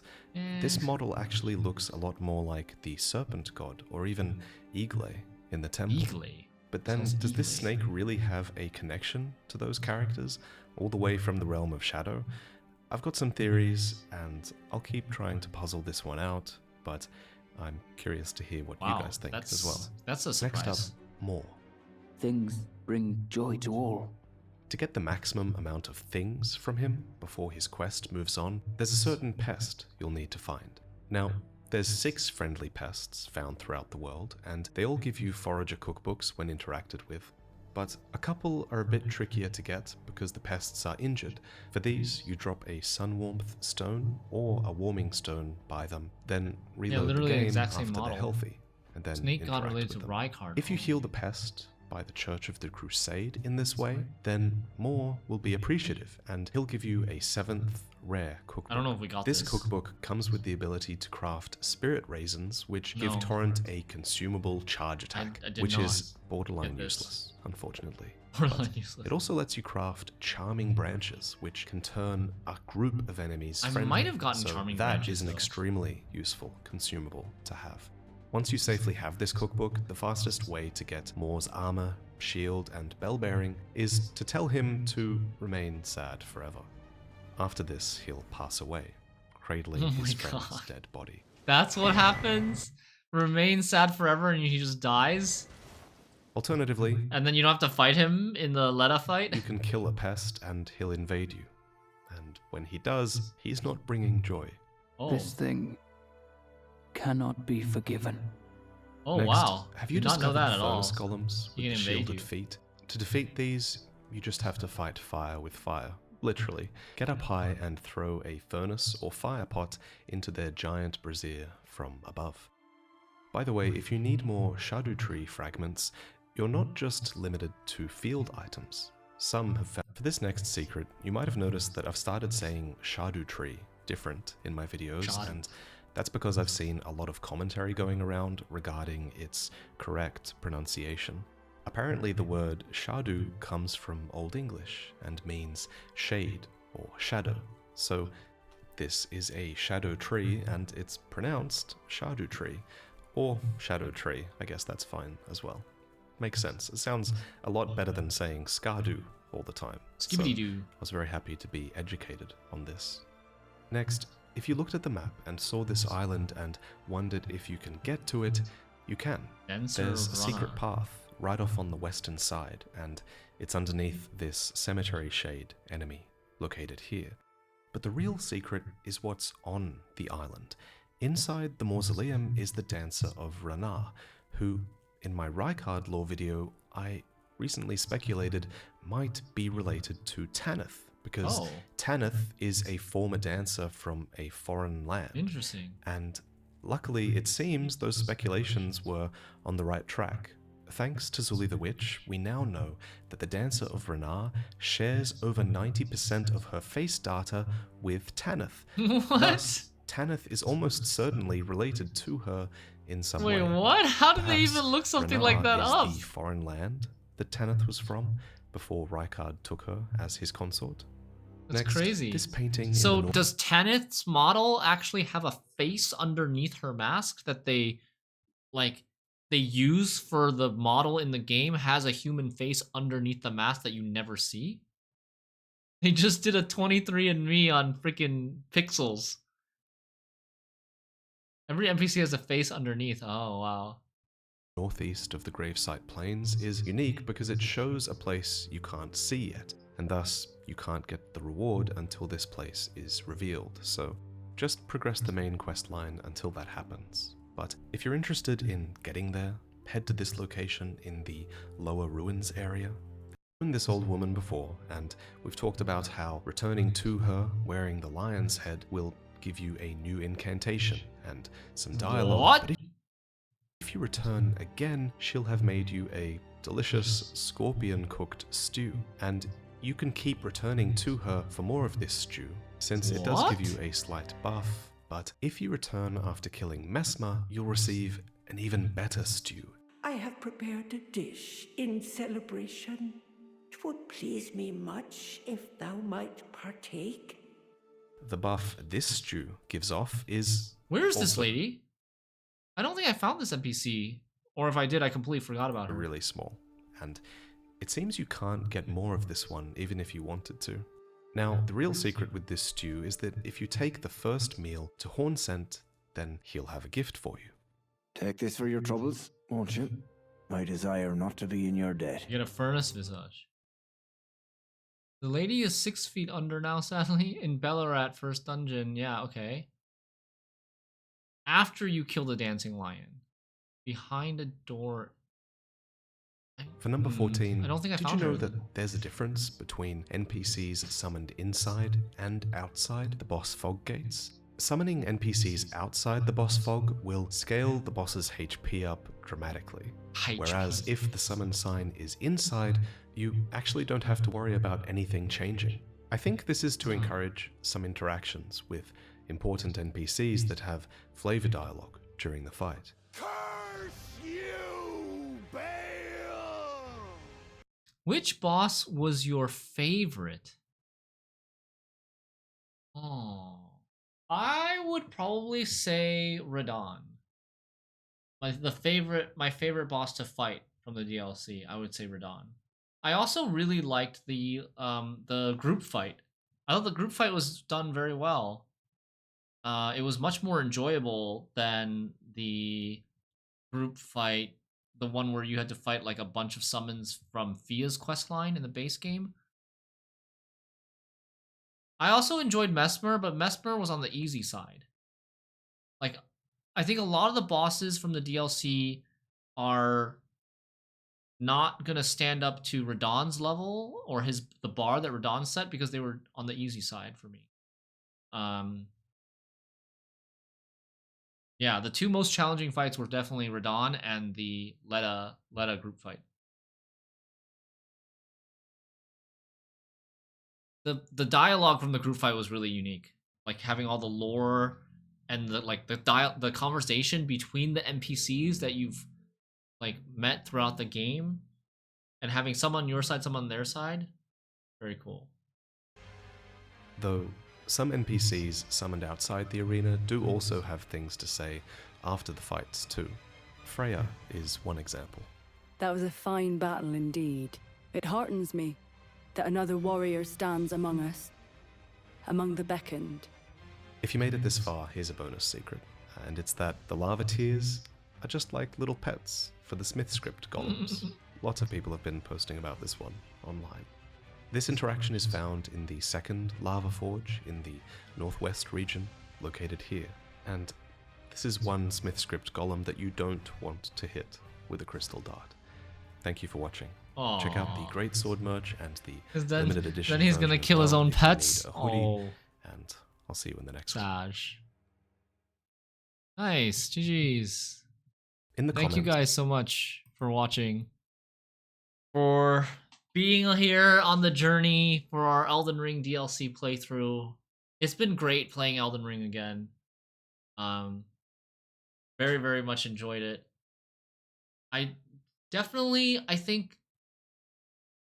think for me, the middle part of the game of the DLC was the weakest. I really enjoyed the beginning, being able to play the game, like playing the game again after a long time. Like the first Mausoleum boss, Rolana was really, really good. Like the Fire Golem for the first time was pretty decent. The first Ghost Flame Dragon, and then in the middle, I feel like there were too many areas in the middle of the game where there was like a lot of space but not really much going on. Like I would spend a lot of time exploring and find like literal dung or smithing stone 1. And that part I felt like could have been more condensed to be like smaller areas, less time going through the areas, and more frequent bosses. The Midra boss was really good. Mesmer was obviously really good. Even Hippo was pretty fun. Ramana was a little bit of a letdown. Gaius and Erdtree Avatar were good bosses, but I just felt like the areas associated, the in between bosses, the amount of exploration required in the area was just long. And then it started picking up really well at the end again. I really liked the final tower, as well as the Letta group fight, and Radahn was great. My favorite one. What was your favorite weapon, and why is it Moonveil? I mean, Moonveil, I would have to say Moonveil is my favorite weapon because I use it the most out of like, all the play time through both the base game and the DLC. I really like katanas. Moonveil has a pretty sweet Ash of War. I also would say like for the DLC though, I also really enjoyed the Dryleaf arts. Dryleaf arts, punching and kicking, jumping and twirling.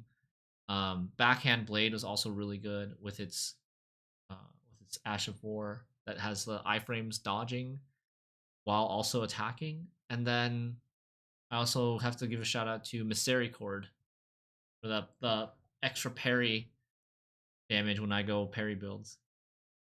You did most of the DLC with the Rolana's Twin Blades. They were awesome. Yeah, they were not bad. They felt they were a little bit weak for me because I didn't have a lot of strength when I tried them out.